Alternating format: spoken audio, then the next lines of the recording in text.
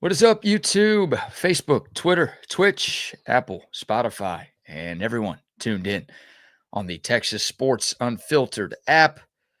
Welcome in to another edition of Bucky and BK live on Texas Sports Unfiltered and on the free TSU app. Today is Tuesday, September 2nd, 2025, and the Buck and I are with you for the next 2 hours. On today's show, what a debut for Bill Belichick at North Carolina last night.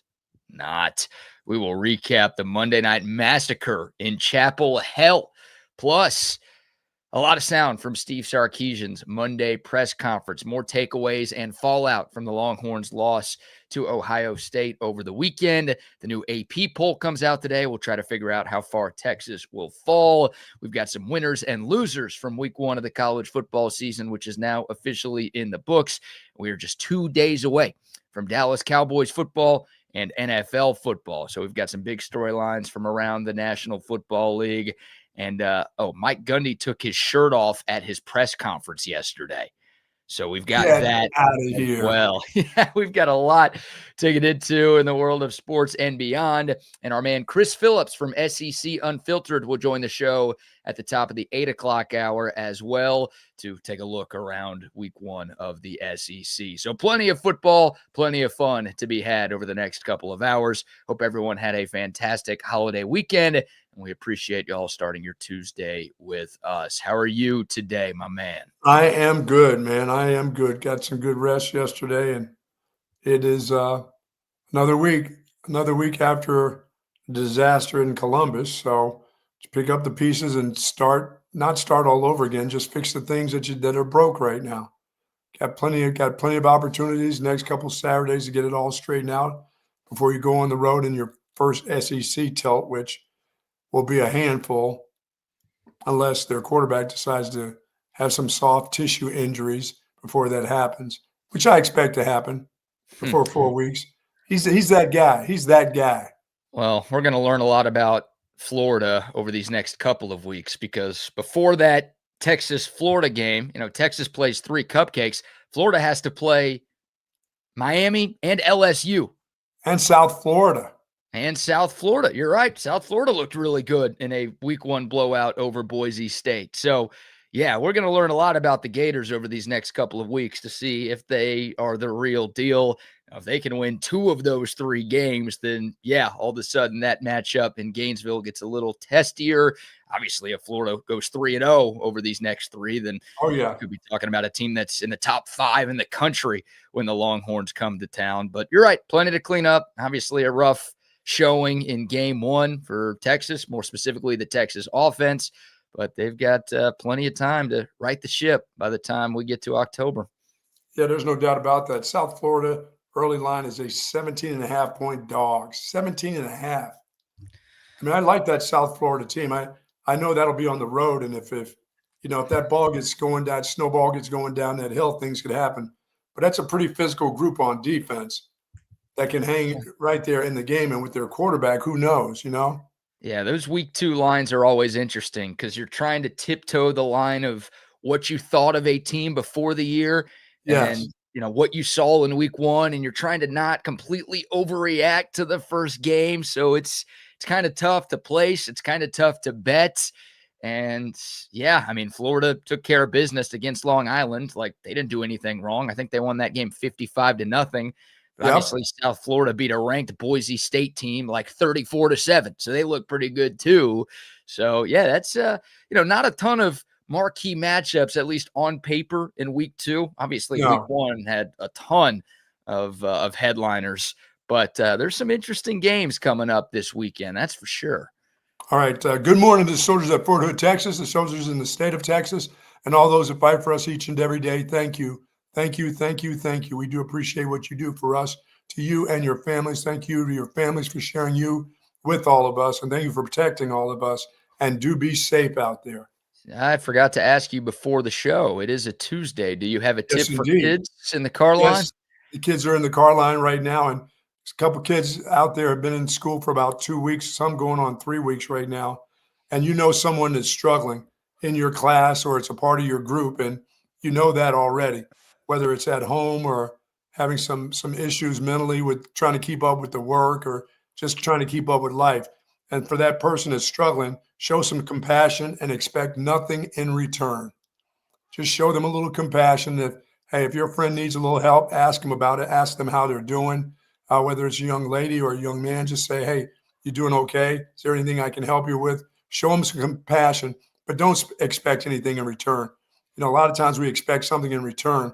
Just don't do that. Don't expect anything. Just show them your compassion. Expect nothing in return. But you do know somebody by now. 3 weeks into it, there's somebody at your school. There's a kid who's struggling. Find a friend. Ask them to join you for lunch. Ask them to join your group.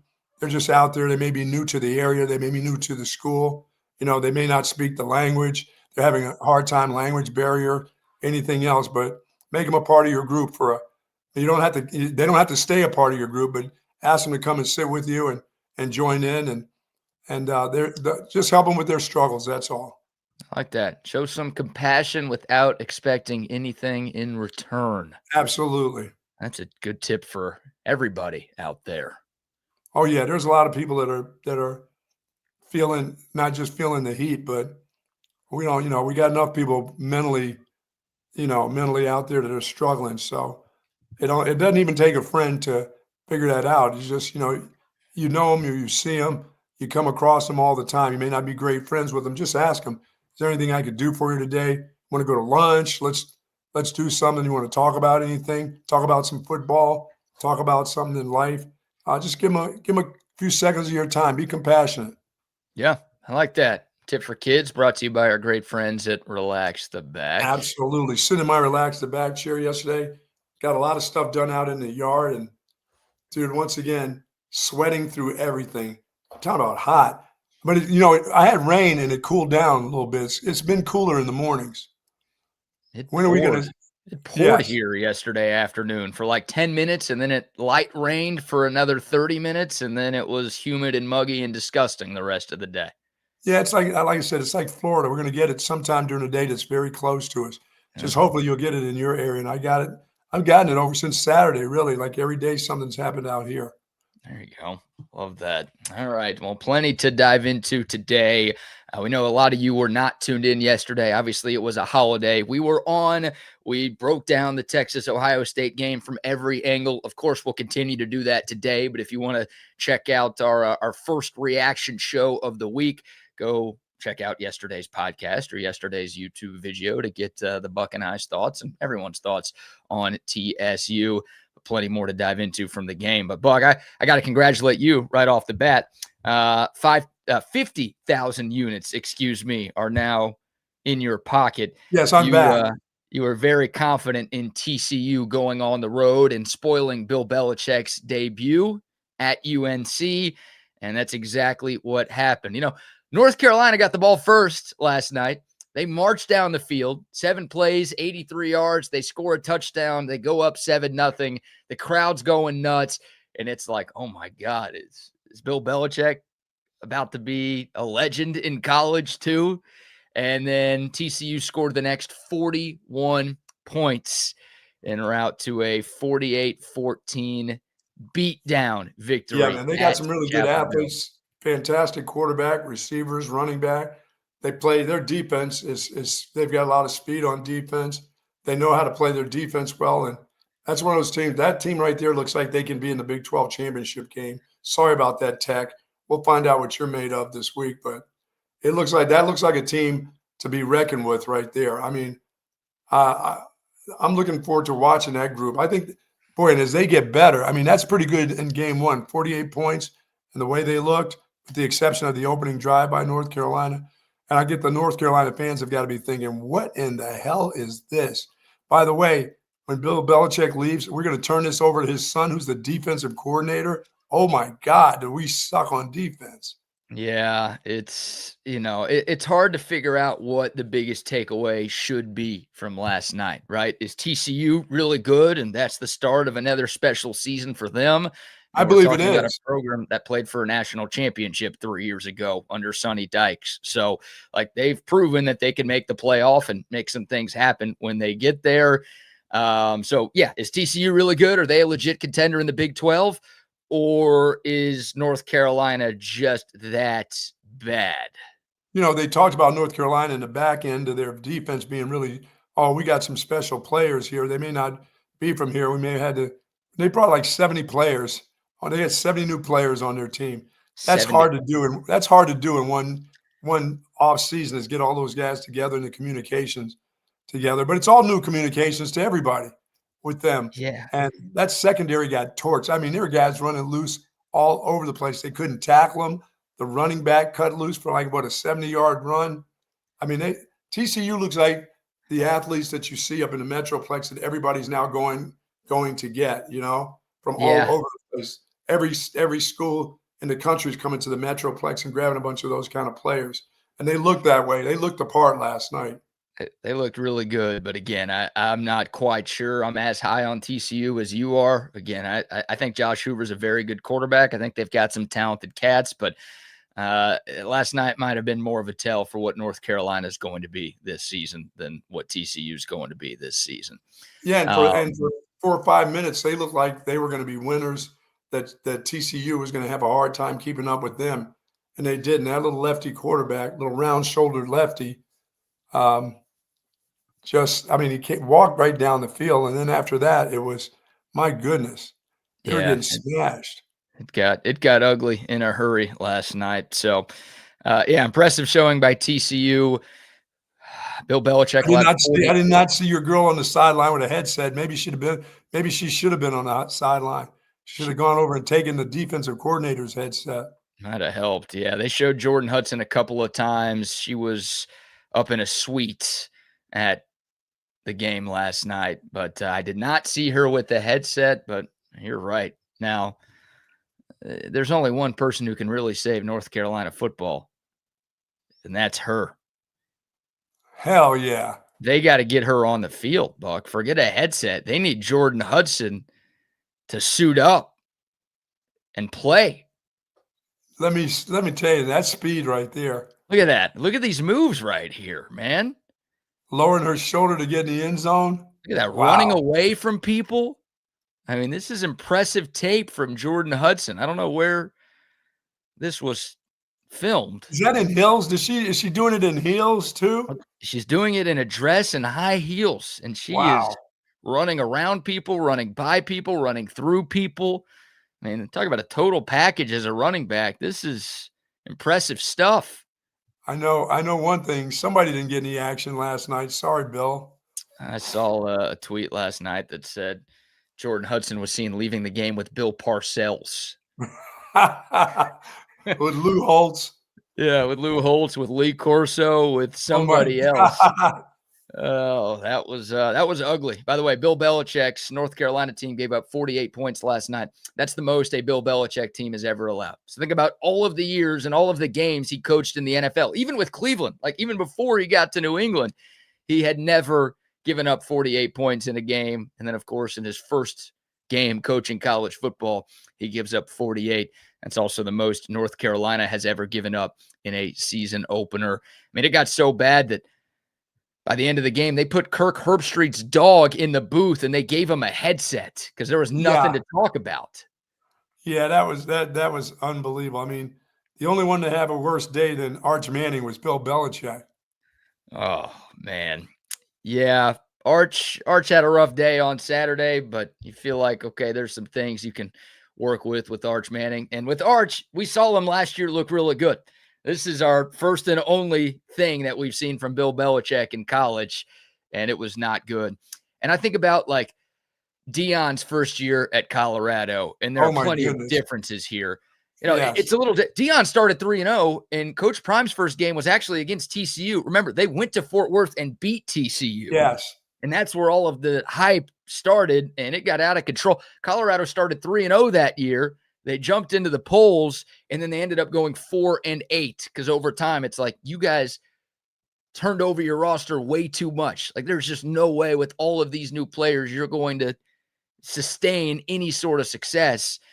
So I don't know if it's an apt comparison. The 4-8 part feels like the apt comparison, though, for North Carolina. The question is, does Bill Belichick – like Colorado in year two, last year or 2 years ago, they were good. They won 9 games. So the question is, like, is Bill Belichick going to be potentially willing to see this thing out if it does, in fact, take more than a year to get it Well, figured out? yeah, if I don't think it's gonna take a year. I think he'll win, he'll find a way to win 6 games.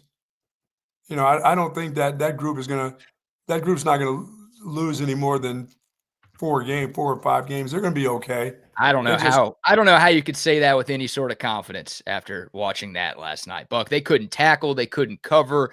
Their quarterback, they showed a stat last night. Their quarterback went more than an hour and 20 minutes without completing a pass.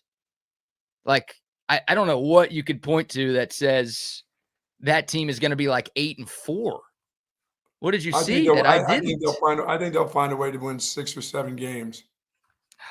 Man, that's best case scenario. I mean, they've got the good news is they play in the ACC. Yes. They do have to play Clemson. Are they playing like Elon or somebody like that? They should be playing them over the next couple weeks. Yeah, they've got Charlotte and Richmond in their next 2 games. There's 2 wins. They do have at UCF, another Big 12 opponent in the non-con. They Like, have NC State because that's always NC State will falter by the time they play them. People yeah. will find out NC State's no good as usual. Well, the good news for Bill Belichick is they don't have Miami and they don't have SMU. Again, they do have to play Clemson. Kind of feels like there's your top 3 in the ACC right They have now. my sleeper team of 2 years ago, Pittsburgh, because they'll lose to Pittsburgh. They don't have Pittsburgh. They don't What? have Florida State, who obviously was one of the biggest winners in week 1 with their upset over Alabama. Who the hell So, are they playing? There's not even. What, they got Wake Forest and Duke every week? yeah, it's a bunch of scrubs, Cal's, Virginia's, Stanford's, Wake Forest's. Wow. Yeah, so maybe there is a shot for Chapel Bill to figure it out, but dude, that was pretty brutal last night. And again, to go from like the high of all highs with the way they started the game to the way it ended, and it was 20-7 at halftime. So Carolina scores first to go up 7-0.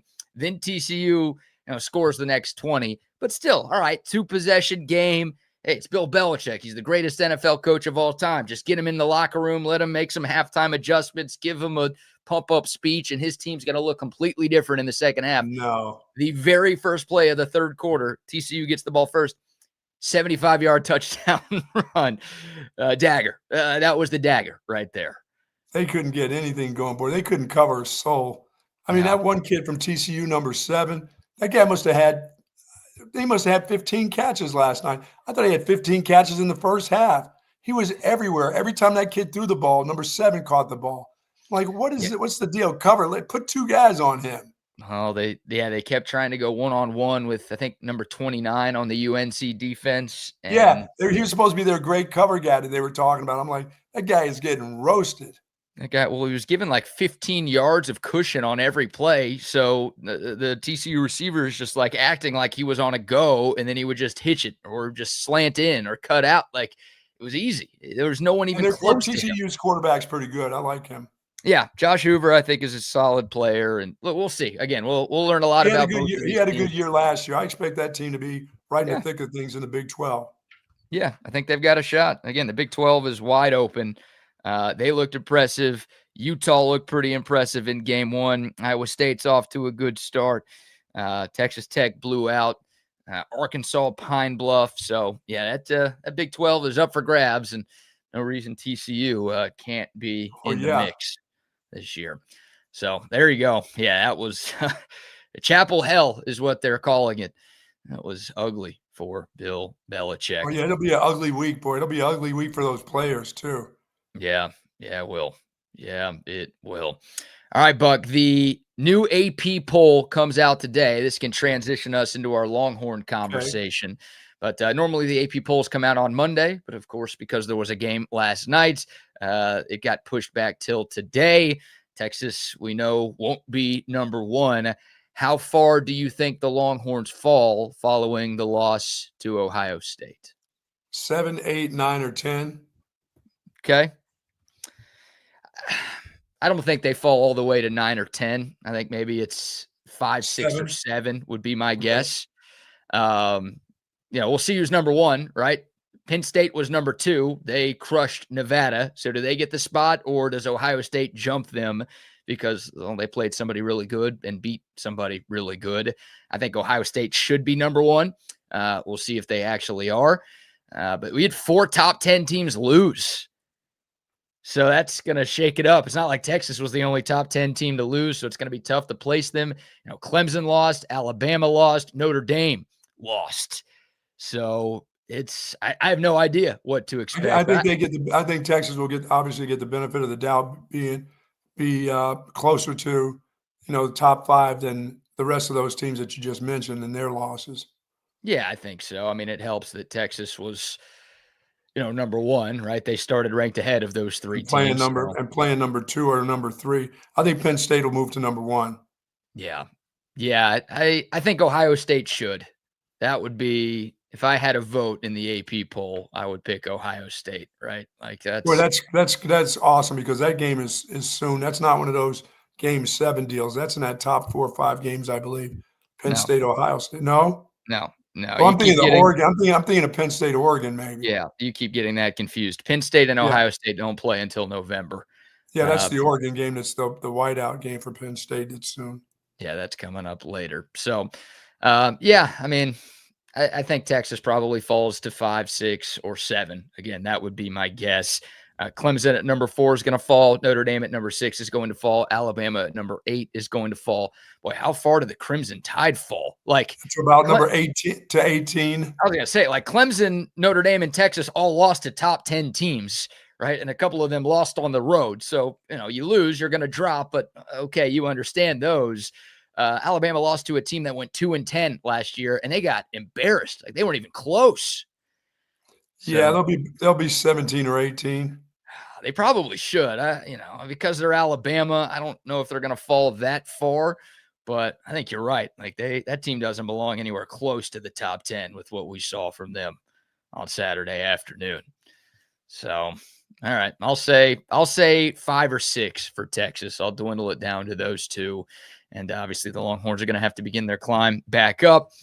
I don't know how much people care about the rankings right now, but short-lived time at number 1 for the Horns. Yeah, I mean, things will have to improve, and I will say they have to improve a lot when it comes to championship play. These other games, they can beat teams, and they'll have their tough times with some of the SEC teams, the lower level teams. They're still going to have some tough times with them, but there's some things they just need to fix, period. Well, I think just about everything they need to fix is on offense, right? Yes, right now, for sure. Like, the biggest indictment, if you will, on the Texas defense was the fact that they didn't create a turnover in the game. And, Texas going into Saturday, they had the longest active streak of consecutive games with at least 1 takeaway. Texas had forced a turnover in 24 games in a row going into Ohio State. And obviously they didn't force one, so that streak is over. Sark spent all offseason talking about how they wanted even more takeaways than last year when they were one of the top takeaway teams in college football. He thought they could be even better at that this year. And look, it's 1 game. Ohio State's really good. I thought their game plan was kind of focused on not turning the ball over, so you give them some credit too. But that to me is like the one sort of thing the defense has to do better at. Most of the cleanup goes with the Texas offense. Yeah, they got to get to the quarterback no matter what, the step drop or bat a ball down or do something, get their hands up. I don't even know if they had a ball batted in the game. It didn't look like they had any of that kind of stuff, where they got pressure. I know they were getting rid of the ball quick. They were doing everything they could to make sure that kid didn't throw a pick, that it was either incomplete or their guy caught the ball. But you can't let them dictate that to you. If you got these great pass rushers and guys that at least get into the lanes and knock the ball down, I didn't see enough of that even. So they're gonna get better at that. So no sacks for Texas as well. And it kind of felt like, look, the defensive line's obviously responsible for the great run defense that we saw for Texas. Yes, they still do that well. In terms of a pass rush, it felt like the most important thing that happened from a Texas pass rusher was the Colin Simmons hands to the face penalty that kept Ohio State's first touchdown drive alive. Right. Like that was the time an edge rusher made a headline, and it was for the wrong reason. Yeah, I mean, some of those things, like in the second game, you get a little bit better mentally. You have to get better mentally, with this group. There's no more of that. They'll be at home jumping on sides. I mean, that jumping, illegal procedures, wide receivers. I don't care if it's the kid's first game. I'm not going to understand that. Sark says it's understandable. No, it's not. That's not understandable. That's unforced error from a guy who's played football for a long time. At this level, you can't have that. I mean, what we talked about. I don't think he said the Ryan Wingo one was understandable. I think he No, was talking about Brandon Baker. Nobody will ever understand why a wide receiver would flinch. Right. Yeah, he was more so saying Brandon Baker at right tackle in his first career start. Like those were a bit understandable. And you and I talked about this yesterday. Like I know that's not the message to Steve Sarkeesian or from Steve Sarkeesian to Brandon Baker in the locker room. It's just Sark is going to defend his players. He always does that publicly. So behind closed doors, he and Kyle Flood, I'm sure, that absolutely cannot happen. Those were a couple of huge penalties. Our offense was trying to get in some sort of a rhythm. We can't be going backwards. You need to fix that. But again, to the media, that's the tone that Sark is usually, if not always, going to have. I wonder what his tone was yesterday when it came to scoring. So. Yeah, well, he was pretty optimistic. He was pretty happy. He was keeping a positive tone. We kind of saw it in the post game on Saturday. Sark's overarching takeaway, if you will, no pun intended, from the post-game press conference on Saturday was, hey, it's one game. We got a lot of time to clean things up. We've got a lot to clean up, but we've got time to figure it out. We're still a really good football team, and this is far from a finished product. And yesterday, again, keeping things relatively positive, but there's a lot we can get into. And, we'll start with just expectations for the offense moving forward. There's plenty to get into about Arch, about the offense, about everything, but we'll go with this one. Expectations for your offense going forward. I think, hey, coming out of today, I think they understand the expectation of the way we can play offensive football. And we need to do that for 4 quarters, and we need to do it on a consistent basis. And, when we're running the ball the way we want to run it, there's a physicality in which we want to do it, and there's a strain to a finish that we need to do it. When we're throwing the ball, our ability to make plays has got to be something that comes to life. I can design all the things that I want to do, but at the end of the day, the players make those things come to life. And we've recruited high caliber players who are highly competitive, who believe that they can make those plays, but we have to go do that. And it's kind of like, enough talk, like we have to go do it, right? And we got to make it come to life. No doubt. They have to happen in the games. You can design them all you want to on the chalkboard, but in the games you have to make them work. And so they need to start making some of these plays work. There comes a time where don't get bored of being boring. When you run the ball, don't be bored with that. You're running the clock. I know you like to score a bunch of points and you like to look flashy and you want your quarterback to look good and get them into a rhythm. But if you're running the ball and you're doing what you need to do, just let your runners do it. You got a huge stable of runners, and that offensive line isn't that bad. The more I look at it, the second time I looked at it, that's not a bad group. So be boring at times where you control the clock, with your offense. You don't have to dink and dunk, but you can make it so that your runners feel good and your offensive line continues to feel good. So when they get down in those positions of, 3rd and goal at the 2, you can turn around and hand it off downhill, not standing beside some dude with no momentum, but, get some motion going, whatever you have to do, you can feel good about your run game. I don't know if they truly feel good about their run game. I'd feel great about my run game if I rushed for 166 yards against Ohio State. Well, it's a good segue because Sark was asked about that yesterday. Yeah, because you go into that game, like you said, when you and I talked about 140, we were thinking if they got 140, oh my God, they're going to win this game easily. Yeah. Well, they got 166, and they were just in the game. They didn't win it. They were just in it. And it's like, dude, you got to be happy with that. Be boring sometimes, They got 166, and they held Ohio State to just 77. So that combination should work. I do think a lot of the rushing yards that Texas got, though, were empty rushing yards. again, I talked about it yesterday. Like Matt Patricia seemed very content with letting Texas move the ball from the 20-yard line to the 20-yard line.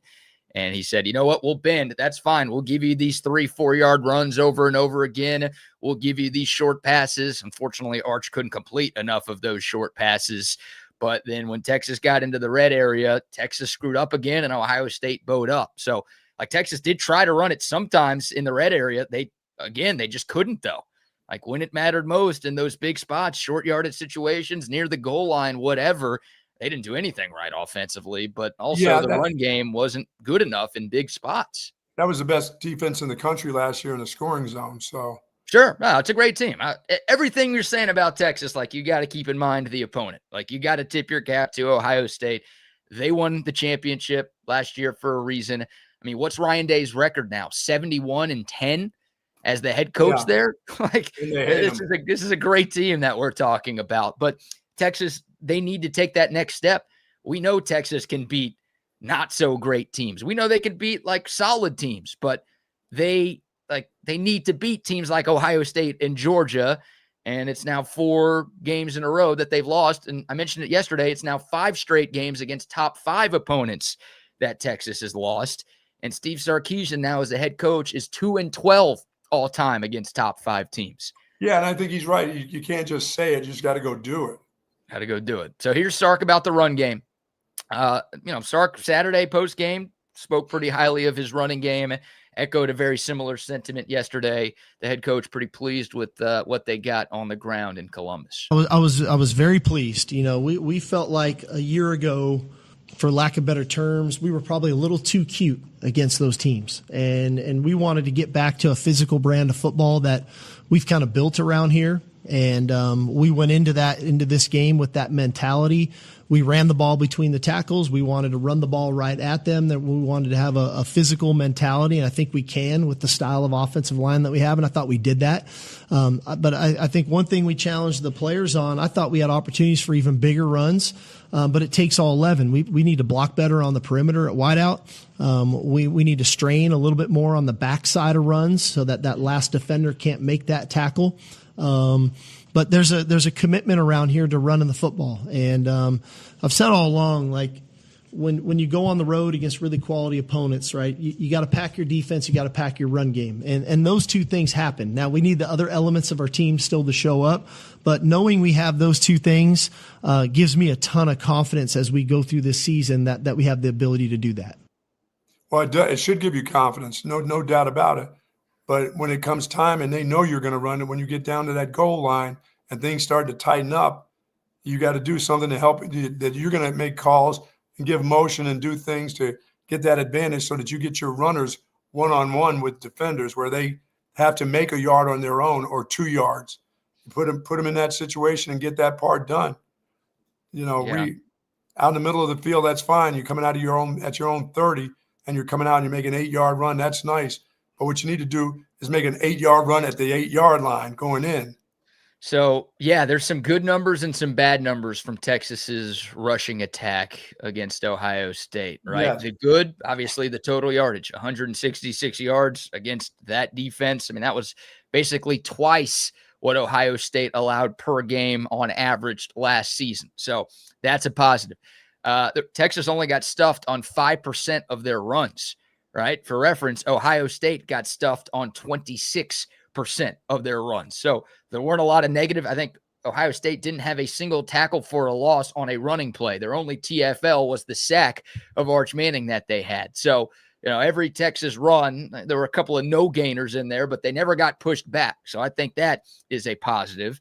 And then the overall rushing success rate was 53%. Like teams go for over half. And if you can have more than half of your rushing attempts be considered successful, then that's good. And obviously you do that against a team like Ohio State in their house, that's even better. Those are the good things. But the bad thing, Buck, again, situational football, there's a stat called power rushing success rate. It's rushes with 2 or less yards to go where you would either pick up a first down or a touchdown.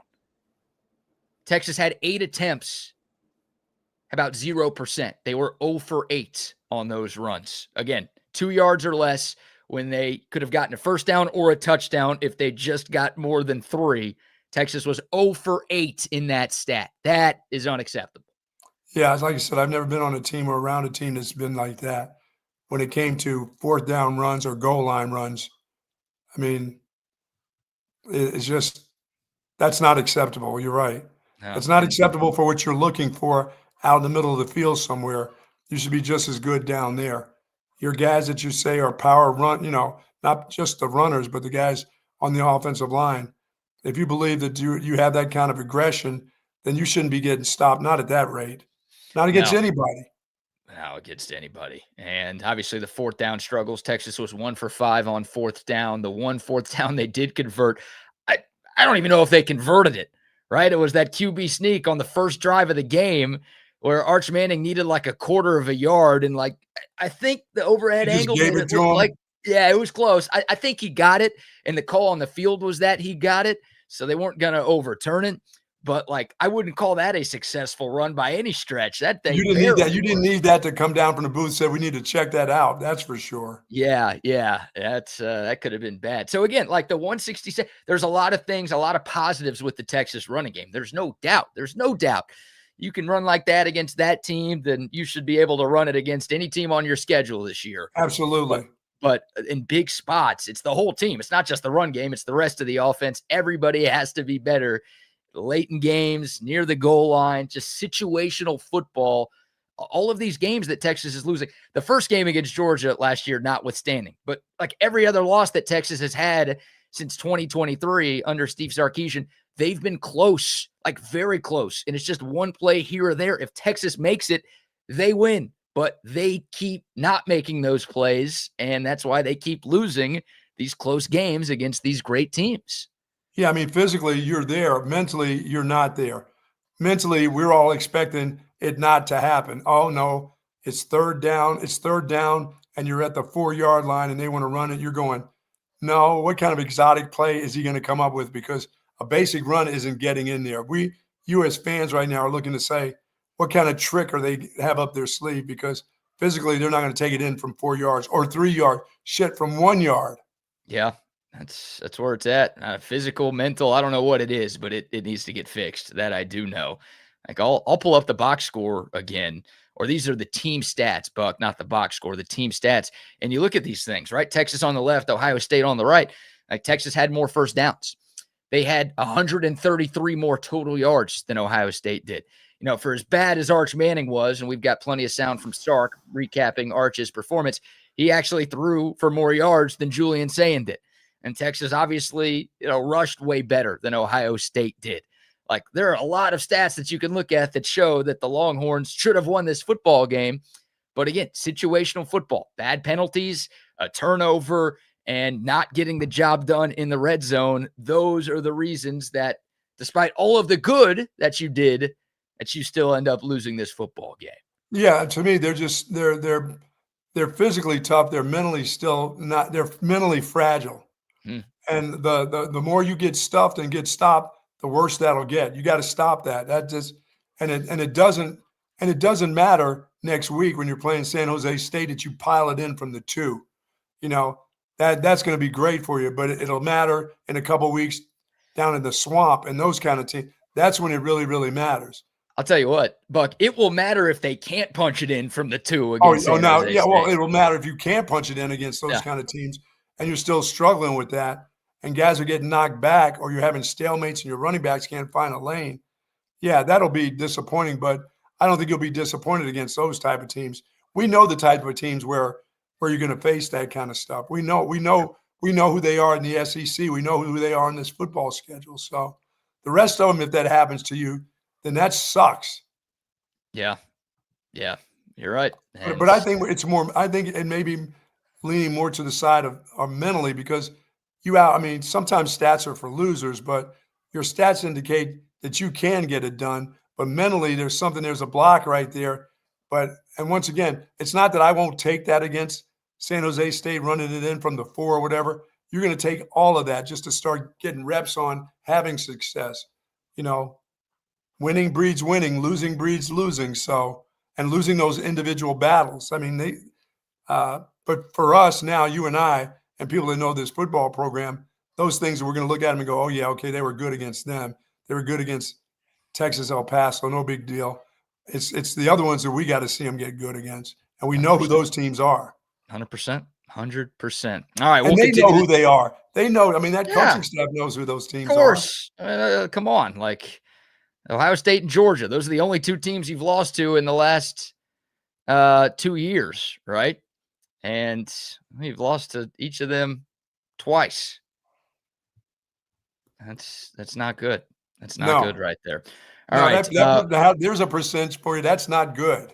That is not good. No, that's not good at all. All right, we got more sound from Steve Sarkeesian, including what these next 3 weeks are all about, including a few different answers in response to Arch Manning questions about how he played on Saturday and how he can, more importantly, turn things around after an abysmal performance on Saturday. Let's call it for what it was.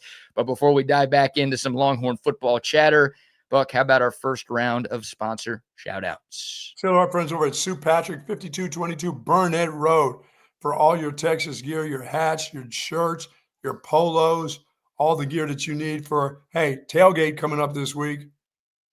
You need all your tailgate items. You need everything for your cookout.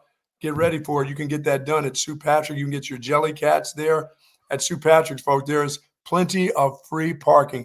And if online items over $59, free shipping just for you.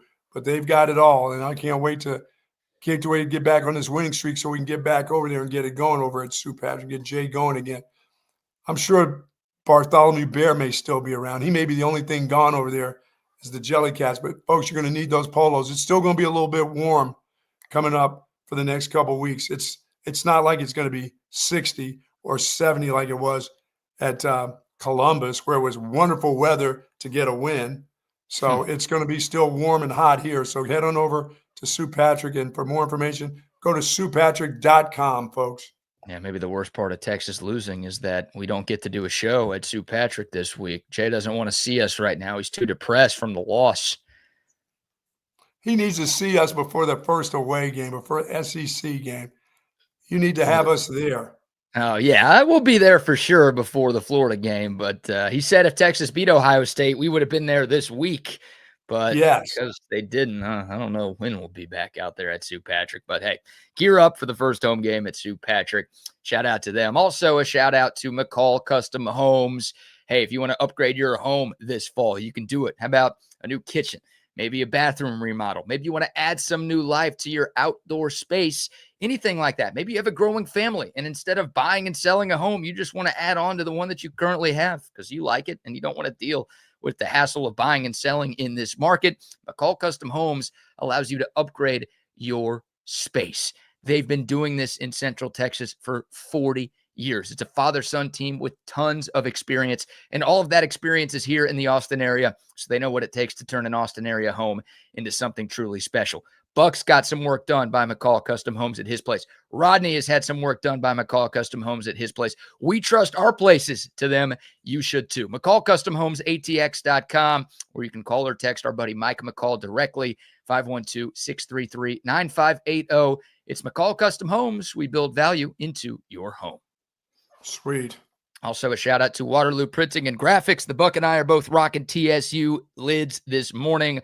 All of our merch, our hats, our polos, our signs, our stickers, the koozies that we give out during every pregame show, all made by Adam and his great team at Waterloo Printing and Graphics. You can find them on Instagram at Waterloo Printing. Shoot them a DM there, or you can call or text Adam directly, 512-300-9641. Okay, more from Steve Sarkeesian here. He was asked yesterday, these next three games, San Jose State, UTEP, Sam Houston, are they about you or are they about your opponents? Here's Sark's response to that. First of all, we respect all these opponents that we play. And San Jose State, as I said, they're a dangerous team. They're going to throw the ball over 50 times Saturday, and you got to keep the ball in front. You got to tackle really well. They're attacking style defense, a lot of movement up front. So we have to assess and address and game plan for the opponent that we have. But I think a lot of what we do is internal. so that each individual works at his craft and gets better. Then you have to be coachable to do that. You got to take the coaching and then try to apply the things that we're working on. There's a lot of guys that didn't play Saturday that we're going to need to play, and they're going to need to grow and develop over this time. So they need to work on their craft too over this next month. And that started today. And I thought we got off to a good start with that. So I guess it's probably twofold, but more importantly, it's the task at hand, what's in front of us, and that's playing San Jose State. To play good against San Jose State, we need to get better internally so that we can play our best football Saturday at 11 o'clock. Yeah, it's about them. It's not about the team that they're playing. It's about what they need to do. You know, they've got a great opportunity. Talking about a run game, if you got a lot of movement by a team like San Jose State and they get out of position, BK, this is where you're going to see some nice runs happen. Once you get those guys driven past, they decide to take a spot and they don't fill up a gap, that ball should be out the gate this week in the run game. Every part of their game should be a lot better this week. And I'll just say this once again, for when you're playing teams like Ohio State, Georgia's of the world, your stars have to shine. I don't quite know who the stars are yet. We didn't see them in that game. The stars didn't really shine for Texas. Well, I think we know the defense is loaded with stars, but I'm not quite sure who the stars are on the offensive side of the ball. I mean, there were a couple of solid performers in the game on offense for sure. Like I think Jack Endries looked really good at tight end in his first game for Texas. Yeah, I thought they would use him a little bit more. I thought I didn't think he would be the next coming, but I thought that the way the ball got to him was that, okay, now there's a guy that you can depend on, and the scoring zone woes will go away because you're going to do some things with him and motion him, put him in the slot, put that big body against some smaller guys. And I didn't see that. But, yeah, I was impressed with him. I mean, people said we'd be impressed with him, and I was. Yeah. You know, 5 or 6 catches in game number 1 is pretty good. 4 catches for 50 yards, but he led Texas in receiving in that first game. And he was open 3, 4, 5 more times. It's just his quarterback didn't look his way or just missed him. So, yeah, I mean, that's a positive takeaway. You know, Trey Wisner had another really solid day on the ground. I think he continues to evolve as a running back. Impressed by some of the offensive line performances. So there were a couple of like decent individual standouts in the game. But, yeah, obviously that unit as a whole, I mean, 7 points, it tells the whole story. There's not a whole lot more to say right there. Yeah, Texas, by the way, opened up as a 36.5-point favorite for this weekend against San Jose State. This game's about you. This game ain't about them. This game is about you cleaning some things up and looking like the preseason number 1 team in the country. You're not number 1 anymore, but you're trying to look like you are one of the best teams in college football. And again, no one's going to put a whole lot of stock, even if you beat San Jose State by 60.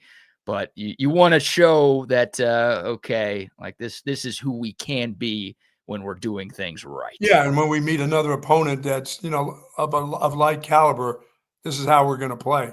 We're going to play up to what our standard is all about.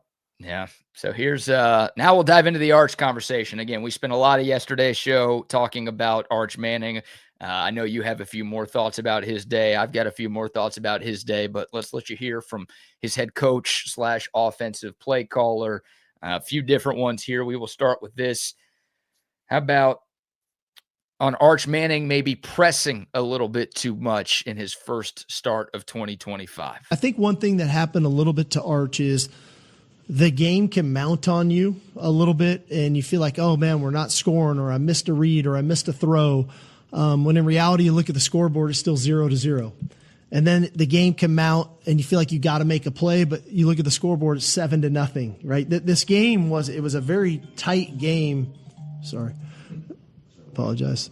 It was a very tight game that I don't think he needed to press, and I think he'll learn that as we go. Especially, he's fortunate right now. He's got a great defense on the other side of the ball. We're really good on special teams, and he doesn't have to force some of those issues. But I think also he looked at the game and thought there were some easy things in that game where he can let the easy things be easy, and he doesn't have to press on that. So all in all, I think he started to play football in the second half, the way he's capable of playing. And I think the other thing he learned in this game once we really got going was he's probably a better athlete than he gave himself credit for in the first half of the game. And he started to use his legs a little bit more, had a really nice scramble to get out of the pocket for an explosive run. Obviously, we utilized him a little more in the quarterback run game, but I think him trusting his athleticism can help him some too. Yeah, I mean, like I said, I came out of the game thinking that guy's a way better runner than he is a passer. That was pretty obvious when he was throwing low balls and balls on the back hip and things like that. Yeah. And that'll loosen you up in the game. And if that's what you have to do to loosen him up, as you said yesterday, if he needs to take a hit before the game, smack him in the tunnel or something, smack him upside the head, have a couple of your guys throw him against the wall, do whatever you have to do. Don't tell me about it after the game. He needs to be banged around a little bit first. That's your job. You make $11 million a year. You figure that stuff out. We can't figure it out. You can tell us that it looks like he needs to be hit early. Okay, then run him up the gut. Do whatever you have to do. Call quarterback draw on third down.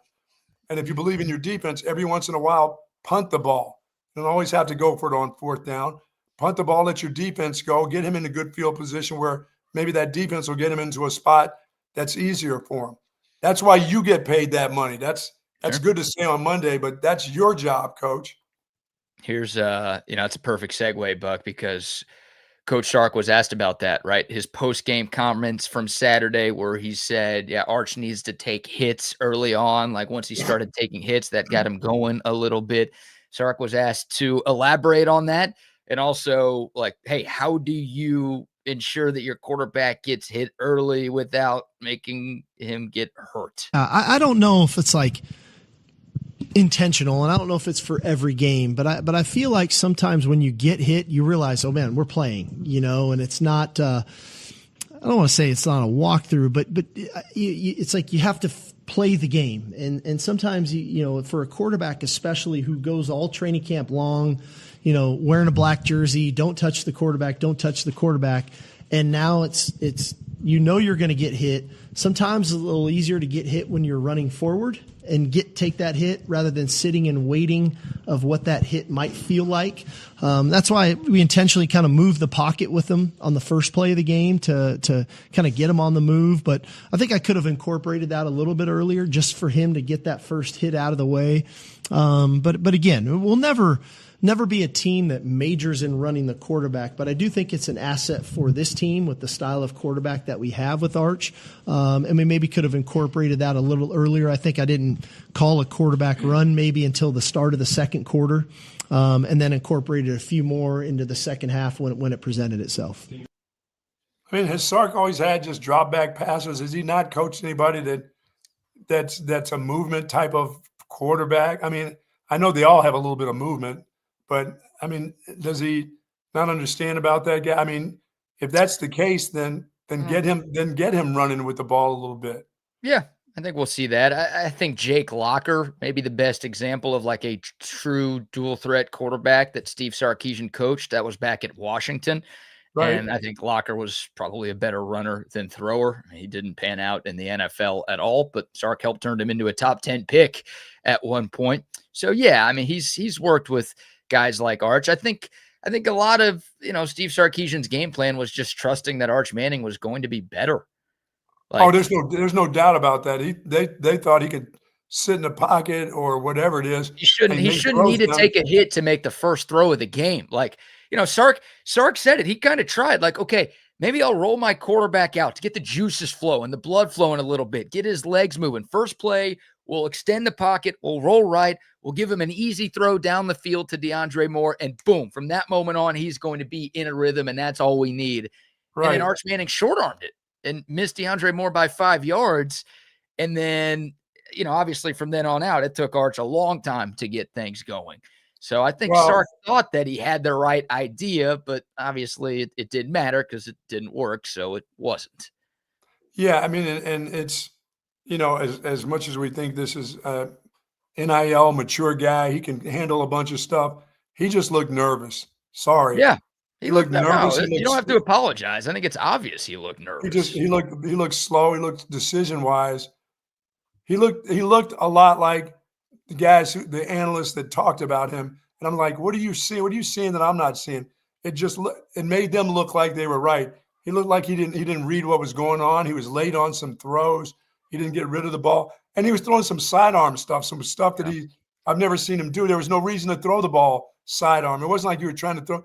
He generally throws over the top. He's a tall kid, but he's making throws that like he was 5'9" for some reason, that he had to get it around guys. I'm like, there's no reason to.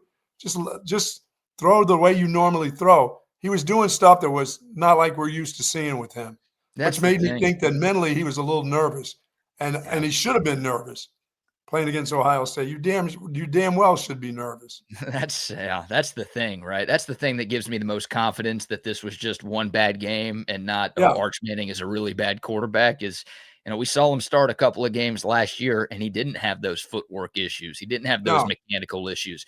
He didn't have the inconsistencies in his throwing motion like we saw on Saturday. If this was like his first career start and his first time taking any relevant snaps and he looked like that, then I'd be like, oh, okay, like maybe there's something seriously wrong here. But we have seen him, do all of those things right. We just unfortunately didn't see it on Saturday. So, I mean, he just didn't play with confidence, Buck. Like the entire first half, his footwork was off.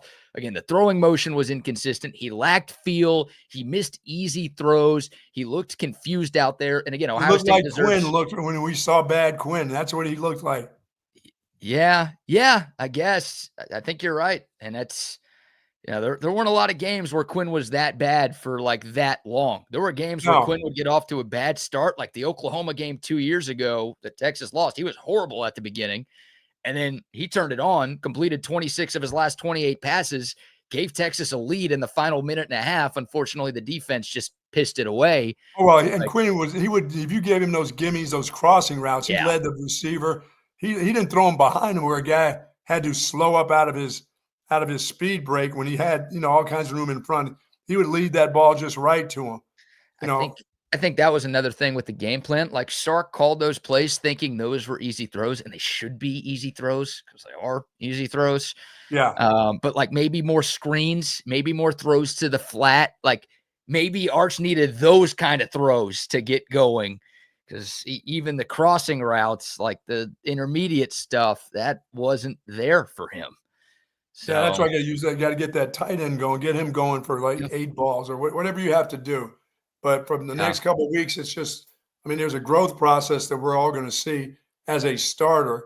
Not as a guy who's coming off the bench or starting because somebody got hurt, but as the leader. It's hard to lead when you're not having success. So you never got to see any of that out of him. You know what I mean? Yeah. Well, that's one last thing on this. I know we got Chris Phillips from SEC Unfiltered joining us in a couple minutes to, we'll get his thoughts. He was actually at this game in Columbus. So we'll ask him about that and talk about the rest of the SEC. But this is something you and I talked about, right? Like leading up to the game. Who's the leader on the offense?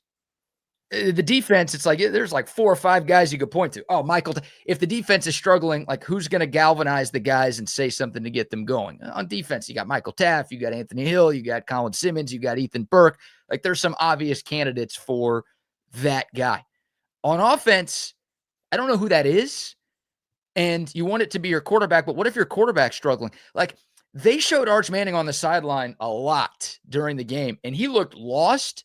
Yes. Notice, but like there were times he was sitting on the bench next to AJ Milwee looking at the tablet. It's not like he was doing nothing to try to get better. I'm not saying that. I didn't see a single moment where like an offensive teammate went up to Arch Manning and was like, hey, you got this. Hey, we believe in you. Fox would have shown that if their cameras caught, and they had cameras on Arch all day. If they caught Ryan Wingo or Trey Wisner or a couple of guys going up to Arch, patting him on the back, saying like, we love you. We got you. The cameras would have caught it. Jenny Taft, the All-American girl, would have had a story about it. Like, there was none of that, at least from what I saw. And from people I talked to who were at the game, they didn't say they saw that either. So that's, again, you shouldn't need that.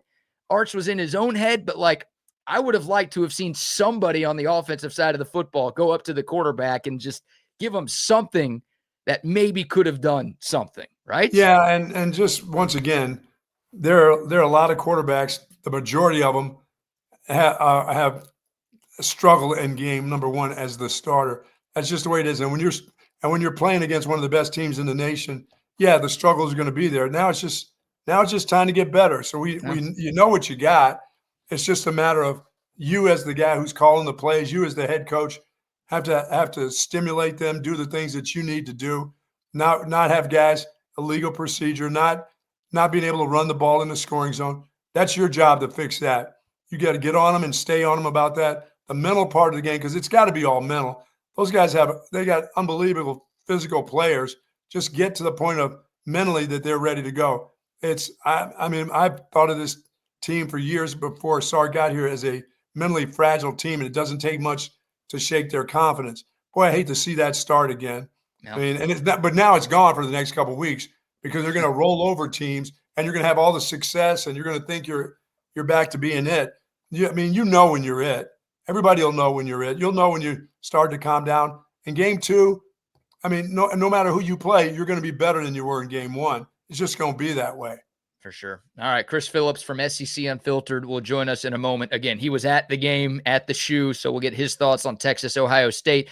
Also, Chris's takeaways from Alabama's embarrassing loss to Florida State and much more. But before that, Buck, how about a few more sponsor shout-outs? Say hello to our friends over at, of course, Tony C's Pizza, Austin's original coal-fired pizza serving New York-style pizza and that great Italian food, the Ciola family, right from their cookbook. Tony C's has been in the Bee Cave community for 15 years, and today is 2 for Tuesday, BK. 2 for the price of 1 pizzas at their locations. I love that Tony C's food, of course. Locations, Highway 79 in Round Rock, right beside the Dell Diamond, Anderson Lane, and, of course, as I said, in Bee Cave. Great bottles of wine today for you, but 2 for Tuesday pizza at Tony C's Pizza. Love that. May have to stop by myself and get me a couple of pies. Get you a couple pies. Come on, man. Shout out to Tony C. Shout out to AV Consultations as well. The first full football weekend of 2025 starts on Thursday. That's right. The NFL is 2 days away. Of course, college football is underway. No better time than right now to call AV Consultations. And I know it's September. September's pretty cool. October, the best sports month of the year. It's 1 month away. Of course, football in full swing, playoff baseball, hockey will be back, basketball will be back. Call AV Consultations by then so you're ready to go for the best sports month of the year. 512-255-8678. They will hook you up with all of the TVs, the surround sound speakers, the whole home lighting, anything to elevate your game day experience. AV Consultations has your back. Again, 255-8678 or online at avconsultations.com. Sweet. All right, I see our man in the waiting room. One of our favorite weekly segments during football season is when we're joined by Chris Phillips from SEC Unfiltered, taking a look around all of the biggest storylines from the Southeastern Conference. We do it every Tuesday during the year, and we start right now. CP, good to see you, my man. How we doing this morning? What's up, boys? It's good to be back, man. It's excited for this. I really appreciate you guys giving me the opportunity to grace the airwaves again on a weekly basis. And yeah, what a week 1 it was, man. Obviously was in Columbus hanging out with some horns. It was a little different for me, because we do the SEC Unfiltered tour, second full season doing it, obviously. And this was the first time, excluding like the neutral sites, but even that was 2 SEC teams. This was the first time really being in enemy territory. So it had a much different vibe to it. I had a blast, but it was funny. I was telling my buddies last night that it's probably the least amount of fun that I'll have on any of these trips because, again, like after the game Saturday, it felt like me and hundreds of thousands of Ohio State fans in Columbus. So as you can imagine, Texas fans hit the road pretty quickly after that loss. But we had a good time. We had a great time. It was a place on my college football bucket list, admittedly, to get to the shoe. That was my first ever Big Ten venue. So wish the result would have been different, but it was a great start to week 1, man. Some wild results. And yeah, I think we're in for a wild season. I said that all off season. I think the parity and some of the madness is only going to continue. How was the vibe, Chris, with Lee Corso being his last broadcast? I mean, could you get the feel of what was happening on ESPN for game day? Yes, I wasn't, they had some TVs in stadiums, so I had that, but I actually saw him on the field, obviously, and it was cool. I mean, it was cool. They rolled him out there to midfield. He does the headgear pick. I mean, we all knew who he was picking, right? You knew that he was going to obviously bookend his career with putting on the Brutus the Buckeye head. But Yeah, that was really neat. The game day setup was literally right next to the stadium, right across the street. So got to kind of walk by, see them there. But certainly them doing that headgear pick in stadium was really cool. I will say though, I don't know if you guys saw my vantage point for when he put on the headgear. So, and I swear I looked at the ticket before I bought it, but I bought the ticket to the game and it's on the home side, or excuse me, actually it was on the visiting side, but it was like lower level. It wasn't upper deck. So you're thinking to yourself, it's a pretty good seat. There is like this overhang at Ohio State Stadium to where it is essentially one of the most obstructed views I've ever seen for a college football game. Like the view was like you had like a window to look at through. So that's how I watched his headgear pick. Thankfully, I knew some Texas fans in the upper deck, and I texted them, and they're like, hey, there's seats around us. So I waited about halfway through the first quarter, and then I went up there, and that's where if you kind of followed along on social media, you saw, and if you watch the vlog, certainly, my vantage point changed dramatically for the better. So it was kind of a funny start. Again, that's what happens when you go to unfamiliar territory and you kind of live and you learn. That sort of encapsulates the tour, I feel like, to a T. But no, it was cool. It was really cool seeing that for the last time. I grew up with Lee Corso. I know we all did. And what a career, man, to go out 6-0 the way he did. Pretty wild. So, look at this, Buck. This is this is the view that CP had. Looks like the view, it looks like the view from the restroom or something. Pretty, like, listen, and I could have made it work because I'm someone that I just kind of laugh it off. It is what it is, because I am technically lower level. But it looks like I'm watching the game from a bunker in Vietnam, is what somebody said on Twitter. So I was about halfway through the first quarter, and I was like, man, this kind of kills the point of coming, because I like to showcase the stadium, really get the environment, feature it. I'm like, you can't really get a good feel of what's going on from this vantage point. So we did relocate, we did move. Shout out to the Texas folks that I knew that. They were like, hey, we'll squeeze, we'll make room for you. Yeah, that much better vantage point. So, and I got to hang out with Texas fans. There were some down there, but we all kind of looked at each other. We're like, all right, we got to relocate here. But it was a good time, man. A lot of fun. I thought Texas fans traveled well. They were excited. I know we all were. And, certainly the game didn't go quite as we expected. I mean, I did admittedly pick Ohio State going in, but I did not see the struggles that Arch Manning had to the degree he had them coming. I don't think any of us did, right, for the game to be 7-0 going to the fourth quarter. So, but it's what it is, man. Like I said, the overall weekend was a good time. Yeah. Well, I guess following up right there, Chris, I mean, you saw it firsthand, just your biggest takeaways from that Texas-Ohio State game. Does it say more about Texas? Does it say more about Ohio State? Kind of what do you glean from that week one contest?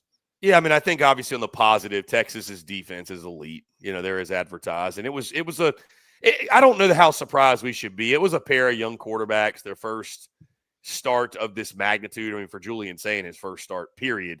Two kind of retooled offensive lines. So you felt like the defenses would have the advantage. Obviously, the most disappointing thing is just from the jump, Arch Manning not being able to get into a rhythm. And I think the thing that was most surprising to me, because we know how supremely talented the kid is. And I mean, I even made the comment during the game, I can't wait for the Arch Manning overreactions that were going to come in this ensuing week, because everybody wants to, and I'm right there with you. Everybody wants to have an overreaction.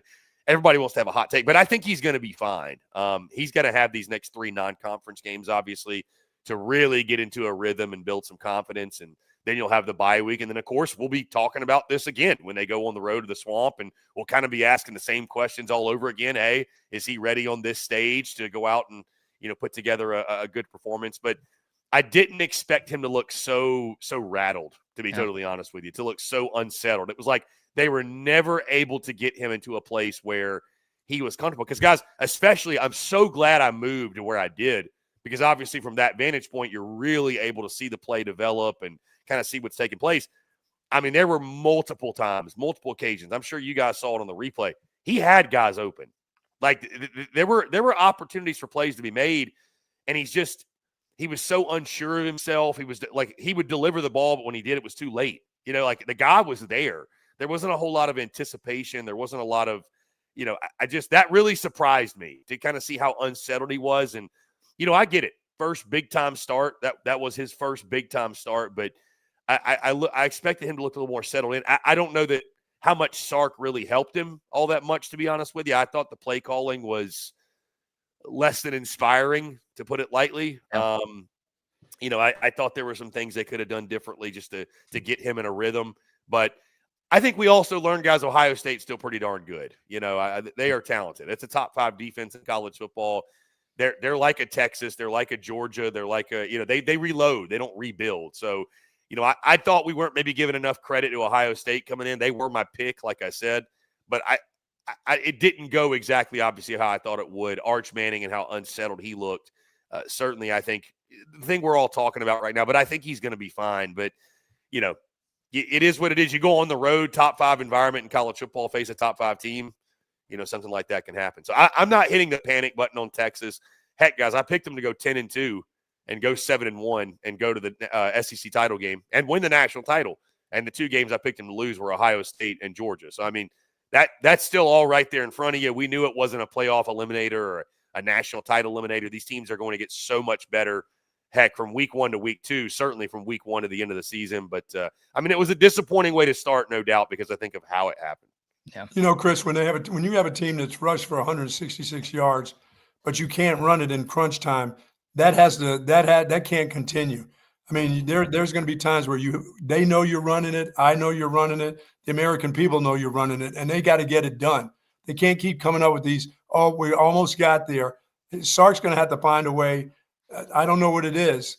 I mean, I don't care. I don't want to see defensive players in the backfield, but he's going to have movement or something else to come up with an offensive game plan that's going to get you a yard and a half, 3 yards when you have to have it. You can rush for 166, but when you needed to run the ball again, you couldn't do it. And it's happening against Georgia, and it's happened twice against Ohio State. That has to change because whether your quarterback's in a rhythm or not, your run game with a okay offensive line, which we found out, they're not bad. They're okay. You have to be able to run that ball because if you can run for 166 as a total, you got to be able to run for 3 when it matters. Yeah, funny enough, Bucky, I was in that end zone when the one where they tried to sneak up the middle and obviously doesn't get it. And I got to admit, it gave me shades of last year's Texas A&M game where they just tried to run it up the gut a couple times and obviously got stuffed. I agree with you. Like when you get down there, I mean, that if we really want to be honest, that was the difference in the game. You had 2 opportunities in the red zone and near the goal line, and you couldn't capitalize on either one of them, right? And I liked the aggressiveness from Sark. I thought he was really aggressive in the game, especially you start out and you're going for it from your own, 35-yard line. Yeah. But I like the aggressiveness. I do. I look at it 2 ways because, number one, I agree with you. I think you're right. I mean, my grandfather used to tell me, son, if you can't get 3 feet, you don't deserve to win. I mean, they probably had less than 3 feet to go. It was like an inch. And they couldn't get an inch, right? At the same time, it's like, Bucky, everybody in the stadium knew what they were doing. Everybody knew he was about to go up the middle. So, maybe we got to think a little outside the box here and do something a little bit different. Like, I see both sides of it. But I agree with you. The bottom line is this. You're not going to win games of that caliber if you can't run it when you need to run it. You have to be able to punch it in those scenarios. Like, there's no excuse. Whether you need to call a different play, you need to execute better, you need to be more physical at the point of attack, whatever it is, like, you got to be able to punch it in. I agree with you 100%. Like, we talk about Sark and red zone woes so much. I feel like we're just constantly talking about Texas and the red zone deficiencies. So, yeah, I mean, listen, being right there, that vantage point, kind of looking down on that play, it just – you got to be able to convert that. I mean, that was the difference. Yeah, and if you have to call timeouts, you call timeout. You're going to look like you're in a rush. And every time you see plays that look like they're in a rush, somebody screws up, somebody jumps, you don't get the push that you want. I mean, that's such an important play. Hell, don't rush it in there for a quarterback. Just call timeout. Let's just think about, let's think about what we're doing here because we haven't been able to get it done. So let's all sit together. Let's talk on the sideline. Now, that play never has to be rushed. It's too important of a play. It feels like the baton, on a bigger note, kind of a 30,000-foot view, the baton has been passed from Kirby to Ryan Day. Now it's Sark. Like, can you win the big game?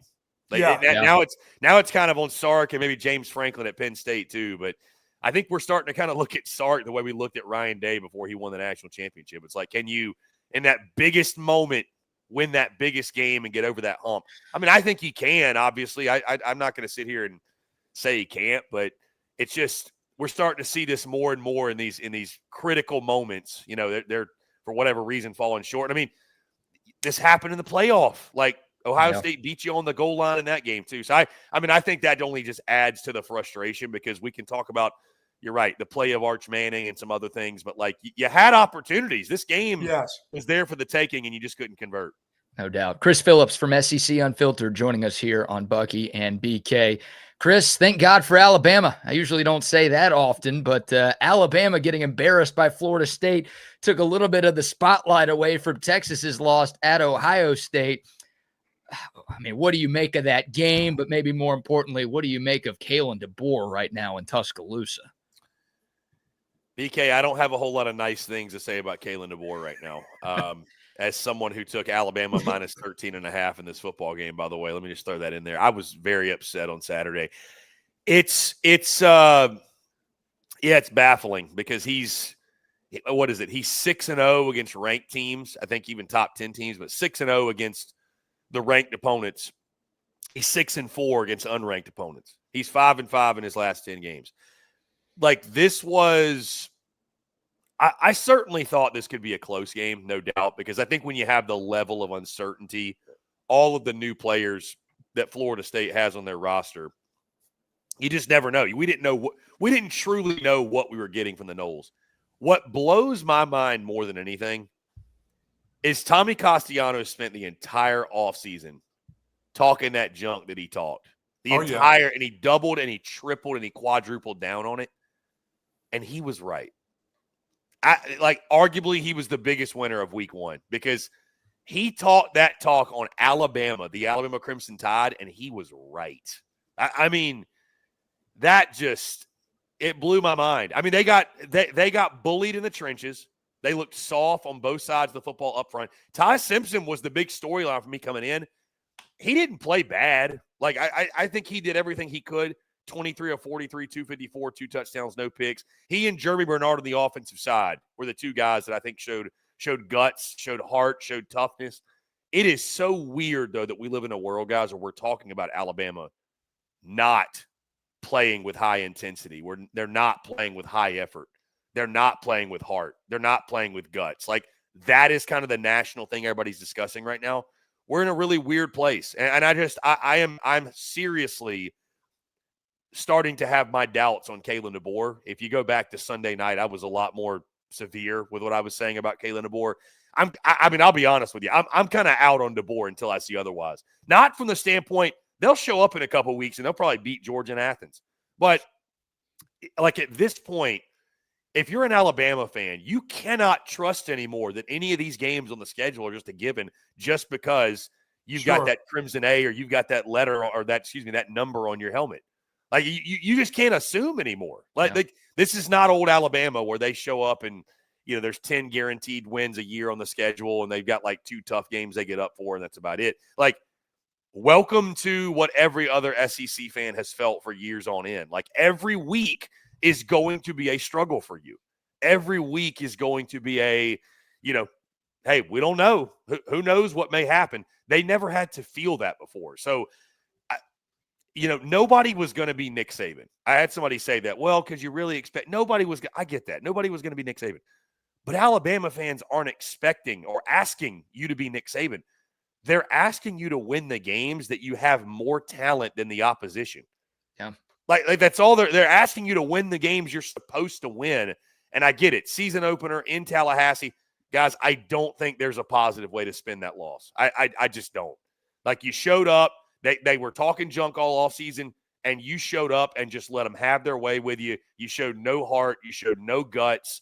You showed no resiliency. You showed no toughness in the trenches, and you got your tail whipped for 4 quarters. And if that ain't a wake-up call, guys, like, if that's not a wake-up call, they really just do not give a darn at all. They don't care about Kalen DeBoer. They don't care about Alabama. They don't care about themselves. You know what I mean? Because this team is still talented enough, as crazy as it sounds, because we love to overreact to one game. They're still crazy enough to go to a college football playoff. Like, they still have that level of talent on this roster. But the season can also spiral out of control Sure. They're going to beat Louisiana Monroe this weekend. Like they couldn't beat them by enough to make anybody feel good. They're probably going to beat Wisconsin in the following game too. I don't think much of the Badgers this year, to be honest with you. So they're probably going to win those next two. Then they got to bye. Then you travel to Athens. And if the only way you're going to win back, because I need Kalen DeBoer to win me back, guys. I'm like I said, I'm kind of out on Kalen DeBoer in regards to, like, I can't trust him. I can't trust Kalen DeBoer. Starts by beating Georgia.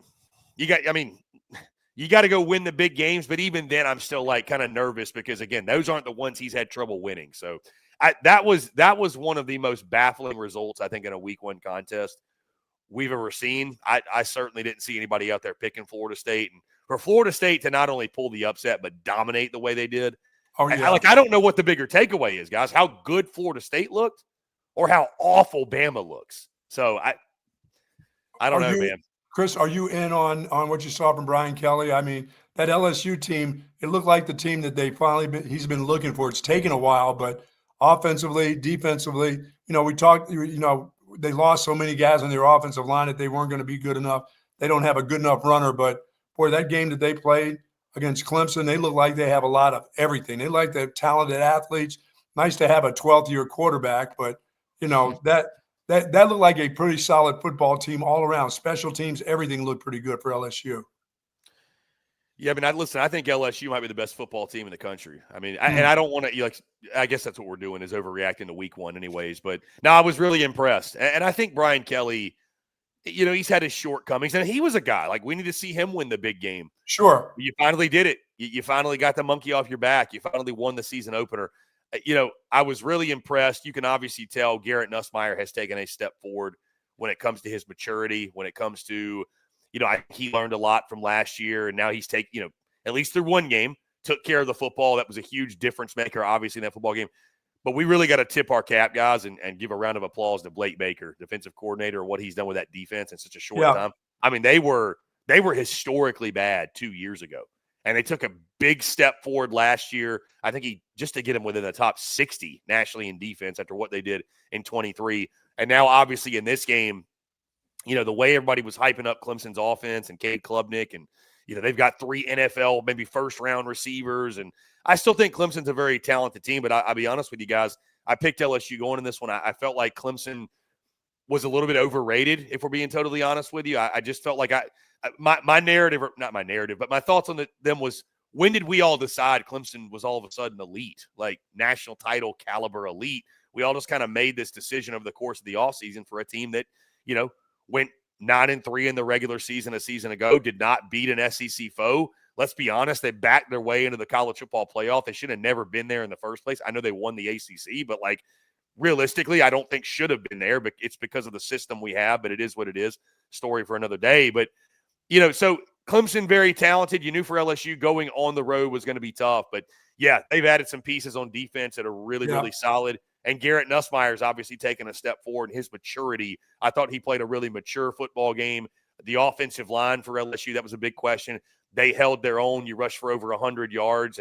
But that defense is the big takeaway, guys. I mean, they were the thing that stood tall all night and the reason they won the football game. And so, yeah, the offense is going to come along for LSU. They're going to have, I think, one of the most explosive attacks in college football. If they're playing defense to that level, like if we're to the point where LSU's back on the defensive side, they're going to be a tough out all season long, and I think certainly a team you feel confident in college football playoff. I mean, who knows? We'll see SEC title, but college football playoff-wise, and I think definitely they're going to have one of the best shots anybody make a run of the title. Chris Phillips from SEC Unfiltered joining us here on TSU. A couple more for you, Chris. Outside of LSU, because they probably had the most impressive result of the weekend going on the road, beating a top 5 team.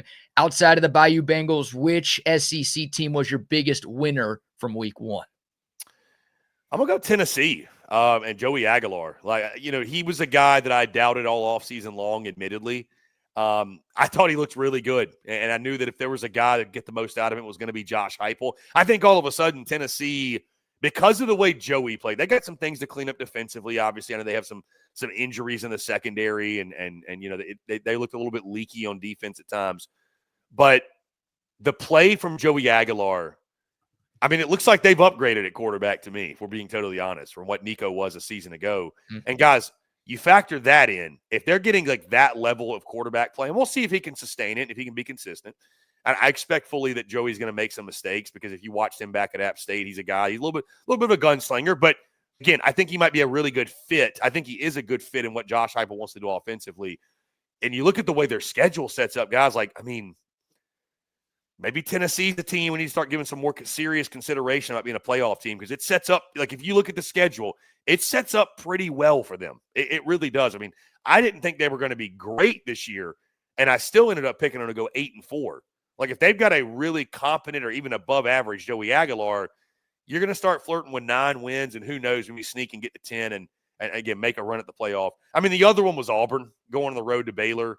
I know Jackson Arnold, the passing game didn't look great. They're going to have to get that figured out and, work through the air. But, just simply put, Hugh Freeze is back against the wall, and this Auburn team felt like they're back against the wall.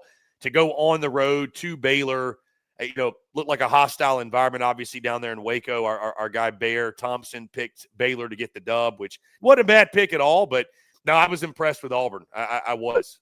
Jackson Arnold's rushing ability, defensively, I know Sawyer Robertson have his way. But just the fact Auburn won the football game, guys, and it was a game that they had to have, was impressed with that. But most impressive, again, I got to go Tennessee. I just thought because I didn't have crazy high expectations for Joey Aguilar for him to go out there, ball the way that he did. And then finally, I'll give one more. Why not?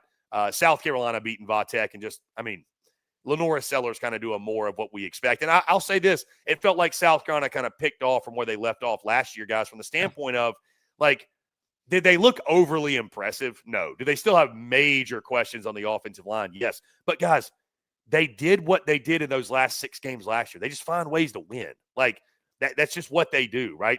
They used, ironically enough, special teams in a game, Beamer, Virginia Tech. You expected special teams to play a role. It did. Lenora Sellers is still a superhuman, and they got 3 superhumans on their roster with Sellers, Nick Harbor, and Dylan Stewart on the defensive side. They've got a couple of those dudes, difference makers, game changers. So those 3 teams impressed me, but certainly the Vols, I walk away from week 1 kind of looking at them. Hey, we might need to start talking about them a little more seriously as a playoff contender. Sellers is really good, Chris, but he has some tendencies to throw some high balls. I thought he was a little bit more accurate than he was on Saturday, but he does enough with his legs and enough with his leadership that he can get by. He doesn't, some of his balls are just kind of high and off target a lot. I just wonder if that accuracy is going to hurt him as time goes on once they start to figure that, you got to stop him from running. The other team that will have a test this week, I truly believe, is Florida playing South Florida. Is it South Florida they're playing? Yeah, USF. I think that's going to be a physical game for Florida right there, and to find out if they're for real early. If Lagway can stay healthy through this defensive group at South Florida. I watched them play last week. Boy, they got a bunch of killer dogs on the defensive line and at linebacker at South Florida. Yeah, Byron Brown, their quarterback too. He's a fun one. He's a lot of fun to watch. They were one of the biggest winners of week 1 from the college football perspective, right? Just what they did to Boise State. Not even close. Just dragged them. Yeah, that'll be a fun one. It's a big spread in that game too, Bucky. I don't know if it's like 17.5. 17.5. I think I'll probably be staying away from that one because I don't know what to expect from that contest. But yeah, no, certainly it's a big opportunity for USF. Big opportunity for Florida. Continue to build momentum. You got to win the state of Florida if you're Billy Napier and them. They know that. It's obviously setting up in week 4. You're going to have a contest against Miami upcoming, which is going to be a really big one. Want to continue to build momentum towards that. That's an exciting game. I'm going to you guys' favorite place this weekend, Norman. I know you're stoked for me to go down to Norman, Oklahoma. So going down to I was going to ask you. I was going to ask you, like, 90 seconds, CP. Like, that's by far the biggest game in the SEC this weekend. What's your thoughts on OU Michigan, and who do you lean in that game? Well, I'm stoked to get to it. I am going Oklahoma. I'm going Oklahoma to cover the 6.5. I just think a young quarterback in Bryce Underwood on the road. I do trust Brent Venables to put together a really good defensive game plan. I think they'll be coming at him all night.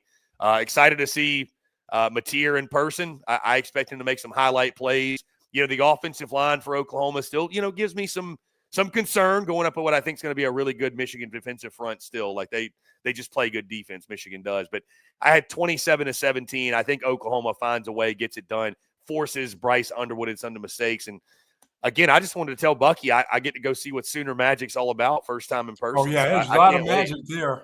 I remember talking You'll about see Sooner even more. Magic You'll a see lot even more last magic year. if you go out at night there. Oh, is that what you call it, Buck? That's magic? Yeah, it's magic, all right. God, Sooner Magic. Hopefully it's Sooner Tragic this week. I don't root for Michigan often, but I think I'll be pulling for Oh, the my maize and goodness. blue this Saturday night.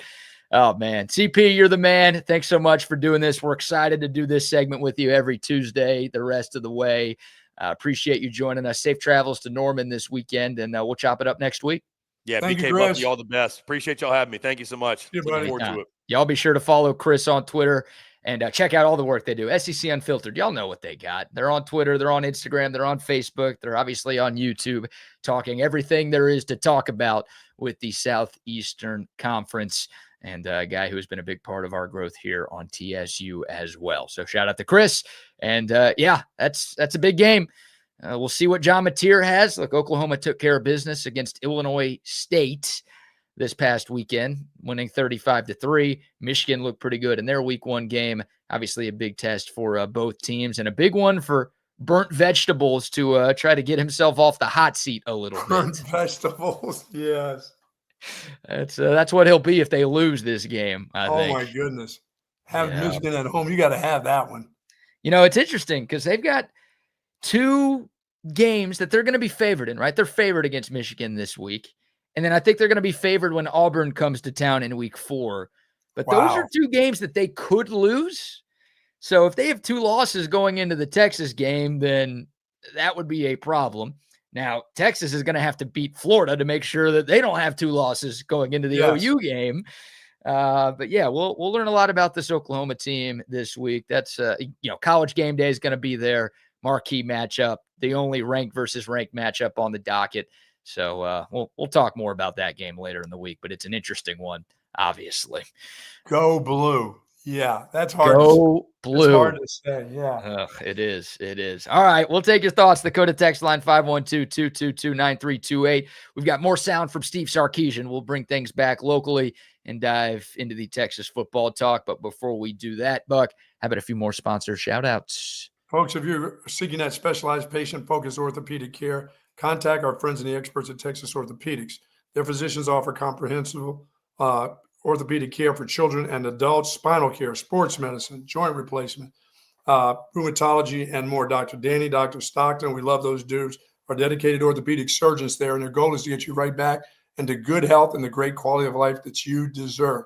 Texas Orthopedics is the largest independent orthopedic practice in the state of Texas. For more information, go to txortho.com. Yes, sir. And also some love to our friends at Covert Bee Cave. If you are in the market for a new or pre-owned car, truck, or SUV, there's only one place you need to go. That is Covert Bee Cave off of Highway 71. About 42 acres of cars, trucks, and SUVs. So if you're not entirely sure what you're looking for, just head out to their lot. You can spend hours just walking around, and you'll know. They've got an unmatched selection. Of course, the people there are fantastic. The service is next level. Go say hi to Dan Covert. Go say hi to Mike, Stacy, Jerome, Ron, Cameron, the whole squad, Marcus. Great people that treat us like family. And they'll treat you like family because, well, they've been doing that here in the Austin area for more than 100 years. CovertBeeCave.com for more. Buck, what do they say about those Covert prices? Nobody beats a Covert deal. Not now, not ever, folks. Not ever. Covert Bee Cave or CovertBeeCave.com for more info. And a big shout out to our good friends over at Woods Comfort Systems, and thank them for their support of Texas Sports Unfiltered. Folks, that air conditioning is still important. It's still hot out. It's still stinking hot out, as a matter of fact. So if your air conditioning's feeling faulty and you're not got it up to snuff and it's not at the temperature you want it, call in the folks at Woods Comfort Systems to get that right. Plus, they'll prepare you for the winter months, making sure your heating, it's all clean, all the ducts are clean, all the filters are changed. They'll bring their technicians out to get it done for you. And they also do plumbing. They've been doing plumbing recently, and they do a fantastic job. And they've been doing a fantastic job for close to 70 years in Central Texas. Nobody does it better than Woods Comfort Systems. No, sir. WoodsComfortSystems.com, the website, 512-842-5066 is their phone number. And a shout out to OLIPOP. Yes, sir. Rocking the OLIPOP tee this morning. Where'd you get that tee from? Where did that T-shirt come from? They got them out there throughout the nation. What are they at? Starbucks? I got people, Buck. You got people, huh? I got a guy. Wow. I got a couple of guys at I OLIPOP. like that OLIPOP. Yeah, I don't know if they sell these in stores yet, but they should. I feel like they'll sell pretty well because everyone's drinking OLIPOP these days. Great tasting soda that's actually good for you. I need to restock. I drank my last grape on air yesterday, hit the store today, and I will re-up on the OLIPOP. They've got 19 great flavors. And again, it's good for you. Every time you drink OLIPOP, you are supporting your digestive health. So unlike sodas that you were drinking in the past that you know were terrible for you, you know you shouldn't have been drinking them, but you did because you like the taste. Well, OLIPOP has the taste, but again, there's health benefits that you get every time you drink it. So this is the game changer of all game changers. OLIPOP got me back into soda. Maybe it'll do the same for you. Next time you shop, make sure you shop OLIPOP. And yeah, say hello to guys over at 34 Wine and Spirits where you can get Altstadt Beer, because that little girl is going to need the home opener this week. She's going to need some beer. She can pick it up at 34 Wine and Spirits, but she can get that Altstadt Beer and quit drinking that blue beer, that blue can, whatever that thing is.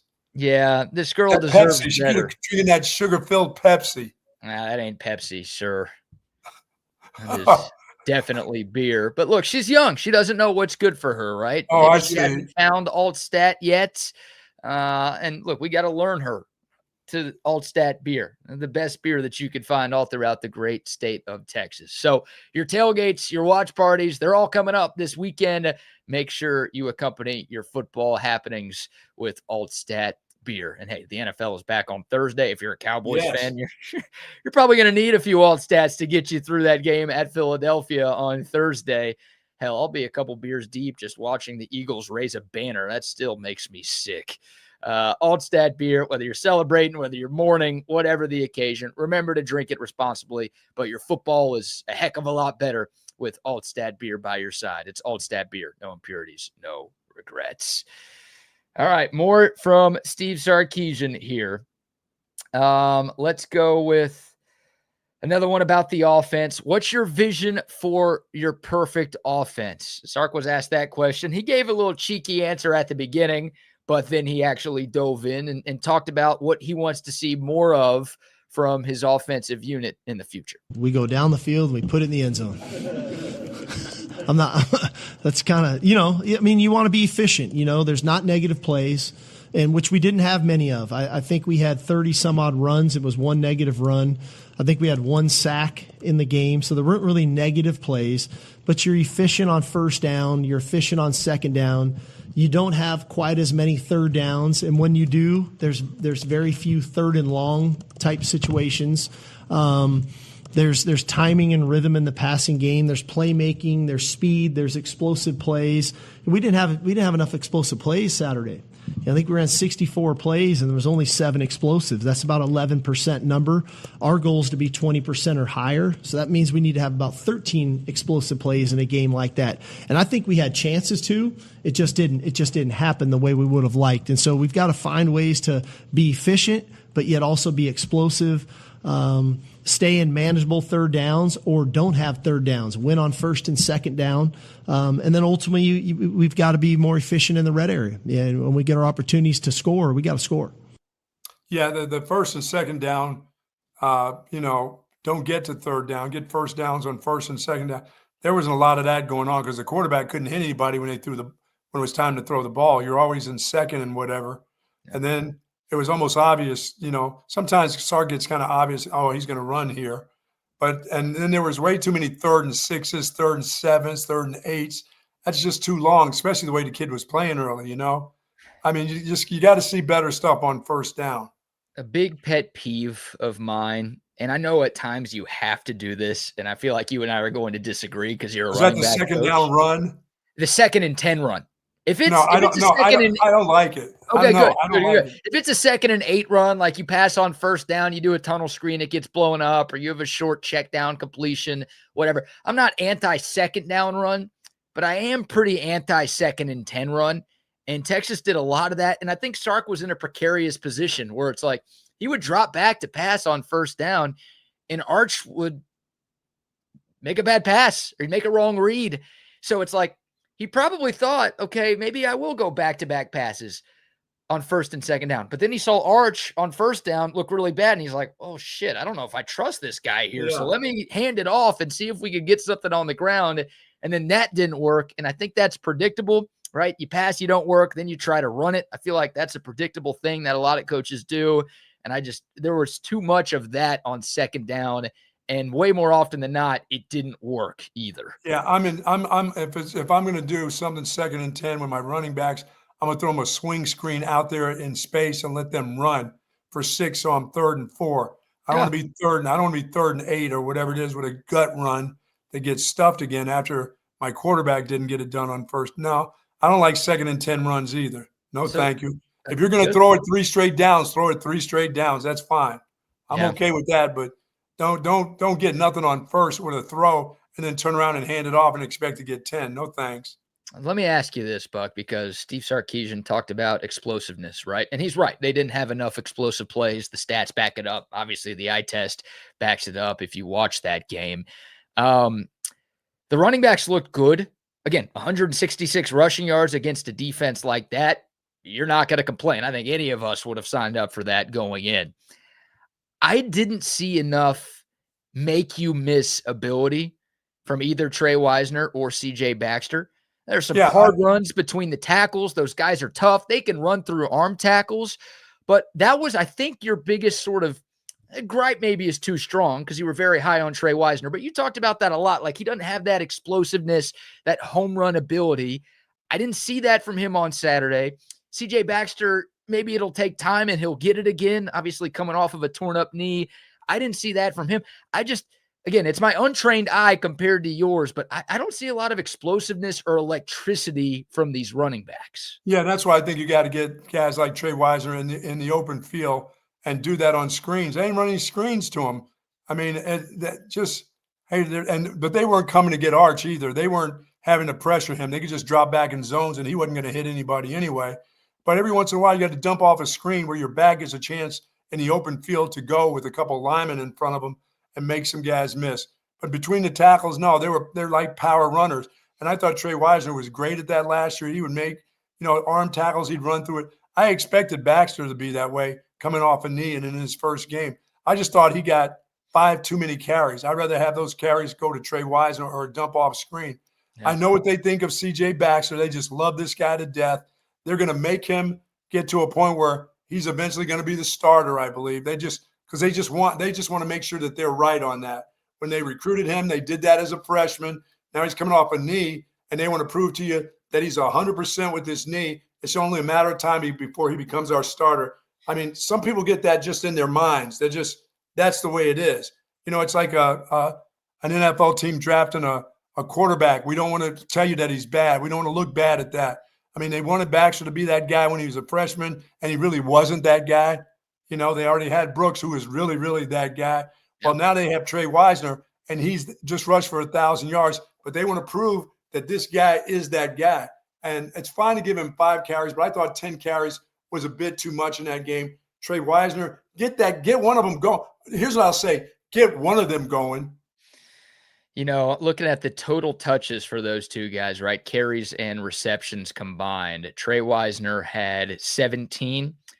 CJ Baxter had 15. Yeah, that's too close. Wisner had 6 more carries than Baxter did, but Baxter had 4 more catches than Wisner did. So pretty close to a 50-50 split in terms of, again, touches in that game. And I think you believe that that's what they were going to do too. You believe that once they said he was ready, that he was they're getting it ready to in the next couple of weeks be the guy again. And that I think I said 8 to 12 carries for CJ Baxter, and he had 10 in the game in week 1. So, look, it's a great story. The fact that he's out there is great, and he looked pretty good, but I agree with you. I mean, I think Trey Wisner right now is this team's best running back, and I think, he probably should have He's an angry runner. He's not – Trey Wisner's that angry kid running with the football, in the playground, and you're thinking, most of the kids are going to try to shake and bake you, but every once in a while when you least expect it, he's going to lower his shoulder, and you as a kid are going, why did he run me over, Mommy? Why did he do that? He's supposed to try to make me miss and make me miss him. And he dipped his shoulder into my chin, and now I got stitches on the playground He's that kid, you know? Yeah. And that, to me, that was a game that 5 more carries like that. And I think for some reason, I don't understand why. I like him down near the goal line. I like his ability to get skinny. You know, the touchdown run by the kid from Ohio State, that wasn't a pretty touchdown run. That guy just made himself skinny down at the goal line and got through. That wasn't a clean, knock you over deal. That was just a running back finding a crease. And that's what these guys have to learn how to do. They're going to need to find creases when they're not there, when their guy gets stuffed. That's why I say give them options. They need an option. It's not turning around from the shotgun, hand it off, and you run off tackle. Give those guys an option if they have to bounce out, that they can bounce out. There's too many non-option runs down at this goal line. Yeah. Yeah. And it was a lot of quarterback run too at the goal line. And they know you got that quarterback. They know you got a 6. They're coming at Arch. They're submarining your offensive line, and they're wanting to get penetration because he's not the big guy that can bubble out there and have that kind of quickness. So if they make him come off the path that he wants to go, they feel like they got him now, You know what? Let me do can I screen share here? Do I know how to do this? Well, he's not like that girl from North Carolina. He's not like Belichick's girl who can make you miss like that. She's a little different out there. She's a power runner, and she's got the ability to make you miss. All right, let me see if this works. Okay, so here we go. Here's a couple of screenshots that I took for some of the goal-to-go situations for Texas on Saturday. They actually only had one. They had their red zone mishap. They didn't even get to an and goal. I think they got to the 9-yard line. You line up like that, and I'm thinking quarterback draw. And that's exactly what they did. So this was the second and goal play. On first and goal, Texas did run a quarterback draw out of a different formation, but it worked. They went from the 9 down to the 4. So they got 5 yards on a designed quarterback power play with Arch Manning, and it worked. And then here was their formation on second down. You kind of see that Trey Wisner's in motion, right? He starts on the bottom of your screen, the far left side of the formation near the sideline, and he goes in motion, and you think he's going to stop, and for a second it looks like he's going to stop next to Arch Manning and just be the running back, but he keeps running to the other side of the field.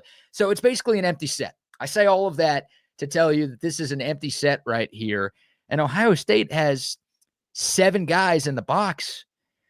Texas has 6 to block, so they're not like completely outmatched in the numbers game. Texas does have an extra, a tight end there with Jack Andrews, I believe, but to me, this was such an obvious run call. Like, to not even you've been watching football long enough. You see this on TV on any college game, you're screaming draw, quarterback draw. Yeah. Any type of a runner, you're going to go quarterback draw. Yeah, that plus the fact that he's looked so bad throwing the ball. Like, I don't think the offensive coordinator is going to trust the quarterback to throw it in a tight window near the goal line, considering how bad he had looked to that point in the game. So there's no threat of a running back run here. No. There's not much threat of a drop back pass here. To me, this screamed QB draw, and you just ran it on the play before.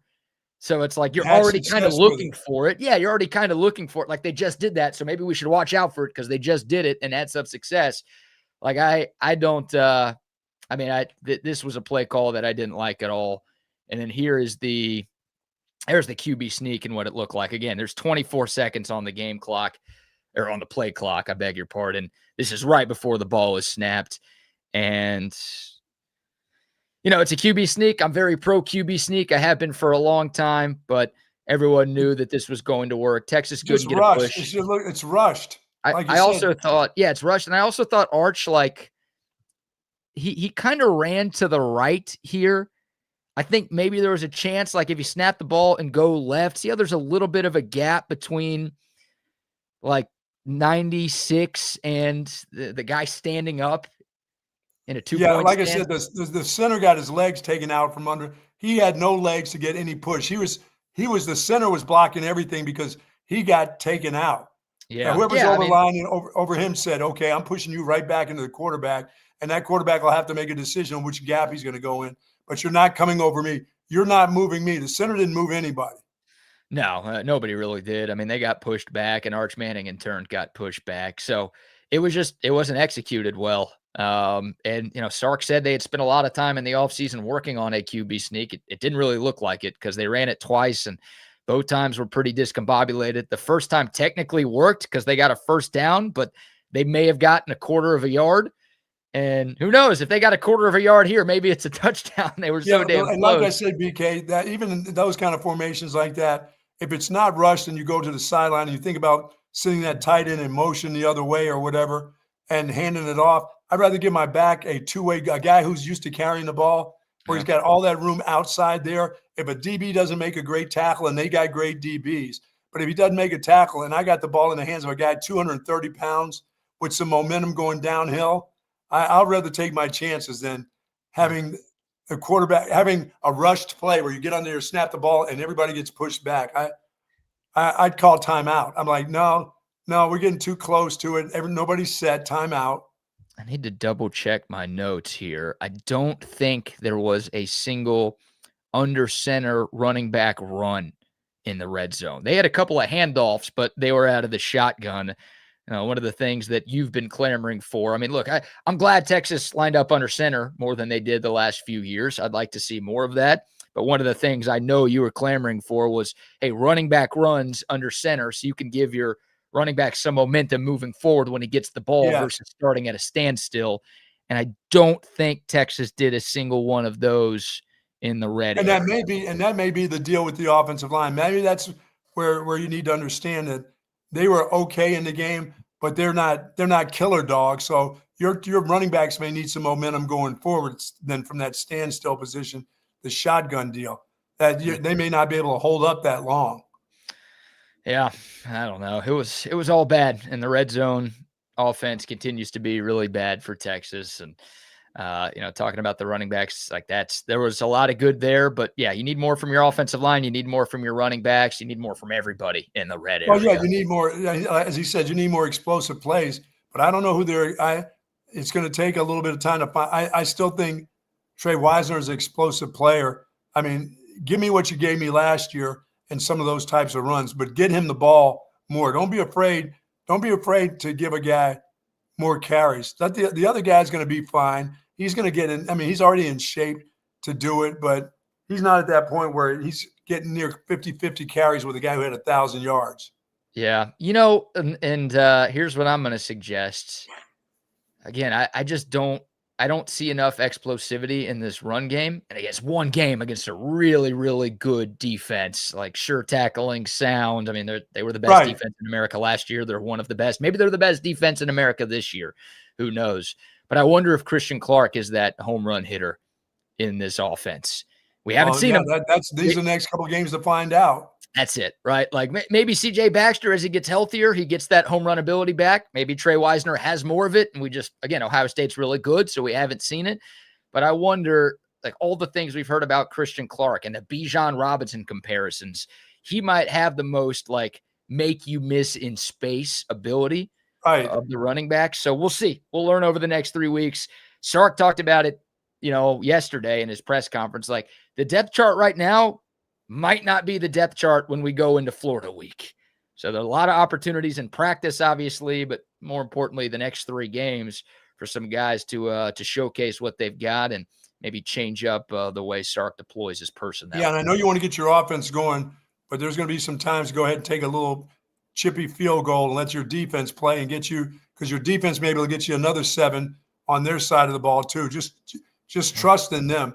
And I do. I just thought the defense played well enough in that game. I know they're going to see better quarterbacks probably, obviously, that they're going to see better running backs because their running game at Ohio State is going to have to get much better. They were pretty average running the ball, I thought. Yeah, they're definitely going to see better quarterbacks.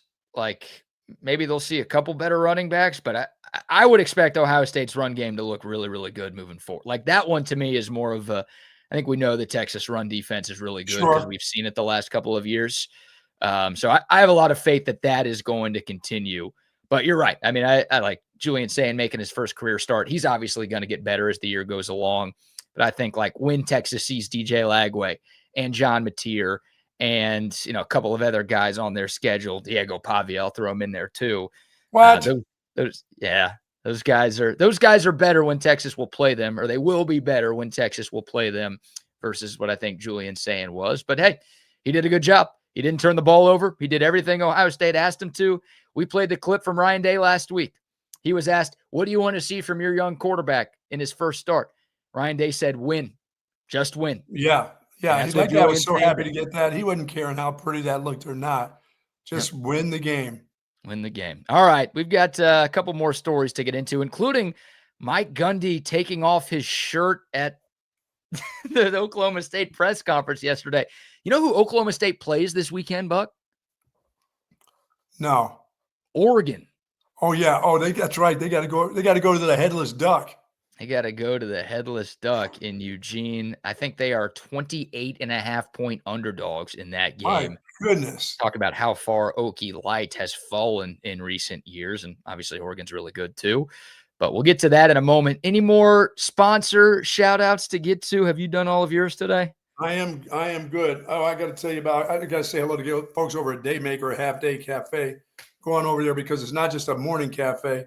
You can get your lunch there if you'd like. Migas Verdes, classic Benny, steak and eggs, crab cake Benny. Love all that. But you know me, classic buttermilk stack, baby. That's what I'd be looking for this morning. And if you want to get your drink on, you can do just that. They've got a bar that's sitting right there in front of you when you go in there, and it seats about 14. So there's plenty of places to sit there. And I'm going to tell you, I've got to get a little bit more information on how you waited 20 minutes last week. So I'm waiting for Jules to give me a call and let me know. There's an app that you can get in there that you're not waiting around, that you can get you can get seated. Yeah. Right there. So they're going to send me some more information. They told me 20 minutes too, and it was probably 10 minutes, if that. Was it really? They get you in and out of there. That's one thing. Because there's some people that go in there. It's funny. They'll give me 2 eggs and give me a mimosa. I'm like, that's it? No orange juice? No, just give me the mimosa. I'll eat 1 egg, and then I'm out of there. You know what? Hold the orange juice. Just give me the champagne. I'll take that. Just give me the champagne. Love Daymaker. Half Day Cafe. They're open from 7 to 3 daily, folks. Amen. Shout out to the Hecht Law Firm as well. Ryan, Hurricane Hecht, your go-to personal injury attorney here in Central Texas. Let Hurricane Hecht flood your pockets with cash. He's going to do that. If you get hurt in a car crash, if you get injured on the job, or if somebody you know gets hurt, reach out to Ryan Hurricane Hecht. He's the best personal injury attorney in the area. He's been a friend of mine for more than a decade. He's been fighting for justice and big results for a decade, and he is going to fight for you every step of the way. I always say, a friend of the show, but a fighter for the people. When you need him, he's got your back. 512-938-8929. You can find out more information at hechtlawfirm.com. That's HECHT, hechtlawfirm.com. All right. My Gundy Buck, boy, he made headlines for a couple of reasons yesterday. He spent a lot of time crying poor, complaining about how much money Oregon had spent on its roster and talking about how little money they had spent putting together their roster. So they're expecting to get blasted. It's kind of rich because, T. Boone Pickens, like all of the money, I know he's dead, and Oklahoma State would probably be in a better place if he was still alive in the era of NIL. But the school with that guy, like a huge part of Mike Gundy's success is because T. Boone Pickens invested so much money in the program. Yes. And now he's crying poor. But I get it. Oregon and Oklahoma State are on different playing fields. But those quotes went viral yesterday. But that's not what we're showing here. Mike Gundy was talking about some story of a game that he played in back in his playing days when he went on the road to Nebraska and it was very cold. And we've got the video. At some point, Mike Gundy thinks it's a good idea to lift up his shirt and show everybody the goods. Check it out. Because of what you asked me, I think I played on the road Thursday night in Lincoln because it was 15 degrees and sleeting. Is that on the schedule? You lost 30-10. Yeah, that was the week after Illinois State. Okay, so that one I thought, I don't even remember the Illinois State, but I remember that one because it was sleeting. And we came out of the locker room, and the movie Christmas Story? Y'all ever watch that? Yeah. Where the kid goes down the Well, that's how I came out. And when we broke the huddle, like Nebraska's defensive line had their shirts tied up. And I thought, this is not good. But I do remember that, so. Yeah, I don't want to see those breasticles. You ever seen that from a head coach at a press conference before? No. About this, here's a still shot of Mike Gundy lifting up his shirt pretty high up and letting the world see what he's got going on under there. Just tell us about it. Don't show us. We're good. We're good with you telling us the story. That's enough. You didn't need to see what the Nebraska players actually look like. I don't need to hear that guy whining about money, about Oregon's money. Yeah. That's why I don't read the newspaper, because it's garbage. Thank you, Coach. Yeah, that's a new one for me. I feel like I've watched a lot of press conferences over the years, and I mean, we lived through the Tom Herman era. That guy did and said some very weird things at press conferences, and just when a camera was on in general. But I don't think I've ever seen a coach not completely take off the shirt. The shirt's still on, but lift up the shirt all the way up. Show his boobs. To show the boobs, man. I mean, Mike Gundy. We're coming to the end. They're coming to the end of the line with this dude. Yeah, I don't think this is the reason why, but I don't know if I disagree with you. They're just not relevant. They're not. I mean, they have no relevancy anymore. No, they don't. And they're no threat. They're no threat in the Big 12. They're no threat to win a championship there. They started last year 3-0. I think they were ranked. If not, they were just outside the top 25. And they ended the season on a 9-game losing streak, 3-9. Yeah, that's coming towards the end there. Didn't win a game in the Big 12 last season. So who knows? But yeah, interesting game. Again, it's not supposed to be close. Oregon is a 4-touchdown favorite, but Mike Gundy, I'll be pulling for the upset. I'll be rooting for the Pokes in that one. Oh, I will too. That'd be fun to see. And then maybe Mike Gundy. It's not going to happen. Rips the shirt off. They're going to sew that duck's head on again, and that duck is going to be ready to go. Oh, maybe. All right, we've got one pretty nasty story to get into. It's kind of funny, but it's kind of disgusting, and it's definitely NSFW. Okay. You want to get to it? Yeah, the kids are in school. All right, we'll bring on Wags. Let's do it. Let's do it. All right, that's what I'm talking about. This is what we're here for. This is what the crosstalk's all about. So, okay, Buck, I'm going to ask you this first because I think you have the least likelihood of your answer to this question being yes. Are you familiar? Are you familiar with the band Korn? I've heard of them. Yes. Okay, Wags, double R. Yeah, with a K. Yeah. All right, Korn with the K. Yeah, kind of loud, heavy metal-ish sounding band, hard rock. I don't know exactly how they're characterized. Not my cup of tea. Anyways, they had a concert at MetLife Stadium last week. It's the home of the Jets and Wags' Giants. And a 37-year-old man named Joshua Skornavaki was arrested at this concert. Skornavaki. And you're wondering why. Well, Wags is wondering why that's his last name. Most people are probably wondering, what did this guy do to get arrested in the stands? He's in the stands. He didn't rush the field or anything like that. He's in the stands at MetLife, and he gets arrested there. So what did he do, you may ask? He was caught masturbating. No way. Are you serious? This isn't real. In his Spanking Frank. In his seat. Yeah, next to a bunch of – this is like a sold-out show, by the way, at a giant venue, and there are people inches away from this guy, and he's in his seat geek, his geek seat. He was tugging it.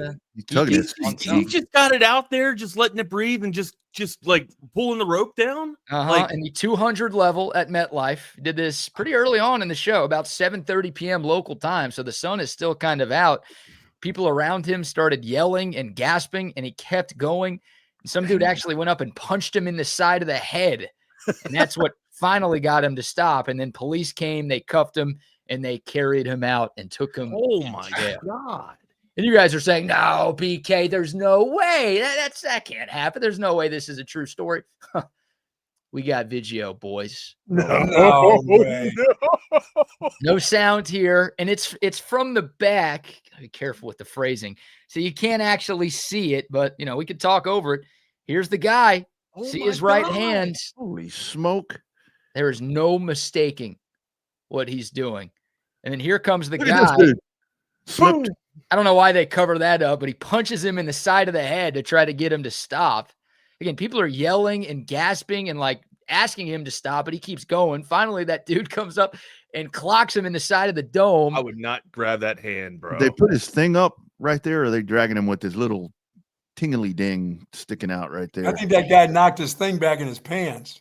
And then I don't know what he's complaining about. Like, this is America, damn it. I should be able to jerk off at a System of a Down Korn concert. You can't do this to me. I don't know if that's what he's yelling. I wouldn't be able to eat that. I wouldn't be able to eat that food right there. Look out. Look out for the mustard spray. Four cops. Extra mayonnaise. Dude up the stairs and onto the concourse and MetLife. He's in the club section too. Oh God. This is America. I thought this was We got America, some sick people. They're just telling you that's just one more example of how many sick people we got running around. So guys, my question is, so what when you're going to do that, and again, he was clearly going to go over the fence with it. He was going to hit a home run, double R. So, but what's there to get you stiff? I mean, he had audio, and I was wondering if he was listening to like some type of audio track or it's the music. Yeah, it's the music. You know, everyone's got their weird quirks, and I guess for this guy, Korn music is what gets him going.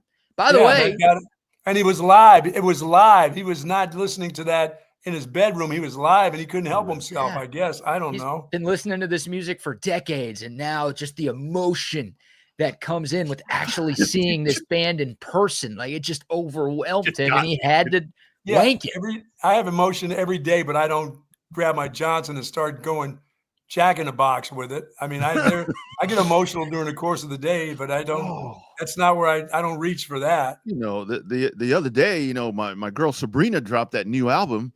I listened to it, but I'd never once thought of, you know, grabbing the hose, if you know what I'm saying. For Sabrina Carpenter. Yeah. That would be, hey, watching one of her music videos would give you more reason, or going to one of her concerts would give you more reason. Still not an acceptable reason, especially the second one when you're out in public. But it's more of a reason than Korn, right? Korn. Jonathan Taylor, yeah. By the way, Buck, this guy's one of your people. I mean, he's one of ours because he's white, but he's from, what is it, Monton, PA? Monton? Mohonton. Do you know what that is? No. Oh, well, he's from PA. He drove 150 miles to go see this show. So clearly this was something that meant a lot to this guy. Is that close to Scranton? I was hoping Bucky knew, because I obviously have no idea what it is or where it is. But what's the last name again? He sounded Russian. Sounds a little Italian. It's a spy. Scornavacchi. Scornavacchi. Scornavacchi.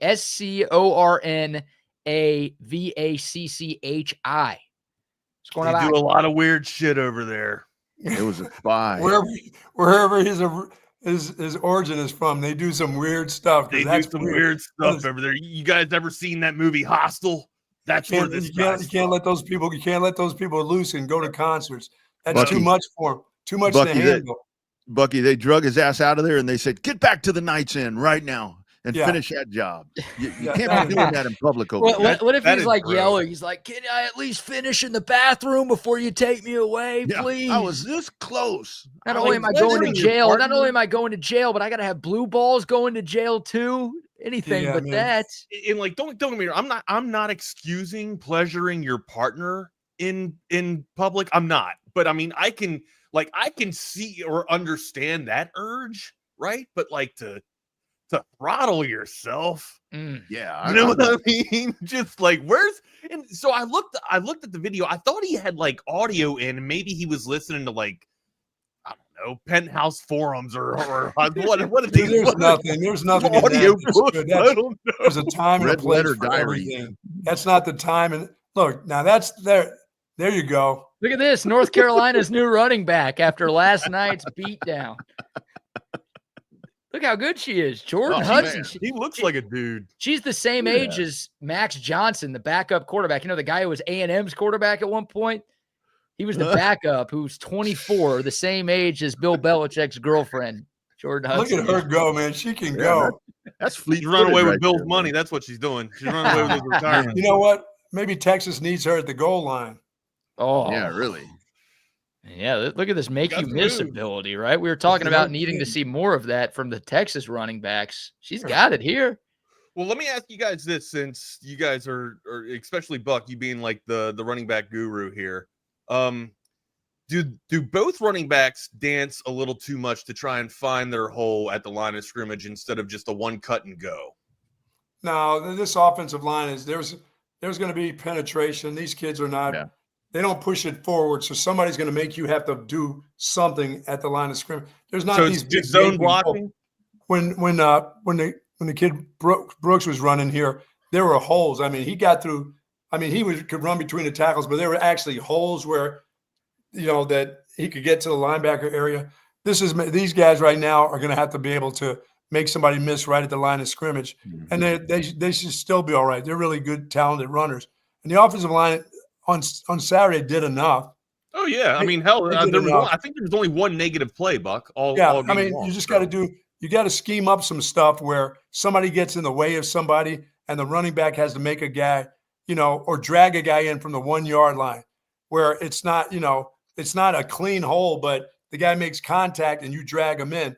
They don't have enough down the goal line. They don't have enough of that, and that's motion. That's stuff that they didn't do any motion. They just line up in some weird stuff and say, here, run up the middle, or here's a quarterback really sneak with 2 seconds to go. They hurry up too quick. Yeah. They get all, and it's too important of a play. For them, anytime that you are down in the scoring zone now, and it's for a first down or a touchdown, if you don't have the play all settled and you got a timeout, call timeout, go to the sideline and figure it out. Don't rush anything. That's the worst thing and especially if your quarterback's been playing that bad, to rush something it doesn't make any sense. Those plays are too important down there. I'm with you. I agree with you there.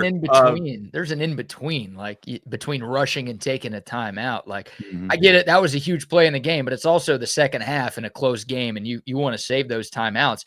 But Buck, they snapped it with like 24 on the play clock. Assess. See what's going on. Get your right personnel. And Sark even said it after the game. Like they didn't want to swap personnel because they didn't want Ohio State to be able to swap personnel. Right. So they ran a play they lined up in a formation with that told you quarterback draw. That was a couple plays on second down. The one on second down.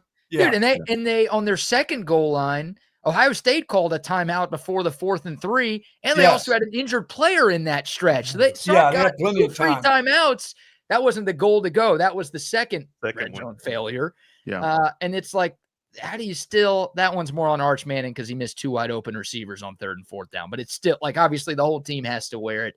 And even with extra time, Buck, that's the problem. Like, I don't disagree with you, but even with the extra time, they still can't score. Yeah. Yeah, I'm getting to the point where if they get at the 4 yard line, I'm sending Wingo in motion and handing it off to him. That was going to be my question to you, Buck, because it seems like both of these running backs are going to be they're going to be valuable between the tackles, but you're going to have some sort of, and ideally you don't want it to be Arch. You're going to want somebody that's going to be able to get to the outside and have that burst. And I think Wingo is that guy. And with Livingstone really kind of stepping up there a little bit, I think that alleviates Wingo to do that. No, I think Wingo can be that guy because he's a big dude. He can make you miss. He's good with the ball in his hands. He's kind of he's like a wild man with the ball in his hands. Looks like Benny Cunningham. Looks like a beer keg falling down a flight of stairs. I mean, he just big number 89. His arms and legs are going everywhere. He's hard to tackle, and he's always falling forward somewhere. Even if he trips up, he's going forward. So at least give him an opportunity down there, to do it. Hey, try anything. Does it really matter down there after we've seen what we've seen over the last, big games? Well, I don't know. So BK, one more for me real quick, man. I heard Bucky's biggest disappointment and takeaway from Saturday, but not yours. What was your biggest disappointment from Saturday? Losing.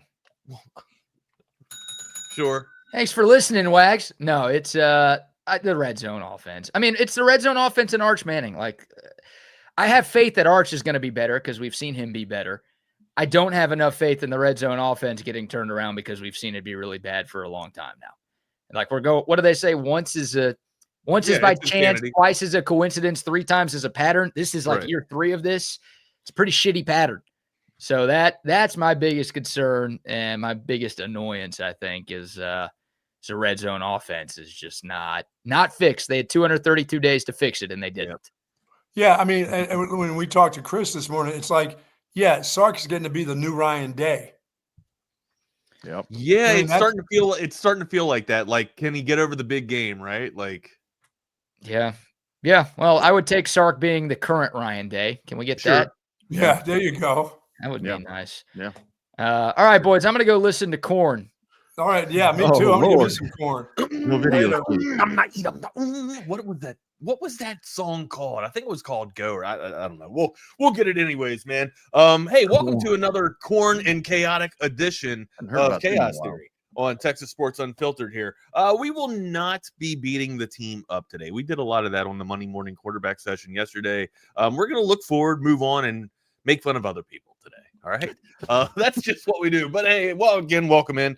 Make sure you hit us up on our socials. I'm at Not the Fake Wags on brand X/Twitter, and then InstaFace. I am the Wagner Wire, and then my partner in crime, co-host.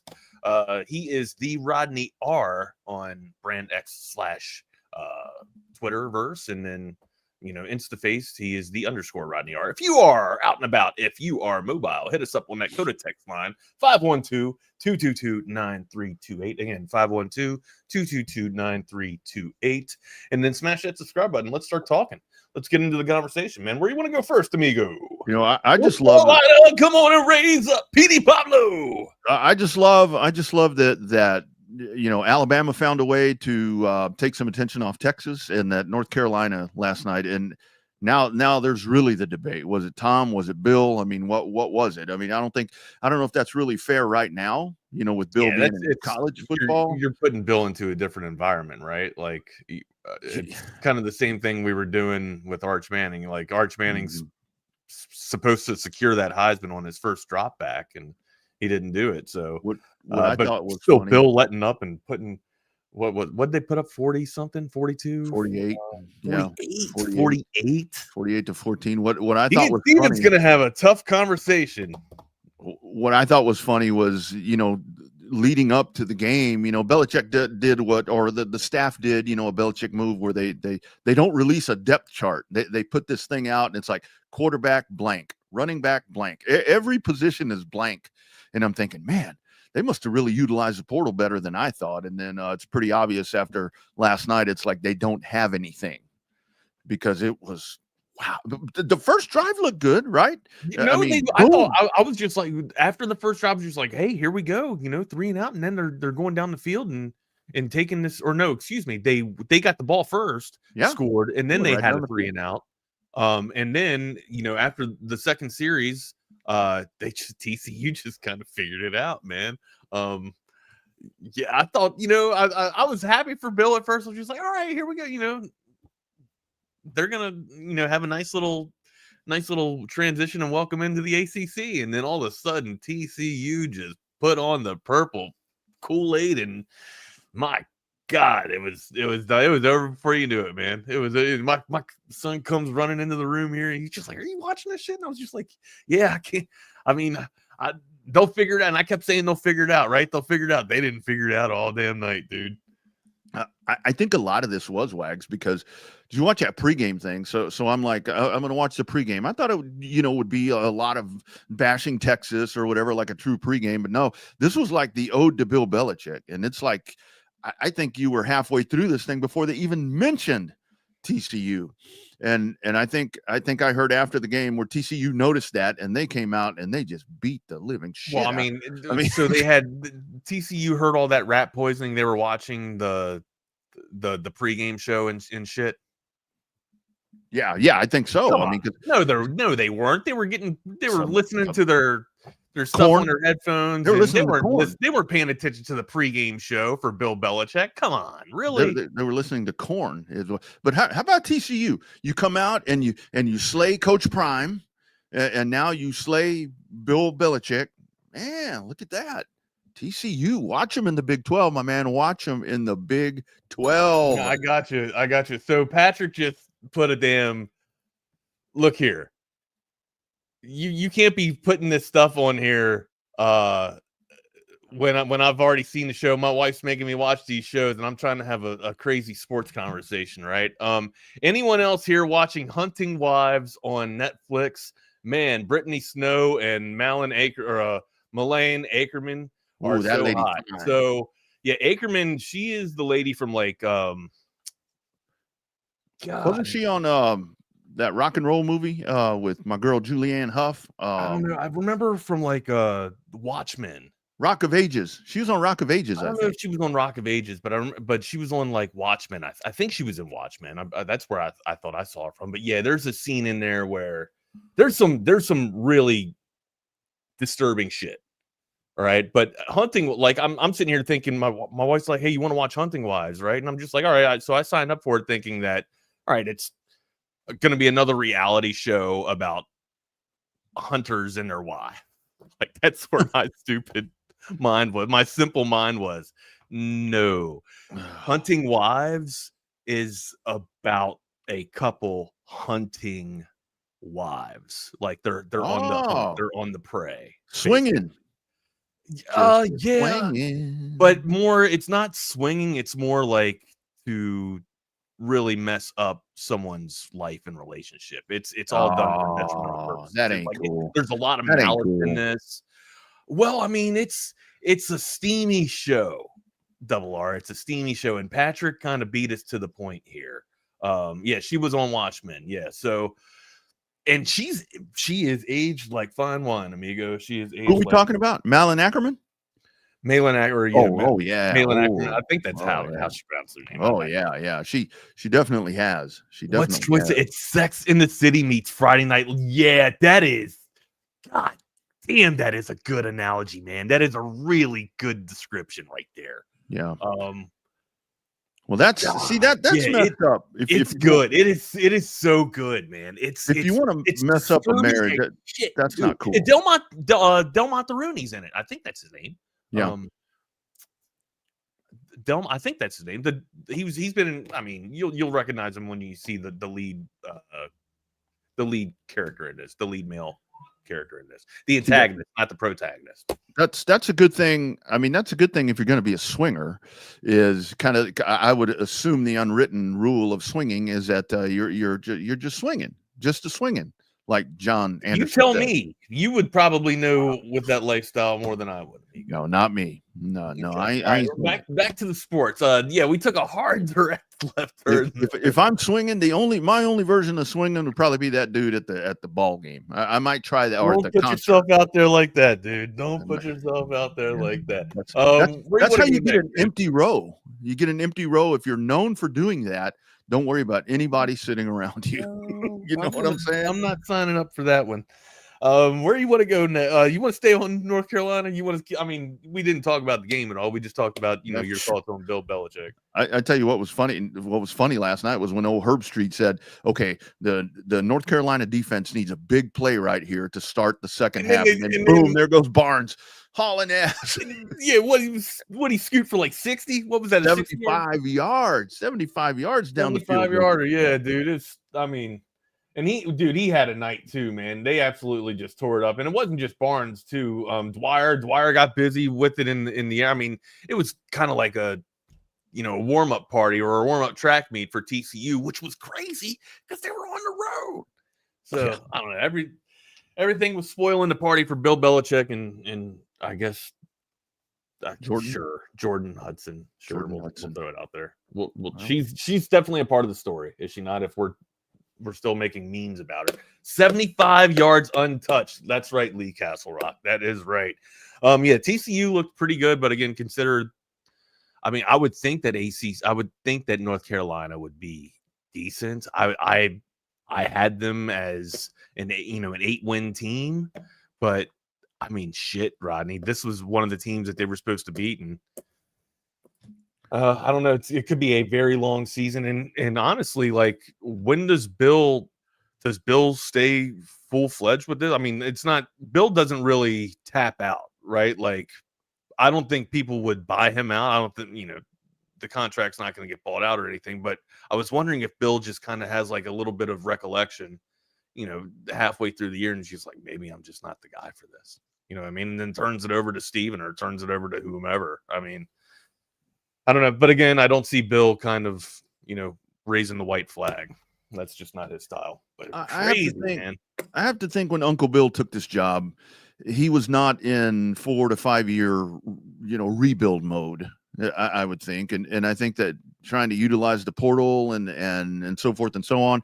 That had to be a big coup for him, to where it very much is like professional football, to where you can go out and do that and spend money and bring people in.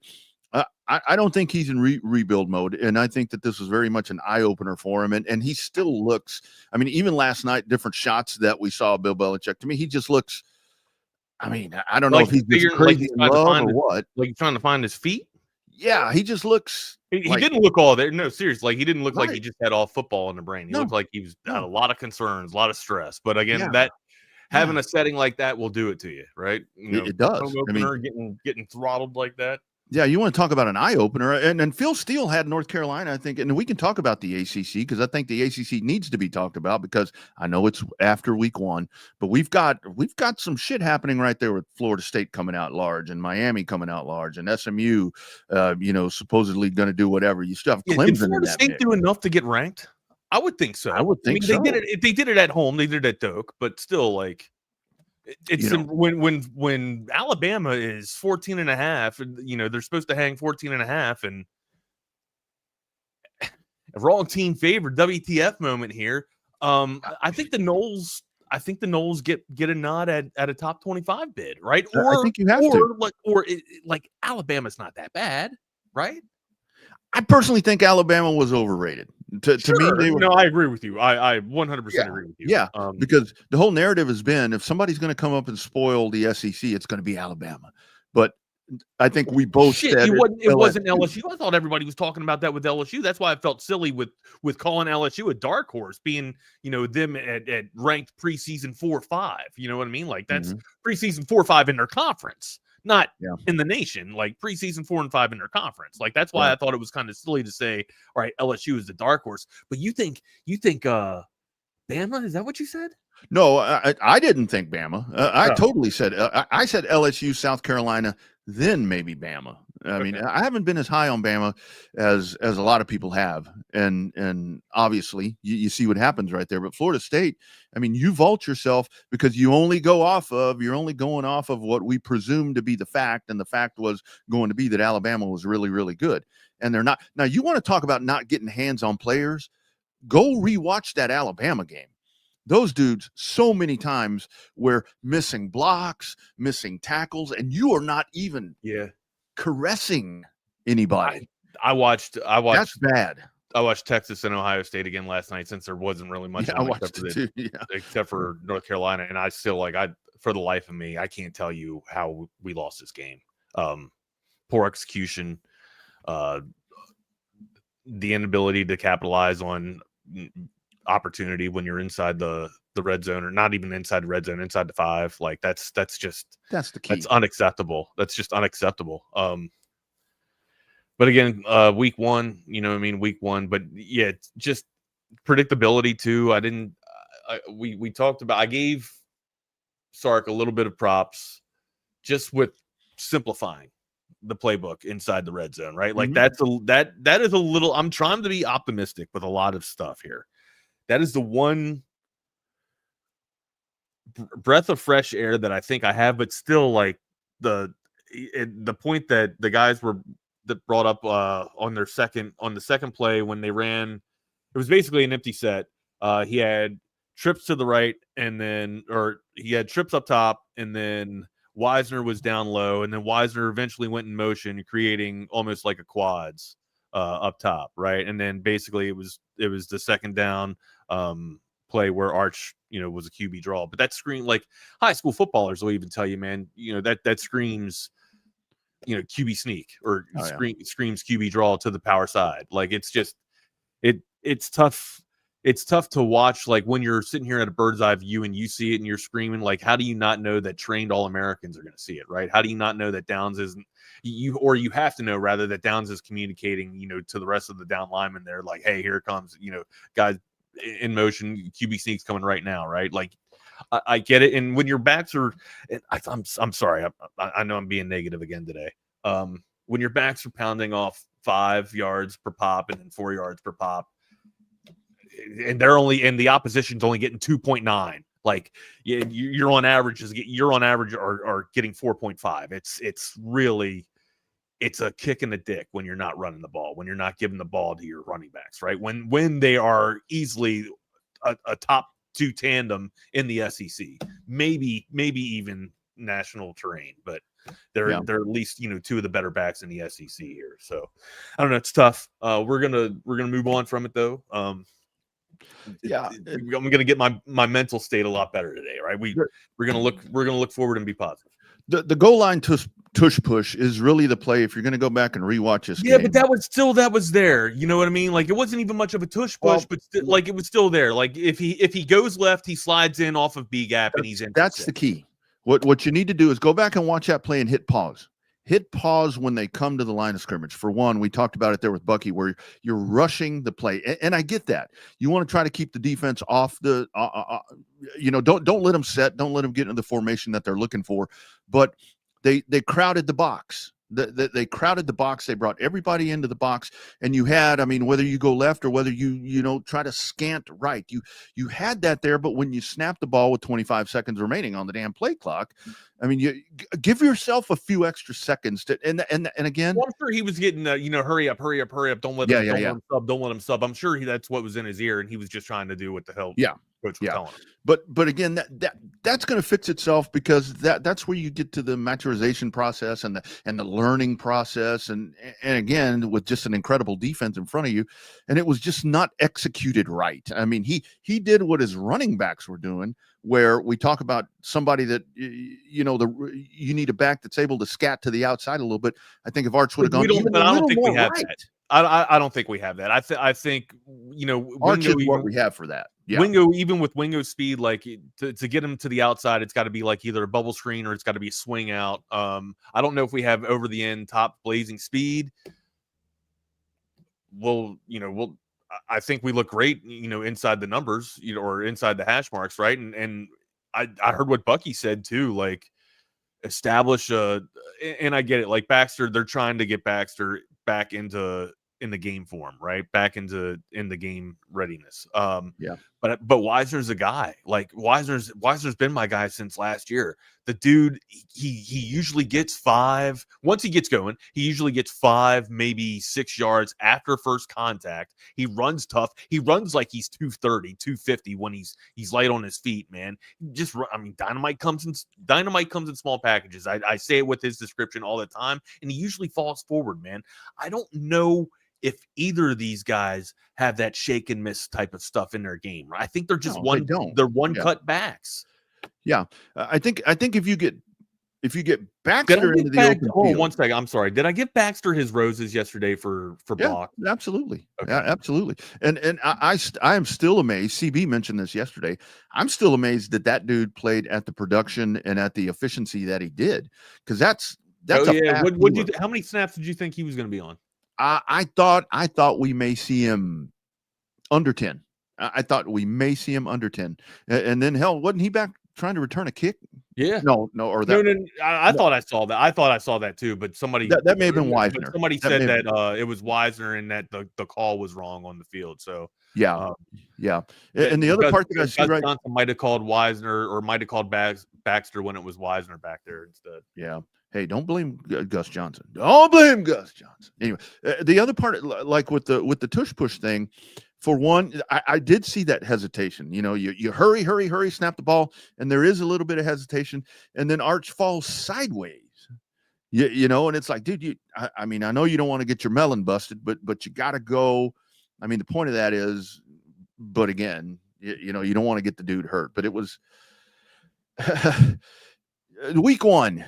Week one is the whole thing that we go back to, Wags, and it we got some Sark sound, to cover all of that and kind of get a little bit of some of the concerns right there. But how about before we jump into some of that sound, Wags, we go and we talk about our friends at Covert Bee Cave, that new or pre-owned car, truck, or SUV. It's one stop. Check them out online at covertbeecave.com.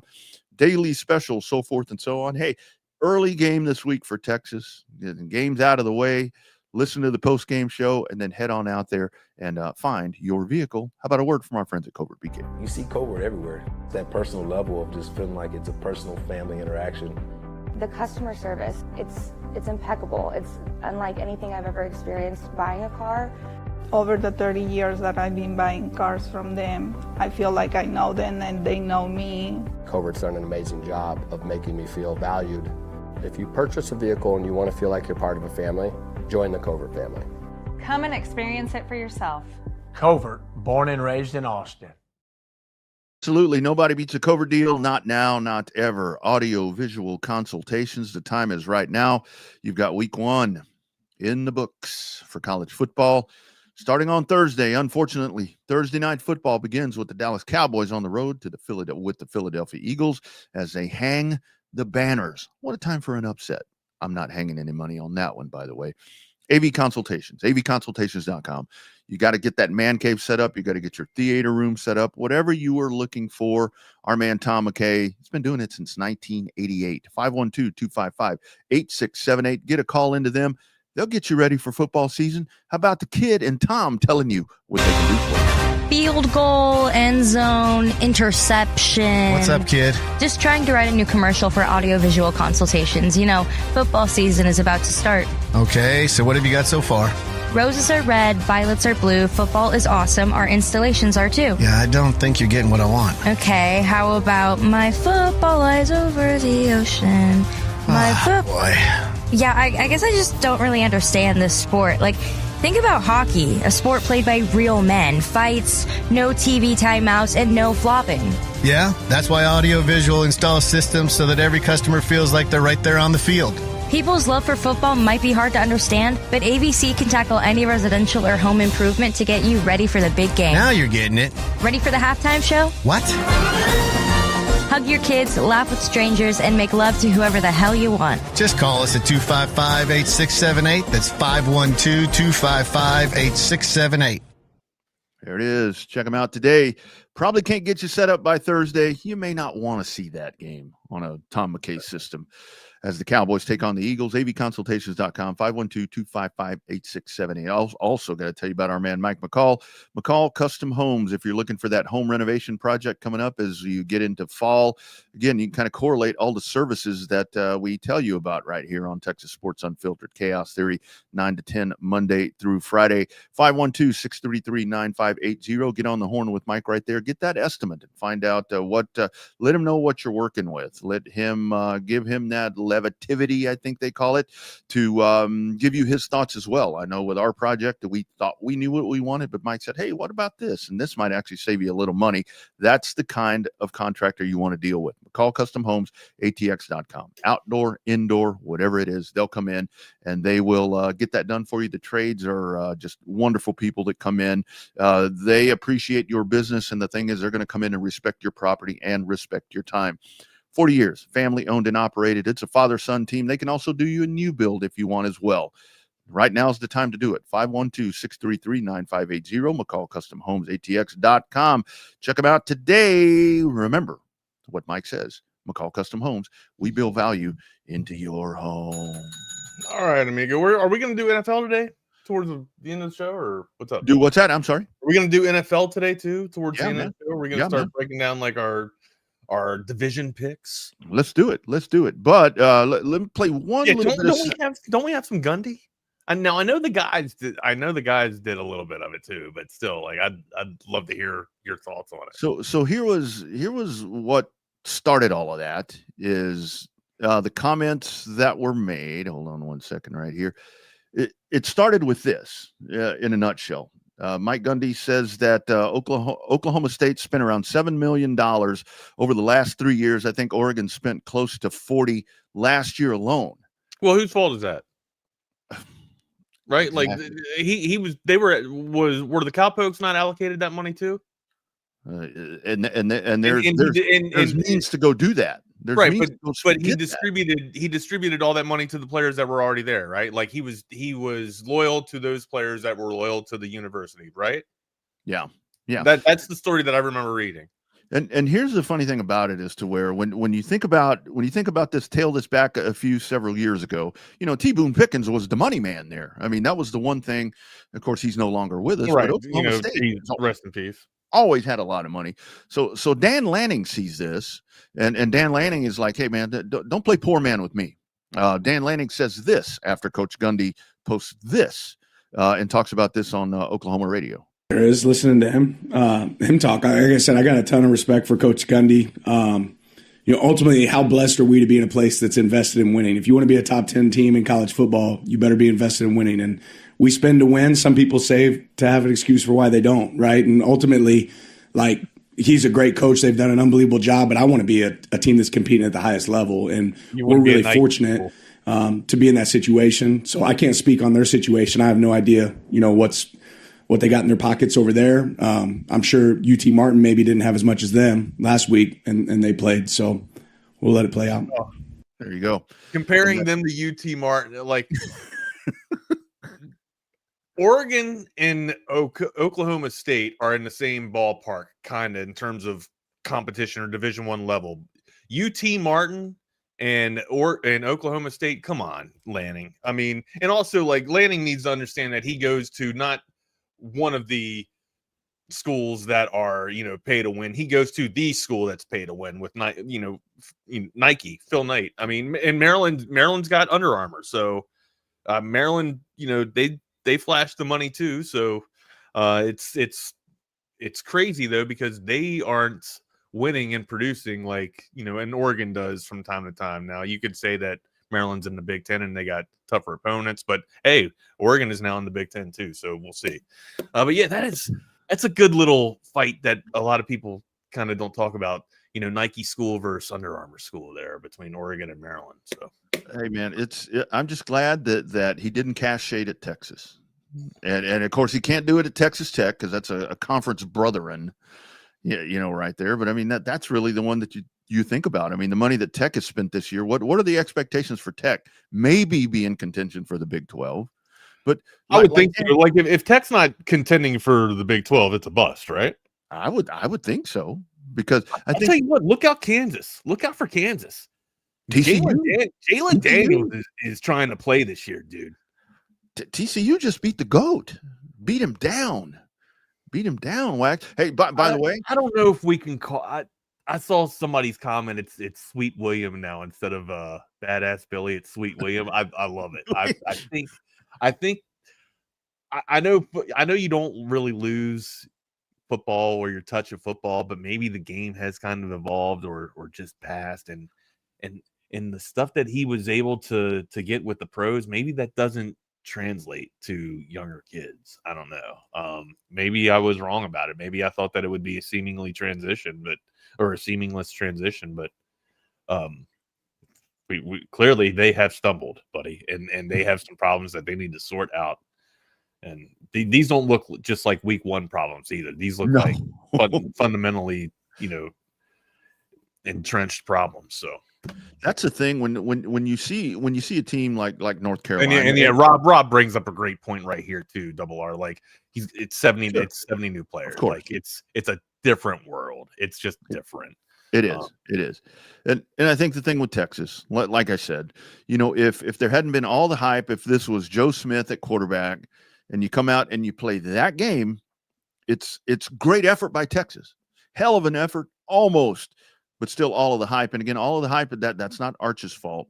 But kind of yesterday, so the one thing I mentioned yesterday when I said that I was kind of like disappointed with Arch on the sideline and so forth, where he'd go sit under the covered tent and all that, I got a message on X and said, what did you mean by that? You see a lot of times when a quarterback's having difficulty, they go over and they've got an iPad or they've got a micro, whatever that thing is called, and they're kind of sitting to watch what's going on. If you listen in the post game where Sark is talking about Arch, he's like, I'm glad I was able to get him in at the half to watch some video. I'm like, well, most other people are on tablets trying to make in-game adjustments. Maybe he wasn't trying to flood, or maybe he wasn't trying to flood. See, but I have a problem with that. Like, if I'm going to use this excuse to, like, he's supposed to be a Heisman Trophy winner, right? With the first drop back, what I mean? He's Arch Manning. The legacy's there. The namesake is there. If he can't handle in-game adjustments or checking out stuff on the fly, I would think that with all the pro ball that his uncles and his, just with the lineage that he has going through the family, like, I would think that that's that's a lot of like dinner talk, right? Like at the dinner table, like, hey man, if you see this type of set, what are you checking down to here? Or what are you going to try and get your offense in? I would think that conversation comes up a lot in that family. Yeah. But then again, I'm assuming, right? And one also, week one, I kept saying this with my buddy yesterday. I mean, I was rewatching the game and talking with my buddy about this too. Like we were upset with, with Sark as we were watching the game and watching in a lot of it though, like I was going back with it. Sark's to blame on some things, right? But a lot of its execution is as well too, right? Like there's times, and I kept saying this to my friend. I was just like, "Hey man, it's week one for everybody," And to your point, you also said yesterday, man, maybe the big moment got to him.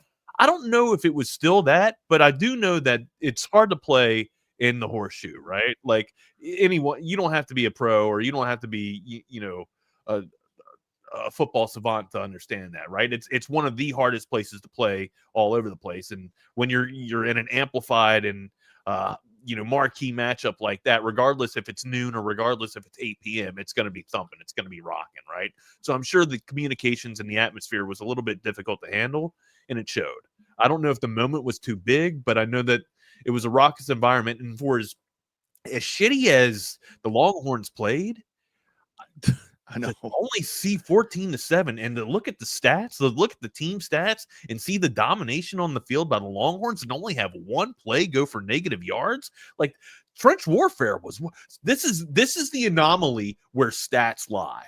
Okay, because the Battle of Trench Warfare was won, except for the war. I will say the War of Trench Warfare was won. They had a battle or two here or there, crucial moments, mind you, when they got pressure, but still, and LaFau was all over the field. He looked great except for one play, where Davidson got, or was it Davidson? Donaldson, where Donaldson got in, I think. But yeah, besides that, I mean, I thought both teams played well, but Texas I thought played much better. It's just the crazy outcome of where Texas loses. It's wild to see. And you could maybe argue and point to the turnover that was the ultimate deciding factor, but yeah, I mean, shit. It's just when you dominate on the rushing scene like that, and they struggle with only 2.9, and to me here's my biggest concern. Like the defense played fantastic, okay, and this is it. Like I'm done after this. Defense played fantastic, but the inability to get to the quarterback was a lack of concern with me. Okay, like I'm not saying that Simmons should have gotten 5 sacks or whatever, and maybe he was reluctant after getting the hands to the face call. I don't know what slowed him down, but he didn't. He looked slower this week than he did last season, which I thought was just different. And again, I'll say this and end with it. It's week one for everyone. Okay. And I'm done beating up the law. My disappointment is out. All right. Thank you for letting me vent. Let's move on. Ethan Burke needs to be on the field more, is the one thing that I'll say with the defense, because that coming off of the edge, you need to have that guy on the field. Well, what was the deal with Trey Moore? So I saw Trey Moore playing edge. I thought he was going to scoot back. So that was kind of and that's fine. Put him on the edge or whatever. But I was like, okay, I've been going on and on. Go with your first statement. Your gut was right. Ethan Burke. If it's between Ethan Burke or Trey Moore, give me Ethan Burke, man. Give me Ethan Burke right now. Yeah. It was last year towards the end of the season where it took Trey Moore a little bit of time to transfer in from Smithson Valley, from UTSA. Again, you're going to have the speed element. We can talk about all of that good stuff, but yeah, I mean, give me Ethan Burke. But to your point, I mean, you win every statistical category except this one, Wags. Penalties, 6 for 50 yards. But this is subjective too, right? Yeah. 2 for 16 with an SEC crew. Yeah, I mean, and we were reminded by Klatt every 5 minutes that it's an SEC, or every penalty that was thrown that it was an SEC crew. But yeah, like I don't know. I think their first penalty, Ohio State's first penalty, was called in the fourth quarter. I think they had a holding call that got negated by a hands to the face.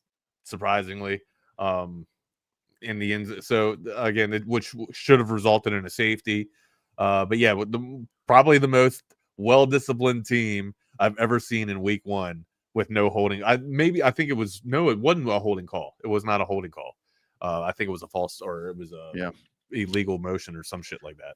Well, and I think that the Manning family would probably agree with me. I'm gonna dare to say, making this statement where I think that Arch Manning, his first true start against a power team, being on the road against a defensive coordinator.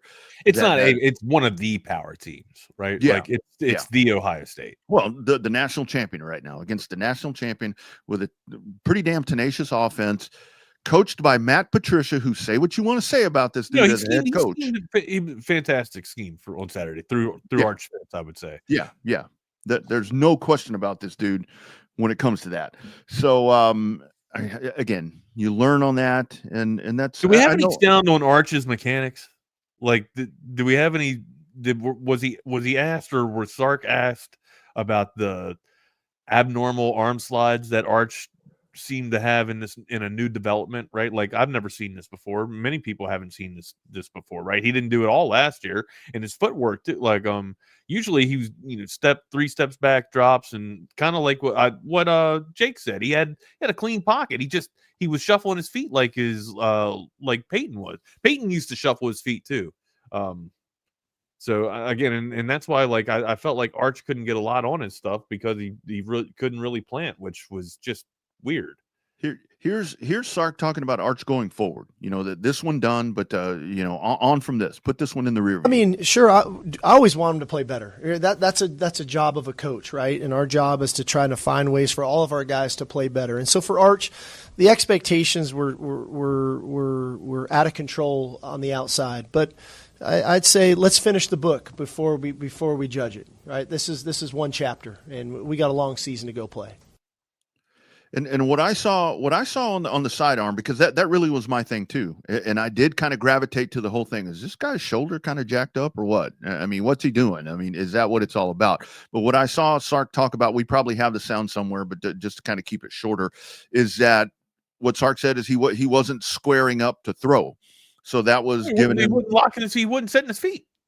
Yeah, exactly. He wasn't setting his feet. He wasn't set square, so that was giving him the tendency to throw the short or to throw the sidearm. 100-mile-an-hour heater, with going over doing a 5-yard drag route. Yeah. Again, we rightfully so, but we have beat the kid up a lot, right?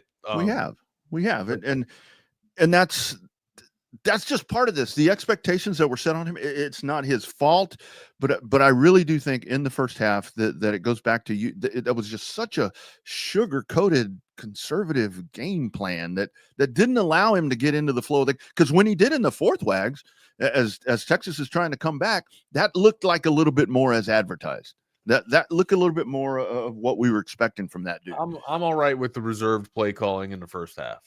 I'm all right with it. So just, when it's time to unleash the reins, I'm sure it was there, but I thought Flood and Sark had a decent approach to where don't let the moment magnify and get too out of hand. Try and control the evil enemy right here while you're in Buckeye or while you're in the horseshoe, right? Like if you throw a pick 6 in the first series or the second series double R, now you've created one hell of a hill to climb. So and you don't want to put yourself in that type of situation too. So I think I was good with the slow progressive rollout, but ultimately, when it was time to throttle up and it was just too late, ran out of time. They made more plays in crucial times. I'll say that, but ultimately the game was dominated by the Longhorns. Maybe I'm crazy optimistic here, but 8 times out of 10, I think the Longhorns win that game. Hit me over the head. Maybe I'm nuts. Maybe I don't know. That's what I saw on Saturday. We beat ourselves, and we really helped contribute to their win a lot. I'll just say that. That's not a backhanded slap to Ohio State. That's just what I saw. I thought Ohio State played well, but we did not. My initial thought with some of the conservative thing is because what you don't want to do is you don't want to roll this dude out. For one thing, you don't want to get him hurt. You don't want to get him hurt in game one because, like, to the whole narrative where I kept seeing on message boards to where it's like Sark needs to take this guy out. No, it's Ohio State, man. You got a month to. You didn't want to let the second string QB, get in there and take reps unless he's out for the season. But I don't know. I'm a fan of play with what you have, and then I subscribe to play with what you have, and that's why you build for it or you have a succession plan. Yeah, exactly.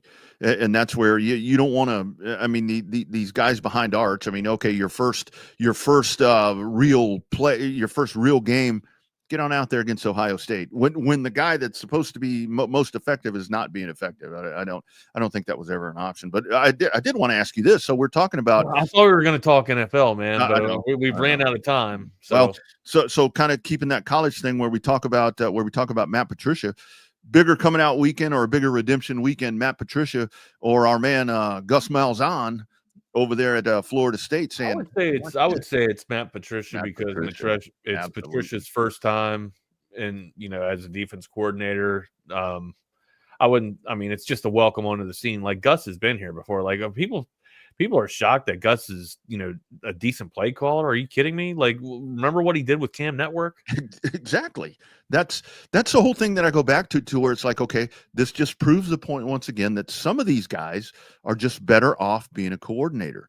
And I think for a lot of them, it takes that harsh realization to figure that out, i.e. being a head coach and failing, to where it's like, okay, I'm going to go back to scheme defenses. I'm going to go back to calling plays. So yeah, good job for those dudes. And you want those dudes to, you don't want folks to just get humiliated and ride off out in the sunset and never hear from them again. Again, you don't want to play Gus Malzahn as an offensive coordinator. You obviously don't want to play against Matt Patricia as a defensive coordinator, but the fact that these dudes are doing what they do best, that's fine. That's not a bad thing at all. All right. So what else we got? I mean, we're not going to be able to get into the NFL. You want to get into Gundy?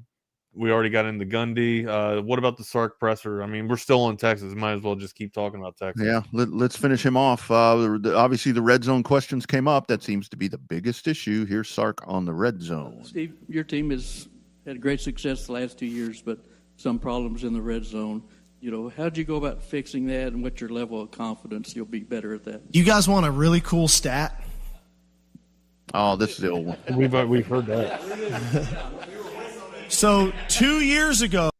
Sorry, Wags. That's the old one. That's the old one. That's the old one.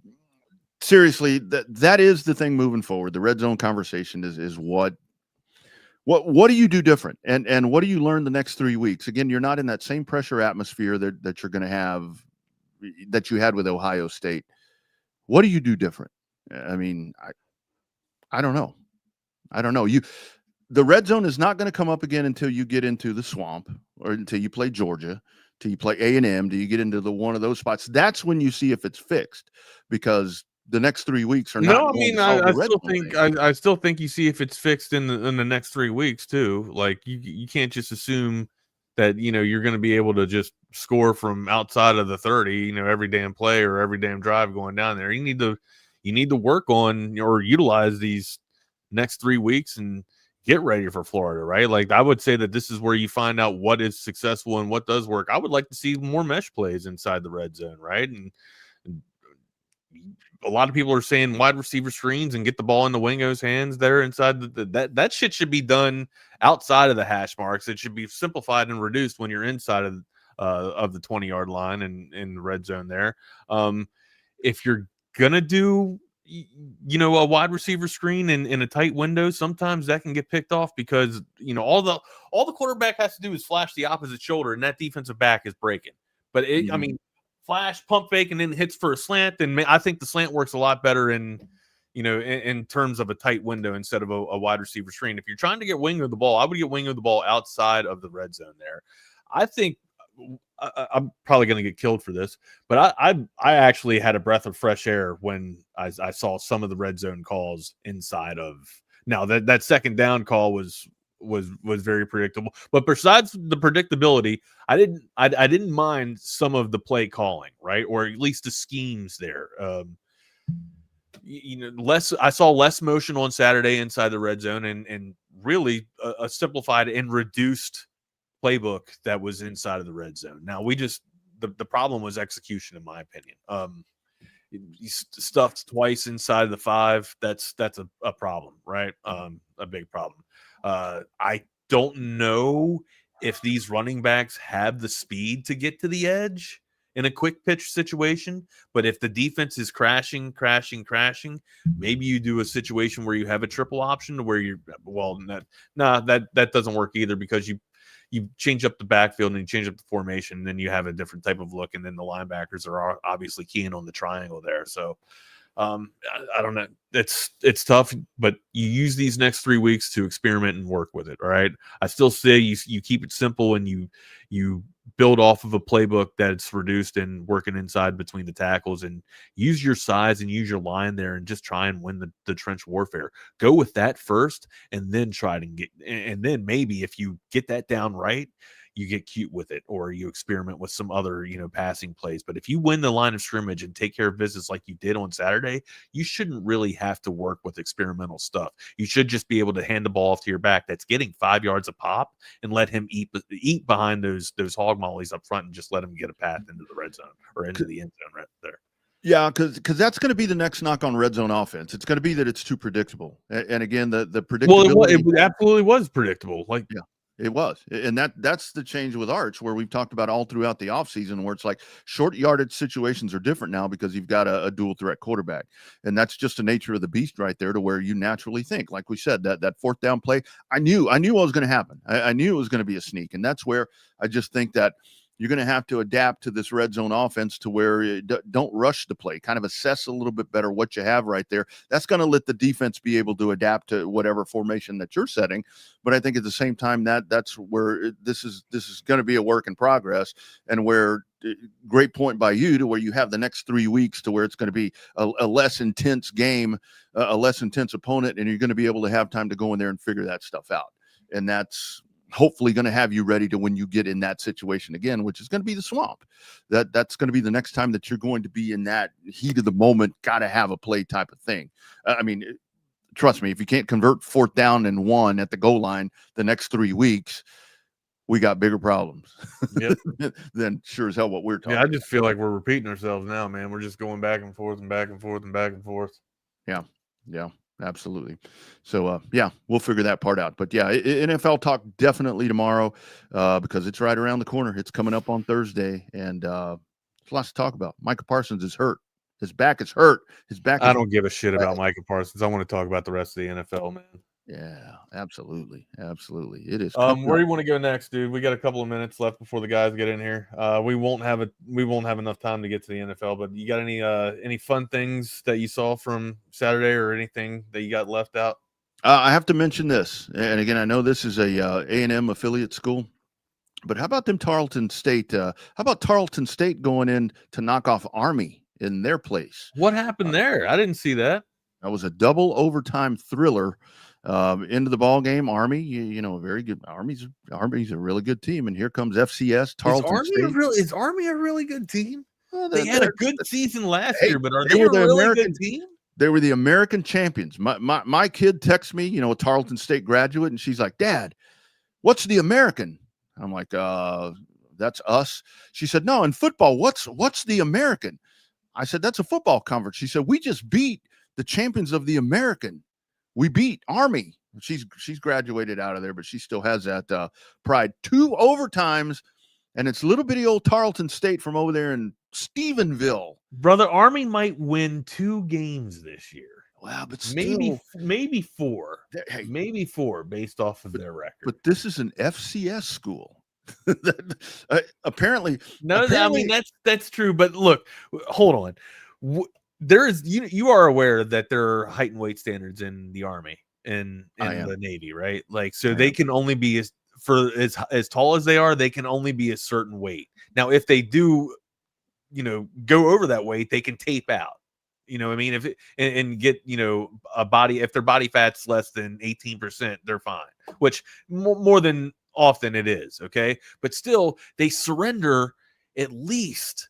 Even to an FCS school, they're surrendering at least maybe 20 pounds to the average lineman, I would think, up front. So they're going to lose that battle up front in the trench warfare already. And you have to think that, sure, that these are soldiers, or these are going to be soldiers and people that are fighting for and defending our country, but I don't know how athletic or if they're the best athletes on the field. Like, even some of these FCS schools are probably going to have athletes on here, right? So, I mean, sure, it's a little bit of a surprise, I guess. Maybe with Army coming off of the season they had last year, but even last year I thought that they got lucky, and they were with their record, it was just a magical, crazy anomaly that Army, had that. What would they only lose 2 games? Yeah, 2 games last year, I think. Yeah. Well, I gotta tell you, if they win 2 games this year, I won't be surprised. But realistically, they'll probably win 4. And them Tarleton boys are corn fed, and that's corn with a C, not where the guy was spanking Frank with a K. Corn fed Tarleton. But hey, it's a big deal for them. They're like, we beat a legit. Hey, it thrust them into number 5 in the FCS, because that's like my kids sending me all this. We're now number 5 in the FCS. What is the FCS? What? Like, oh, shit. Yeah, 100. But I think that Tarleton probably has the better team. I think they have the better better athletes. This was clearly a wrong team favorite. And this was a WTF wrong team favorite. It's a program that's done a really good job. They've got a coach that's long tenured over there, and even the last couple of years that I've gone up to watch a game with the kiddo or whatever, it's been like, okay, they're not a bad team, but to win that one and then double overtime, it was a big deal. A lot of happy people. So congratulations for the purple. The purple kryptonite is Tarleton State. Turbo. I might be Tarleton State in my next dynasty, if they're even on the team. They're not in the game. I mean, you could add them with the team builder. You can edit them in or create them, right? You can build them at Team Builder. But what's up, Will? How you doing, Turbo? I am doing great.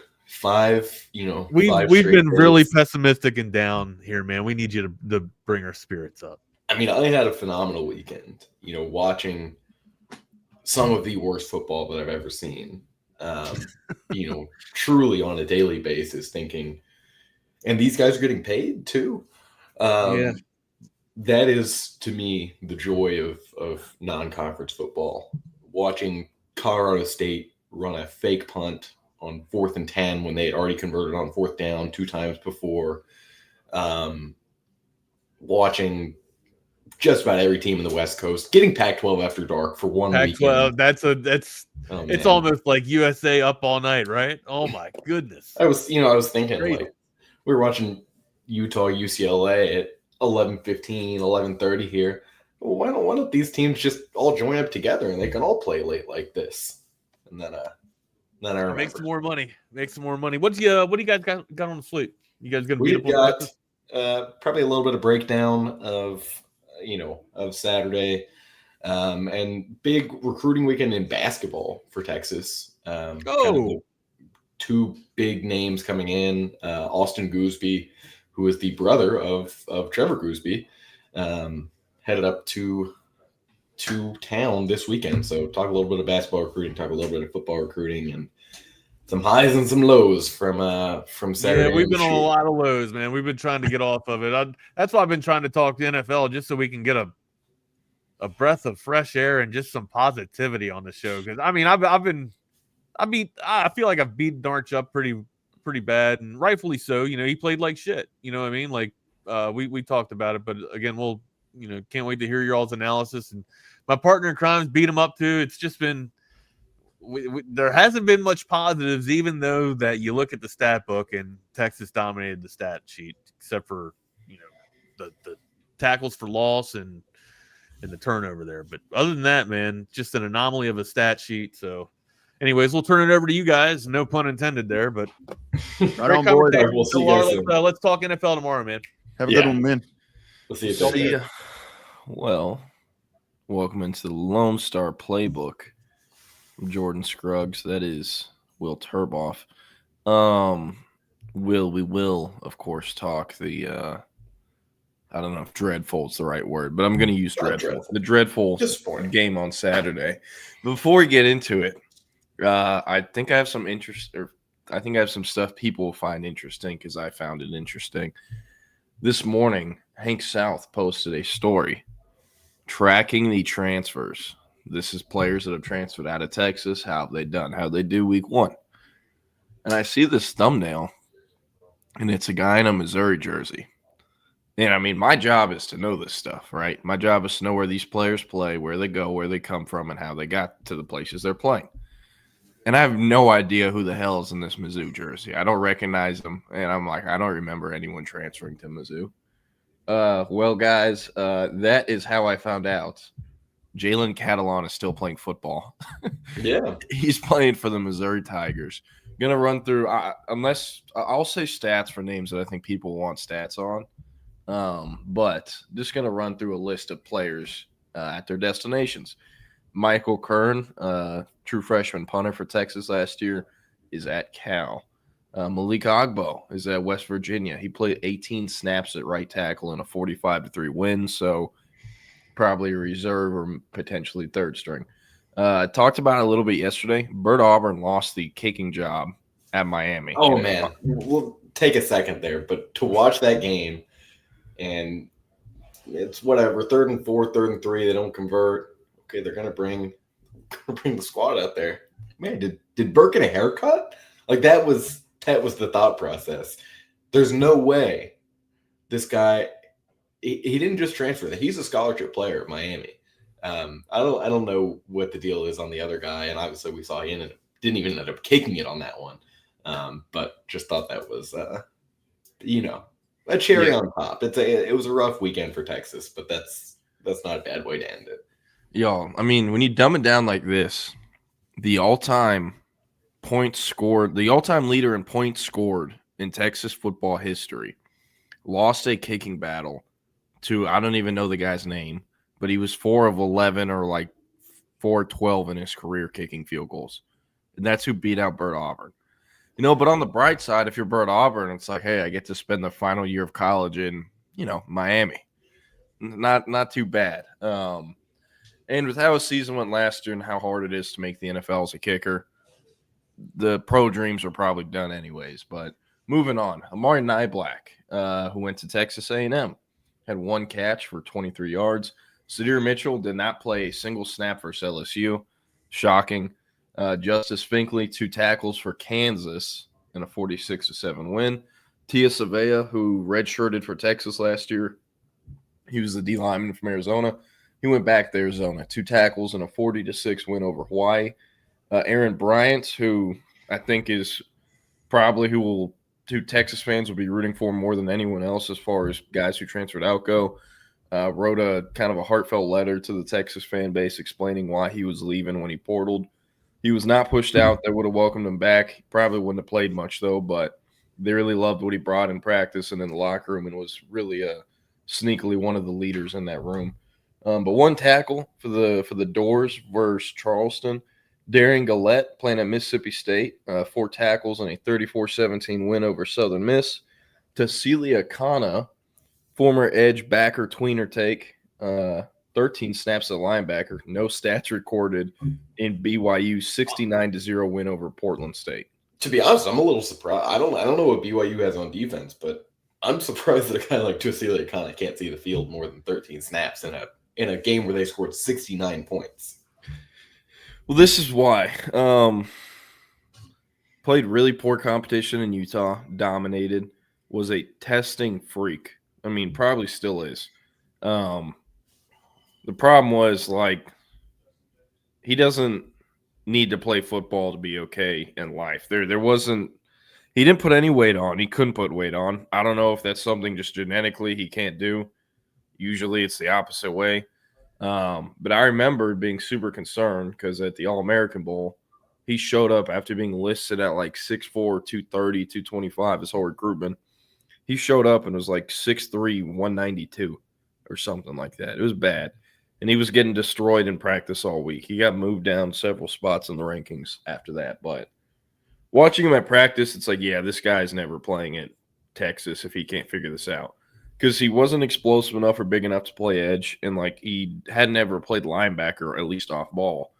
So it was going to take him time to learn that, and even then, he wasn't a physical enough player. So, it was a player Texas could beat their chest on and say, we beat out OU for this guy on signing day, and he committed with the Hawaiian mountains or coastfront, whatever you want to call it, in the background. But, yeah, I don't know if Cecilia Khan is ever going to see major snaps at BYU because of what I just said.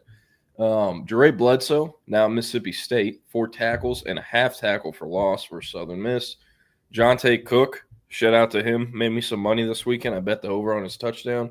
He had 6 catches for 58 yards and a tud in the 45-26 loss to Tennessee. Kendrick Blackshire is currently starting at linebacker next to Shadrack Banks for UTSA. What a duo. Just like everyone predicted 5 years ago. God. Shad Banks and Kendrick Blackshire. How about that? But 5 tackles in UTSA's loss to the Aggies. Austin Jordan saw him last night. 1 tackle for the TCU Horned Frogs and the dismantling of the Fighting Bill Belichicks. We'll get to that in a sec. Let me finish this up, but we'll get to it. Savion Red, who was playing for former Texas staffer Jeff Choate last year, is now playing for former Texas staffer Brennan Marion at Sacramento State. 3 carries for 7 yards. Wow, they lost 20-3 to South Dakota State. Also, if you missed it, Jaden Rashada got beat out by someone who I've never heard of for the starting quarterback. Cardell Williams, wasn't it? Who? Cardell Williams was the starter for Sacramento State. Oh, wait, no, that's the Tulsa kid who went to Westfield. Westfield, that's right. Class of 22. Yeah, I don't know. But, yeah, he lost to him. He lost the starting job. Jaden Rashada did not lose his starting job. He played the whole game. Well, something happened because I remember seeing. I think that might have been I saw the same thing. I'm not sure it was. Did I get sent-tailed? I think you got. I might have been sent-tailed. Okay. You got no threed. I don't know. But anyways, Zach Swanson, former Longhorn D lineman who was kind of crying about getting pushed out because that is what happened ahead of the Peach Bowl. He played 0 snaps in the 38-19 win over, or in Arizona State's 38-19 win over Northern Arizona. Really? Jamon Tapp, the Texas is live. Huh? If you ain't at Texas, you ain't living. Texas is live. Texas is the place. If you want to be at Texas, you ain't living. That's what he said. But the video's hilarious, too, because it cuts. And it's him and Larry Turner Gooden just awkwardly there. They think it's a photo.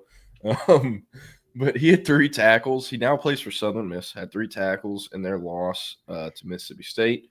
Peyton Kirkland, who's at UAB for the Fighting Trent Dilfers, did not play in a 52-42 win over Bama State.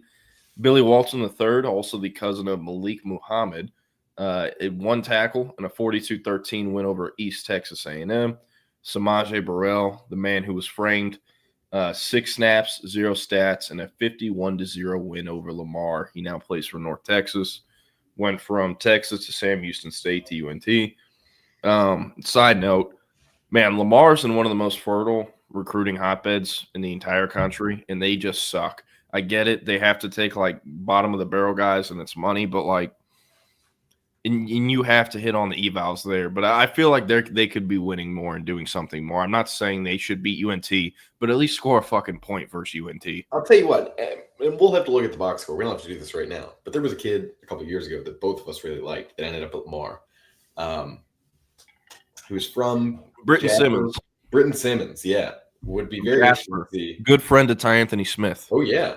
Yeah, and one of my favorite kind of wouldn't call them unrecruitable, but hard to recruit players in the last few years. See if he did anything for Lamar. Is the next name you have Chris Ross? Yes, if you want to take it. There's nothing that much I wanted to say on this, but Chris Ross and Savion Red both moved from Texas to Nevada to Sacramento State. I think if you had told people that 3 years ago, they would have said, that's crazy. Obviously, you would have said that's crazy at least more for Savion Red. Chris Ross is a guy that should have worked out and clearly did not have the talent level that people thought and the effort level. And that was kind of clear couple of years before. But just kind of thought that was interesting that, Chris Ross has gone from a guy. He's in year 4, I guess. Yeah, I mean, he's still young by college football standards. He was in the 22. If I'm not mistaken, he was either the very first or like the second or third kid to commit to Texas. Yeah. Classic low-hanging fruit grab by Bo Davis, by the way. Like him, Zach Swanson. If you didn't know, Will, I assume you know this. Bo Davis coached at North Shore back in the day. Yes. Like the kid committed the same phone call he got the offer on, basically. But yeah, the Savion Red one isn't surprising. Have I told the Savion Red story to you about his Twitter activity? Yes, you have. Okay. And I guess we missed one, or Hank missed one from Sacramento State. A G Hall is apparently at Sacramento State. I'm going to have to double check this right now because I would have imagined that he was nowhere close to a football field at this point. Yeah, they took him. Brandon Marion. How about it? After A G Hall. A Jai. It was just a few months after he got popped for having like 5 pounds of weed on him. Oh, yeah, that's right. He the got Orlando airport. Popped again. But anyways, it's real positive today, as you can tell. Gonna speed through this. Malik Murphy, 21 of 33 passing for the Oregon State Beavers, had 244 yards and an interception in a 34-15 loss to Cal. Outdueled by Cal true freshman superstar Jaron Chiave Sagapatelli. How about that? That's how you say it, by the way. Jaron Chiave Sagapatelli. I think old boy from Cal worked really well and might just go with that. I watched that game, or at least watched the second half of that game when it was kind of out of reach already. I've just never walked away from a Malik Murphy game saying this guy should still be at Duke or this guy should still be at Texas. Like, he plays down to every kind of competition. Like, if he's playing a worse team, and I do think Cal is about on the same talent level as Oregon State. Like, the decisions he makes are just ridiculous sometimes. He has some terrible vision. There are some things that are still great about his game, though. And if he was able to get with a great trainer 2 years ago or 3 years ago, man, this would be one of the best quarterbacks in college football. He has the arm for it. He just has no control of the arm. I wouldn't be surprised if he loses that job. Like, I don't know what the standard at Oregon State is this year, but that guy's not going to win you more than 3 or 4 games. I'm not, like I said, I'm really not trying to hate on the guy, but did not think that was good at all. And I think the box score makes him look a little bit better than it actually was. He's a good dude. He's a good dude, yes. And I wish him the best. I'm just not so sure that quarterbacking is going to be his life plan. At least I hope it's not. God, dude, I'm trying to find this video.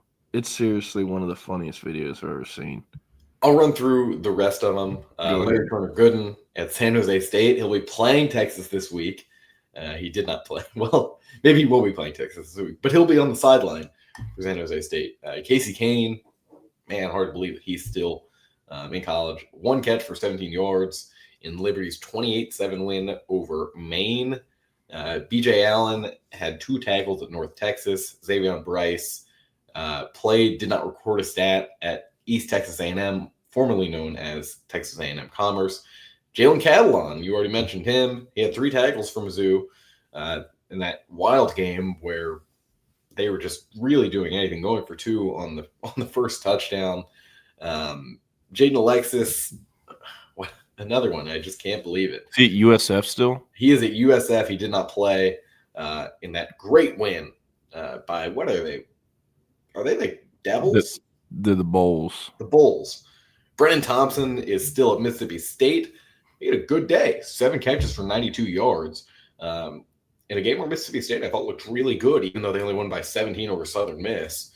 But Shapen played phenomenally. Logan Parr is at SMU now. He had 51 snaps at guard. And like Patrick just asked, Troy Mayer is at UNLV. He had 1 catch for 4 yards. He is, as kind of odd of a name as he is, given that, played at Texas feels like so long ago now. He's not even like a top 10 most heard of name there when you have, who was JoJo Earls there. no, Denver's not there anymore. They've got some guys like Eric Gilbert is there, right? There's Eric Gilbert is still playing football. I'm not sure if I'm right about that one, but there's a laundry list of guys. We'll pull it up tomorrow that were like, remember him? And that's kind of UNLV's whole team. Prince Jorba, still at Arizona State. He had 2 tackles and a tackle and a half for a loss in a game against Northern Arizona that almost didn't get broadcasted for the entire second half on ESPN. That was wild. Jameer Johnson at UCLA did not play. DJ Harris is at USF. A couple of horns at USF. He had 1 tackle. Jalen Garth was a starting tackle for UTSA in that game against A&M. Xavier Alford had 3 tackles for Arizona State. Dejon Harrison is at Utah Tech. Oh, yeah. What a blast from the past. Hey, speaking of similar Utah Tech level schools, you want to guess which former borderline 5-star is at CSU Pueblo out of the state of Texas? It was a huge name. Out of the state of Texas? Yeah, a few years ago. He was 2022 class. What position? Edge. Big time program, too. Dallas, Houston? Dallas, yeah. Dallas. Boy from Duncanville, isn't it? Amari Abor. Yes. Those who don't know, is playing at Colorado State, Pueblo. Went to Ohio State, was there for 2 years or 1 year, transferred to SMU, and is now playing at Colorado State, Pueblo University. Could you imagine if, like, did he go? I'm trying to picture the same thing happening in college. Huh? Did he go straight from Ohio State to Colorado State Pueblo? No, he went Ohio State to SMU to CSU Pueblo. That's what I thought. But still, I mean, man, the whole thing is crazy. Man, I have to find this video of the Malik Murphy thing. A lot of people are going to laugh at it because it went viral on Texas Twitter back in the day. It was just some rough times. Wrap this up. The last name, Terrence Cooks, excuse me, at Texas State, his 3rd stop, and boy, he is, to put this into perspective, he is older than both of us. He was the class of 21. I guess he's your year, Jordan. At Shadow Creek. Senior. Spent a year there, and then spent 2 years at TCU, and then had some, I believe, a medical redshirt at some point in there. But he is at Texas State, and I guess he's going to be a big part of the defense this year. 2 tackles for a loss in a game where it seemed like they kept the starters out there for a long time. So good on him, and good on the 36 guys, or however many we just talked about, that are playing elsewhere now.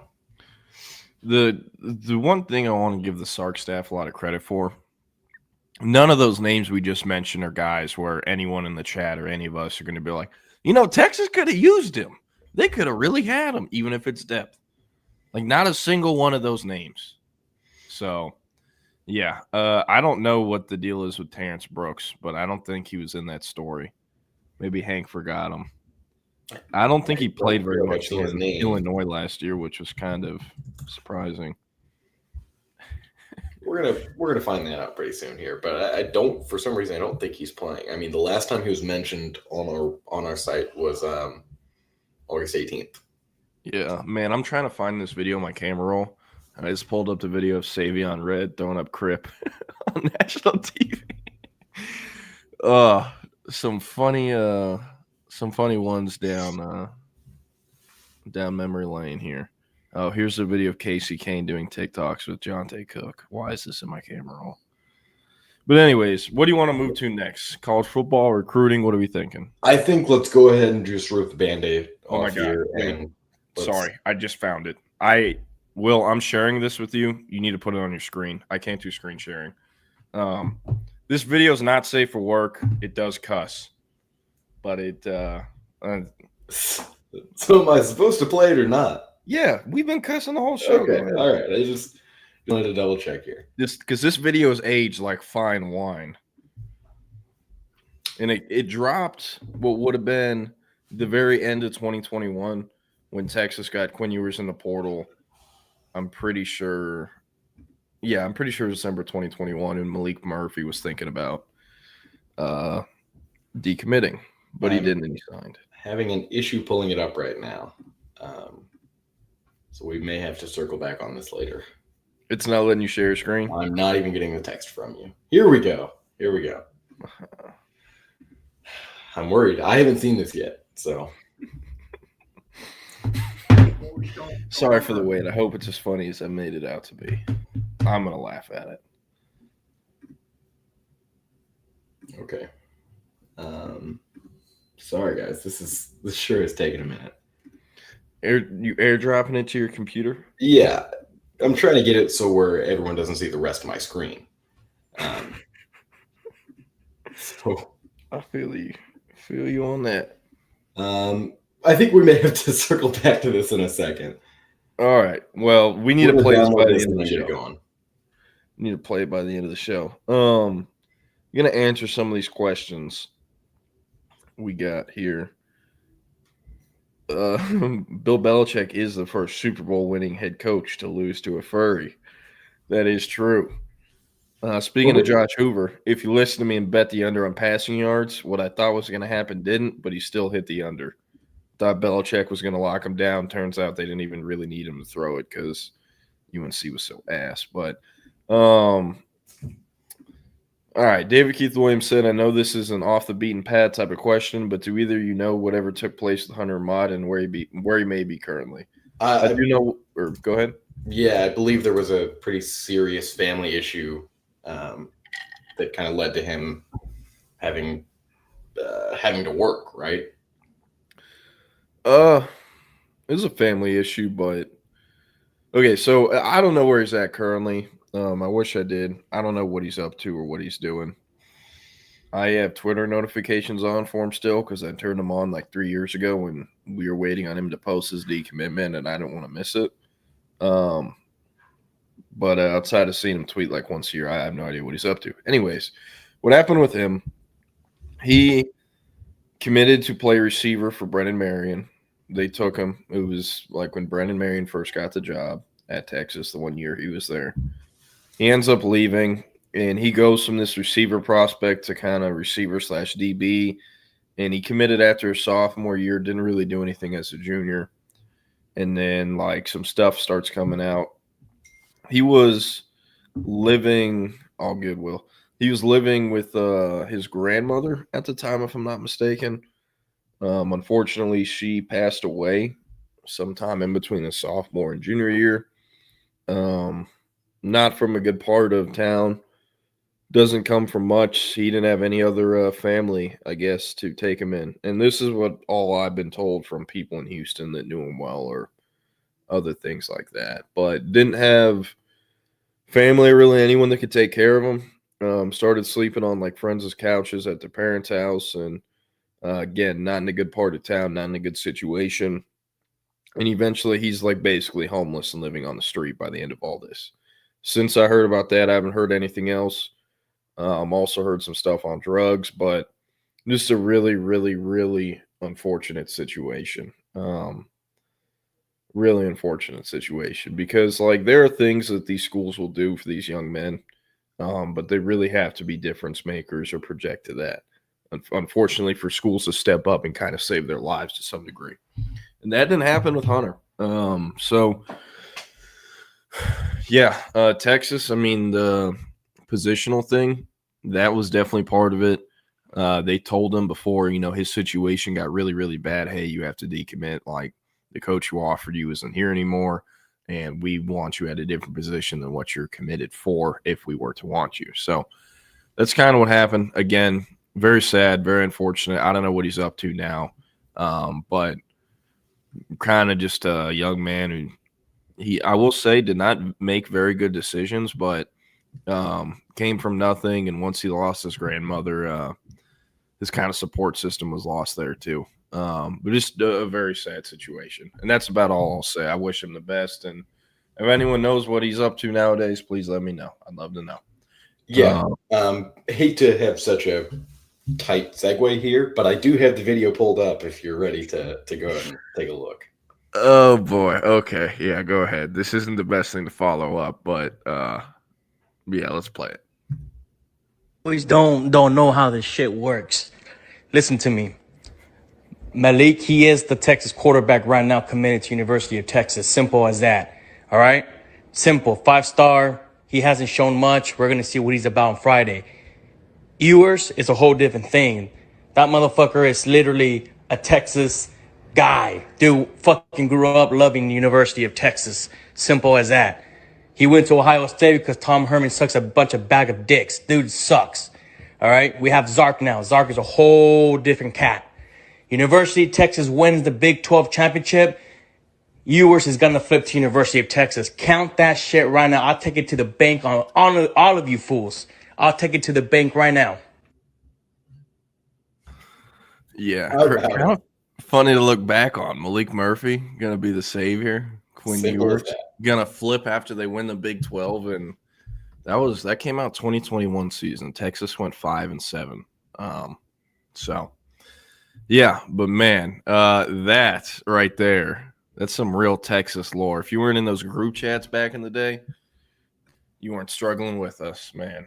Crazy to think. I mean, I feel like once a week, I'm like, hey, man, Texas fans got to be grateful how far they've come because, like, that was the source of relief, comedic relief, because, again, Texas was 5-7 and not a lot of light at the end of the tunnel. And then NIL came, and hey, they got Kelvin Banks, Quinn Ewers, DJ Campbell, a few of the names, and rest is history. How about that? Where do we want to go from here? We can do recruiting, college football. What do you want? We're going to talk about the Texas game. I know you and Nick talked yesterday, but I need to get some thoughts out. Wanted to start off with red zone offense because I have hit my breaking point. With what is currently going on and what has been going on since really I think the issue started in the 23 season. Not being able to adjust to defensive adjustments, not being able to adjust to stunts. Like if you put a coverage out there, if you let me kind of rewind a little bit. You come out in 3-4 or whatever, you shift up 5 seconds before the play. Texas has absolutely no idea what you're doing. That is kind of the one thing that I was so critical, not the one thing, one of many things I was so critical of Quinn is that his pre-snap adjustments were not good. He had bad issues identifying the defense. And even when he did, that's where a lot of the pocket issues came in. It was just hard for him to think about so many things at once. I think we saw a lot of that from Archie. And now I'm starting to think of it, maybe it's less of a quarterback issue and more of a coaching issue. I'm not saying it necessarily is. I'm just making an observation here that you can even include Malik, although I don't remember Malik being in too many, red zone situations like this. Like they don't. No. The thing with Malik, everyone always fucked up. They looked at him, saw a black quarterback, and were like, dual threat. No, still is black Ben Roethlisberger. He's a tank, but he's a pocket passer who does not leave the pocket, and he can throw an arm over the mountain. That's what he is. He's black Ben Roethlisberger. Separate from my issues. Just think that there's something that needs to be done, and I don't know what it is, but this is just not. You can't win a national championship. You can't win an SEC championship, and at this point, with a new offense like this, I don't think you can win 10 games. Not being able to make second and third adjustments in the red zone when you're on offense. Obviously, they were doing it on defense. I mean, Ohio State only crossed the 50 twice in the entire game. Yes, they scored on both those drives. Least amount of yards. Ohio State's the second one, you can put it on Kate Phillips. And honestly, I think that's the easiest thing to do. You had a true freshman cornerback lined up with one of the maybe 20, 25 guys in the country that's making that catch. And probably one of the only 20 or 25 quarterbacks that's making that throw. That touchdown is as kind of upset as I was about the game the whole time it was going on. That one I can live with. It's all about the stuff on offense. And I know I'm not trailblazing right here saying that I'm happy with the defense and not happy with the offense. But, I talked about, in our roundtable on Sunday, the biggest positive and biggest negative of the game. I was very disappointed in the pre-snap adjustments and the lack of improvisation. And I understand you're playing in maybe the loudest game that Texas has played in, in the Sark era. Like maybe A&M is probably since November. Yeah, I mean, I don't think Michigan is as loud as Ohio State was, and obviously Ohio State was louder 60 minutes through because it was still a game. That was my main gripe on offense, but really it was the play at right tackle. And I don't want to come on here and trash on the guy, but I mean, there was hope for Brandon Baker, and there's been hope for Brandon Baker to be the tackle of the future for whether it was Texas or Oregon or USC or Nebraska or so many of these schools, where being one of the tackles, and at that time maybe even thinking about left tackle, it's a huge deal. And that was, I mean, he was the number 3 offensive tackle in the country. And at the start, I think he was pretty close to number 1. And for him to play like he did in his first opportunity to start as a right tackle in the SEC, it wasn't good. I can say that it had the lowest PFF grade by far on the offense. Let CJ Hicks come completely unblocked on 4th and 5 to end the game. And just overall didn't seem like he was willing to initiate contact. I'm just not sure what the game plan was. And that's why I don't want to, I really don't have it out for the guy. But I don't know what he was thinking. You see a guy come through, or you see a guy start to initiate contact with you. Like, why are you not putting your hands up immediately? It just seemed like he was playing with a 3-second delay the entire game. Yeah. So Brandon Baker, I got PFF pulled up here. You were correct. Lowest graded pass blocker with a 32.5 grade.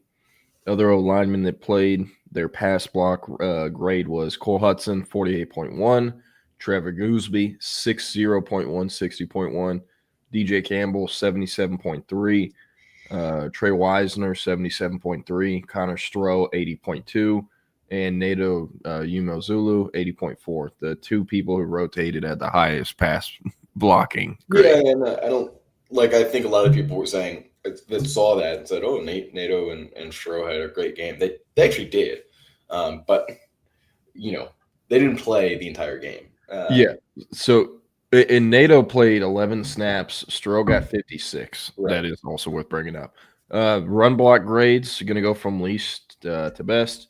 Connor Stroh had a 46.4 run block grade.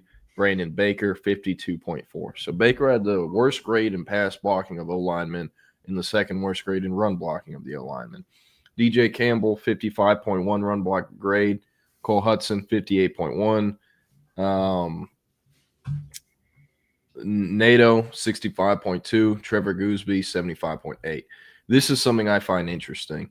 The OPP, which stands for allowed pressure opportunities, which is non-spike, non-penalty snaps when participating as a pass blocker. These 4 players tied at 34. Brandon Baker, Trevor Gooseby, DJ Campbell, Cole Hudson. Stroh would have had the same amount if he played the entire game. Who allowed the most hurries? Brandon Baker. He had 5. Who allowed the most pressures? Brandon Baker. He had 5. Who had the most penalties? Brandon Baker. He had 2. DJ Campbell had 1. This is not good. And of the offensive linemen, their EFF, which is pass blocking efficiency, a PFF signature stat measuring pressure allowed on a per snap basis was weighting towards sacks allowed. He had the lowest efficiency, 92.6 of the entire O-line. So not great.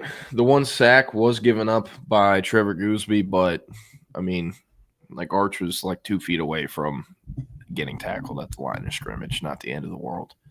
So Jake with a statement here, talking about Brandon Baker again. Maybe he'll be a late bloomer at right tackle like Christian Jones was. Everyone hated him until he turned into a demon in 2023. I don't think Texas has the patience that they did in 2021 and 2022.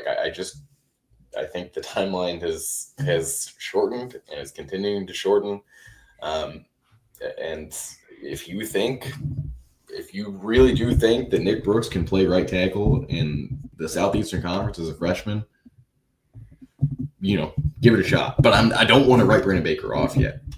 He deserves at least 2 more games. And it's going to be hard to really analyze anything when he's playing San Jose State and, UTEP. I will say if he allows a sack in one of those games, I would imagine that he is headed to backup territory. But I really do think that the guy deserves probably 2 more games. I think he deserves until the SEC schedule starts up. And it's just like we're saying with a lot of the other players. I mean, Arch, you're not going to write him off because they're playing a team, in my eyes, that has the greatest safety duo that I've ever seen in Caleb Downs and Sonny Styles. Has a defensive line that I think will continue to surprise people throughout the season.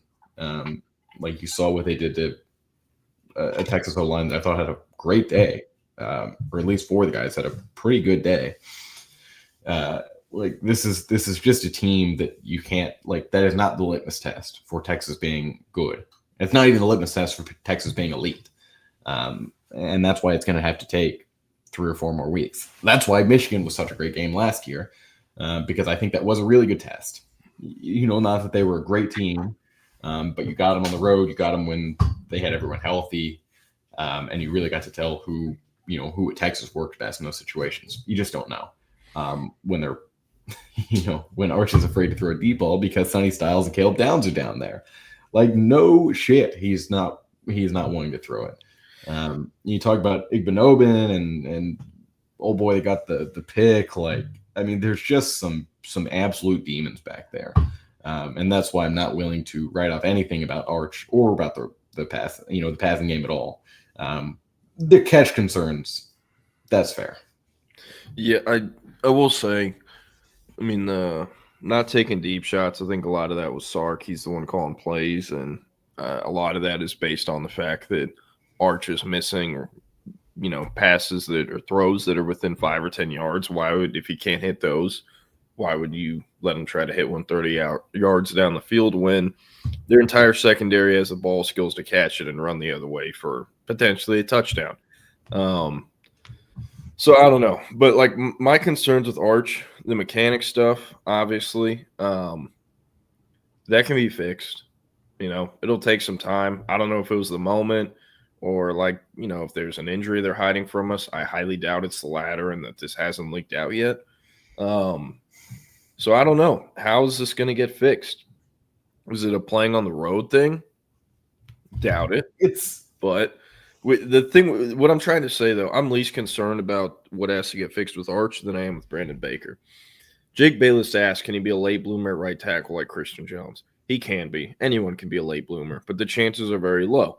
Christian Jones has, as crazy as this might sound, if you told anyone this before the 2022 season, you would have called me crazy, but he has had NFL traits. He just was getting coached by Herb And, as we like to call him, who's now at Florida State, who sucked ass, to be honest with you. He's horrible.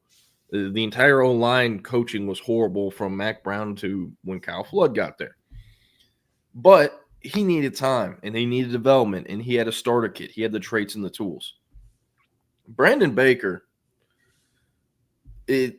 let's start from the jump. And I've talked about this so many times, but he is 6'3.5", or at least that's what we had him verified at a high school. And he was OT1 for the longest time. This was a mistake by anyone ranking these guys. And even our company did it too. I'll say that. He has only ever played right tackle. That's all he played at Mater Day because they had a left tackle. And Brandon Baker is 6'3.5".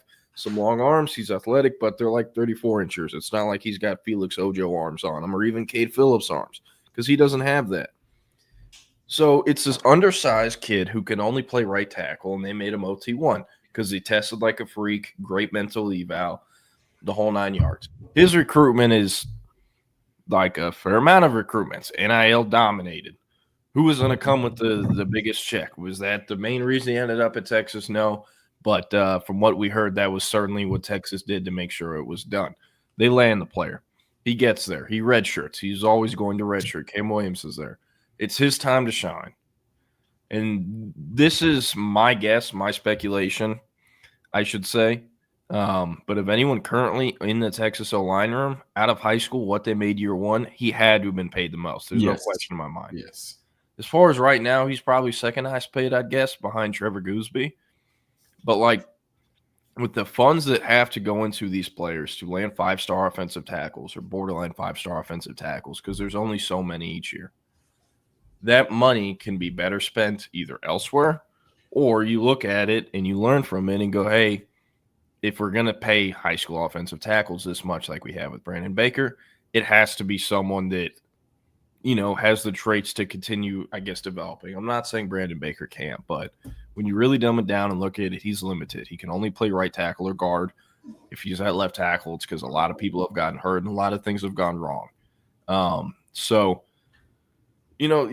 not trying to be too concerned. It's a great point. He's a redshirt freshman making his first game, and he still has the potential to get to the NFL. But for what Texas needs and for how bad they need offensive tackles, you can look back and say, hey, the class which Baker was in, 2024, 2 years after the best O-line class Texas had signed up to this point, 2022, they could have been better taking someone who can play left tackle and not only a right tackle, especially when you're paying them like a top left tackle. It's roster management, man. So I don't know. Before we get to a couple of the other things, I got a couple questions, and I have to be publicly shamed on this show, I think, by the time we hit 11. For two things. What about the wide receivers? Good job, Parker Livingstone. That's kind of the only note I have. Like, we already kind of talked about it, the drops and everything. It was just the timing was just so off the entire game on offense, and that like you're gonna just have those the balls that are 6 inches too high, 2 feet too low. Then I'm not gonna blame the receivers for that. I do think in a couple of those situations, there are Texas receivers in the past that are coming down with them. And I think it's less of a talent thing and more of a, not saying effort, because I don't want to doubt these guys' effort at all. And I really do think they're playing 100%, but situational football, I'll say that. And being able to know where you're on the field and what's going on, how much time's left. Are you going to have a chance to get the ball back after this? It seems like that was the only thing missing. But I have no doubt, like we've been saying all offseason, and just like everyone else has been saying, this Texas receiver room is going to be just fine. And the talk of the town all summer was Parker Livingstone, and he goes out there and he makes a great catch to keep Texas in the game. I would imagine that he has landed himself a permanent role in the offense now, which makes it all the more interesting to see what Evan Mosley does on this team. If anything. Go ahead. And Dale McCutcheon, got 2 snaps. Lockett got in for a couple more than that. But it's going to be the Wingo and Demo show. Like that. That's what it is. You may have a couple of those to Parker Livingstone, every game. But trust me, Ryan Wingo is going to put on a show on Saturday. This is the connection that people have been talking about since Ryan Wingo committed to Texas, and even before then, that Arsh and him would be such a deadly duo, and that's what's going to happen. I'm telling you, he's going to triple figures for Ryan Wingo on Saturday, and maybe the same thing for DeAndre Moore. Man, I mean, what I mentioned yesterday in the A&M Notre Dame game last year, Connor Wigman got tarred and feathered by the A&M fan base. Yes, he could have played better. He did not play well that game, and the give me my shoe, bro deal did not help him at all. But Notre Dame ran man the entire time and shut their receivers down. They got no separation, and their receivers stunk that game. That's why A&M spent more money than anyone else in the transfer portal at the receiver position this year. And why they were – I mean, this was reported on, so I don't got to hide it anymore. They were trying like hell to get Jeremiah Smith. As crazy as that sounds, A&M was trying like hell because they needed to upgrade. And I'm not saying Texas has to do the same thing. That's not what I'm saying. But we need to see the all-22 film, or at least something else to show us how they were looking versus Ohio State. Yes, there were some bad throws, bad reads too by Arch Manning. There's no doubt about that. But like, how easy were they separating? And the thing too, they're playing Matt Patricia, who had an entire offseason to do this. And you don't think Matt Patricia heard all the shit talk? Ohio State fans didn't want him. They were pissed. They did not want him. And everyone else kind of laughed at this, like, oh, this, pencil motherfucker's really going to figure this out. Well, he did. He wanted to prove everyone wrong, and he's used to scheming against NFL OCs and NFL players and NFL quarterbacks who are much harder to scheme and defend and prep against than college players who are 18 to 22 years old. And all of that's a lot easier, too, when you have the best player in college football on the defensive side of the ball in Caleb Downs, as well as veterans on the team, Sonny Styles, and God, I'm blanking on the other linebacker they have. Not Cody Simon, but the other guy. But anyways, like, they wanted to prove everyone wrong what they were saying, and everyone picked Texas in this game for the most part too. A lot of people did outside of Columbus. So there's so many things that went wrong where even if one of them goes right for Texas, it's still probably the same result. So I don't know.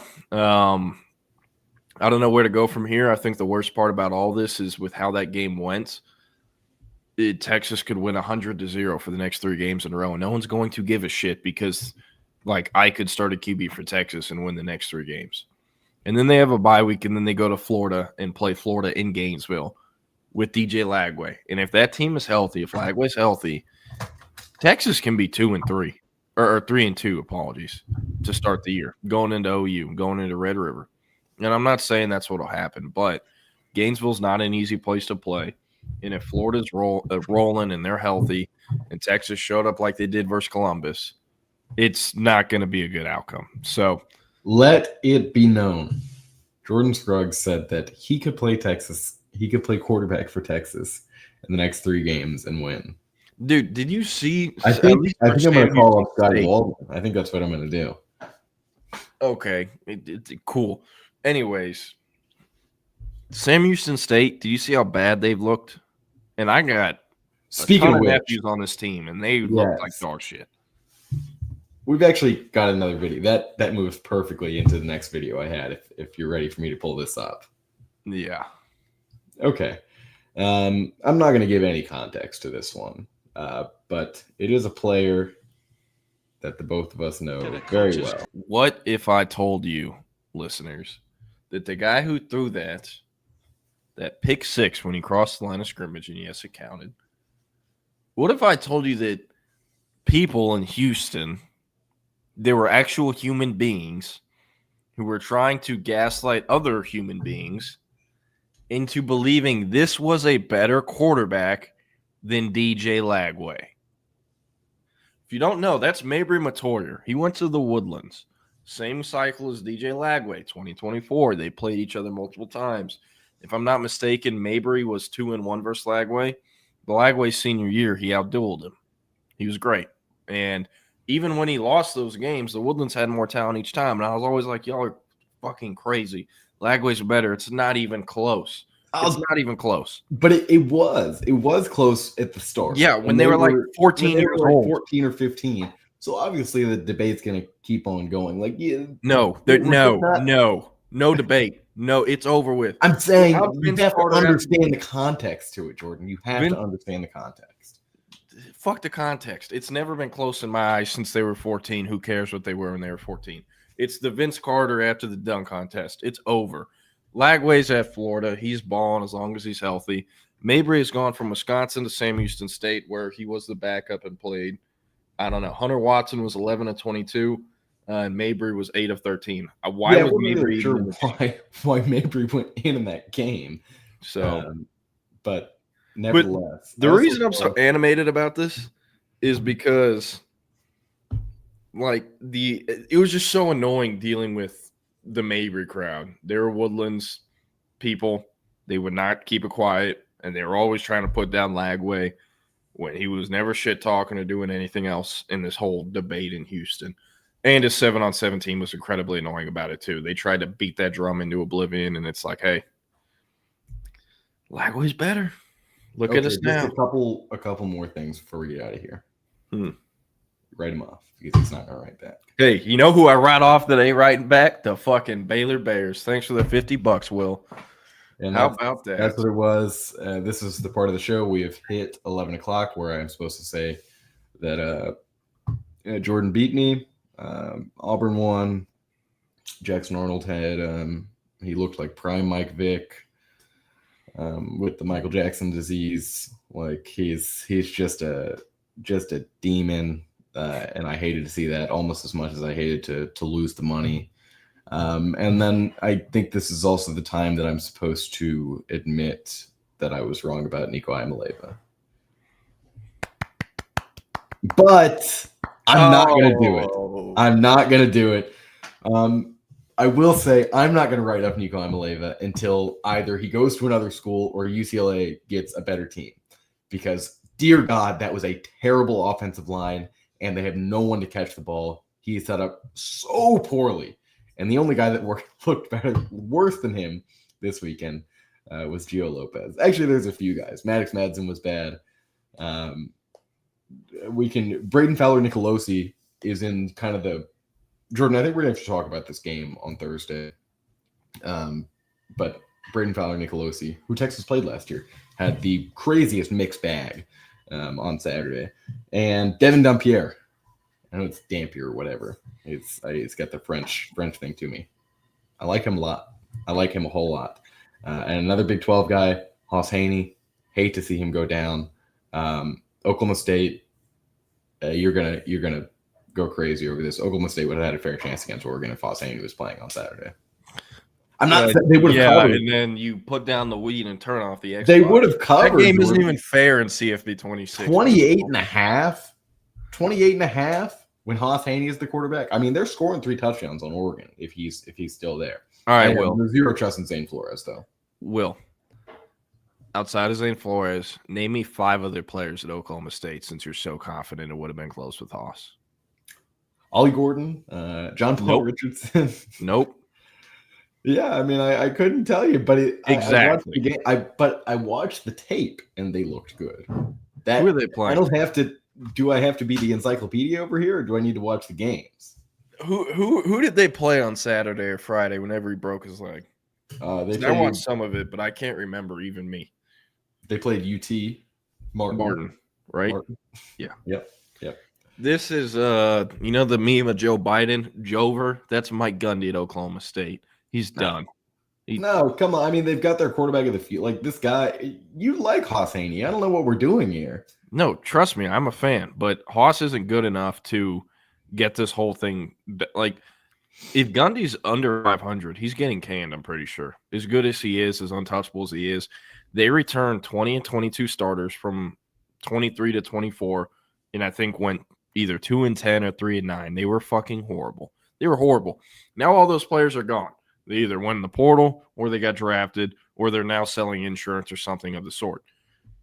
Who'd they get replaced with? A bunch of bums from the portal. And I mean, not trying to be as respectful as I can, but these are all FCS players that Gundy has literally gone on record saying, we don't have nearly as much money as other people, even with the rev share deal. We had to be smart about it, which is why they have so much money to spend in high school recruiting. This is their best recruiting class ever. Man. The thing is, are they going to let Gundy coach these guys? I don't know, because like I said, if he's 6-6 or anything under, he can very well get fired. And the chances of him going above 6-6 are cratering as long as Hoss Haney's hurt and his foot is broken. So, trust me, I love me some Hoss Haney. I wish the best for him, and I love Mike Gundy at Oklahoma State. One of the very few legitimate characters in college football who still doesn't give 2 shits what anyone thinks about him or what he says. Because that's all gone out the window. With very few of those kind of Mike Leach type personalities where they're going to speak their mind and say what they want regardless of who's interviewing them or what the situation is. So those are my thoughts. But with Oklahoma State, 28.5, I don't know to bet the over or under, but Oregon's winning that ball game. And it's in Eugene too, huh? Oh, Oregon's winning that game? They're 28.5-point favorites. It's They're not gonna going to be win the close. game, That's and what I should say. think someone already said Austin Novosad's going to get some time in there. I'm not saying exactly. My point was that Oklahoma State would have been able to put up some points, and now they will not. I don't know. Maybe they can put Spencer Sanders back out there. Maybe Alan Bowman's still there. I don't know. But I did look through the Oklahoma State roster, and I can confidently tell you that I cannot name 5 players. I've not heard of maybe even 4 of the other guys on this team. And on their depth chart, somehow Zane Flores and Talatani are the only 2 guys listed. Caleb Hicks is the starting running back there. Ass. And the only thing that people will talk about from Oklahoma State this week is that Mike Gundy took his shirt off at the press conference yesterday. That's what I'm saying. Whatever thing pops in his head, he's gonna say it. He just wanted to prove, hey, I'm not the OSU coach. You look up my shirt. I'm not like the other OSU coach. I'm not like Ryan Day. Dude, that was. I saw that on Twitter and thought it was fake and rewinded the TV because I'm like, this is fake. Ryan Day, the hair dye, beard dye allegations now on these nipple piercings, and you noticed when they interviewed him right before halftime, wasn't there anymore. It was all covered up. So he got the call from PR. A little bit of tape. Real quick, last thing before we get out of here.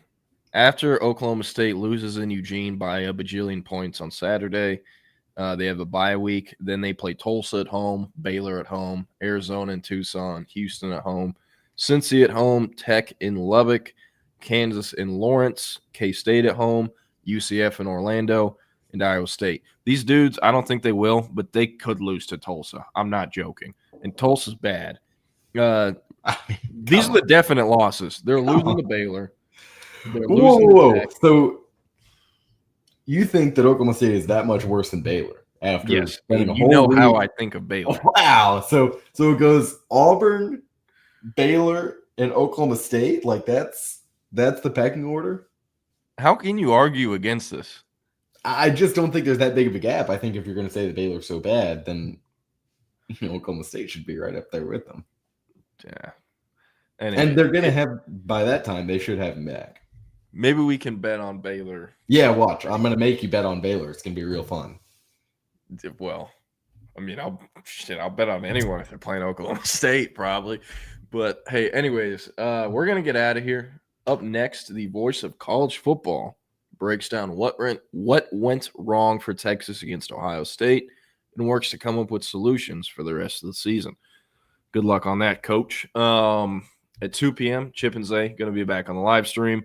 Nathan, Jake Bayless, Steven Elgato, Patrick, CB, Coach Top, David Keith Williams, everyone who tuned in today, we appreciate y'all. Those on podcast platforms, appreciate it as well. Give us a like, comment, and a subscription. We'd love that. We'll see you tomorrow. It'll be Eric and I talking on Hump Day. Will and I will see you on Thursday. Peace. Y'all have a great one.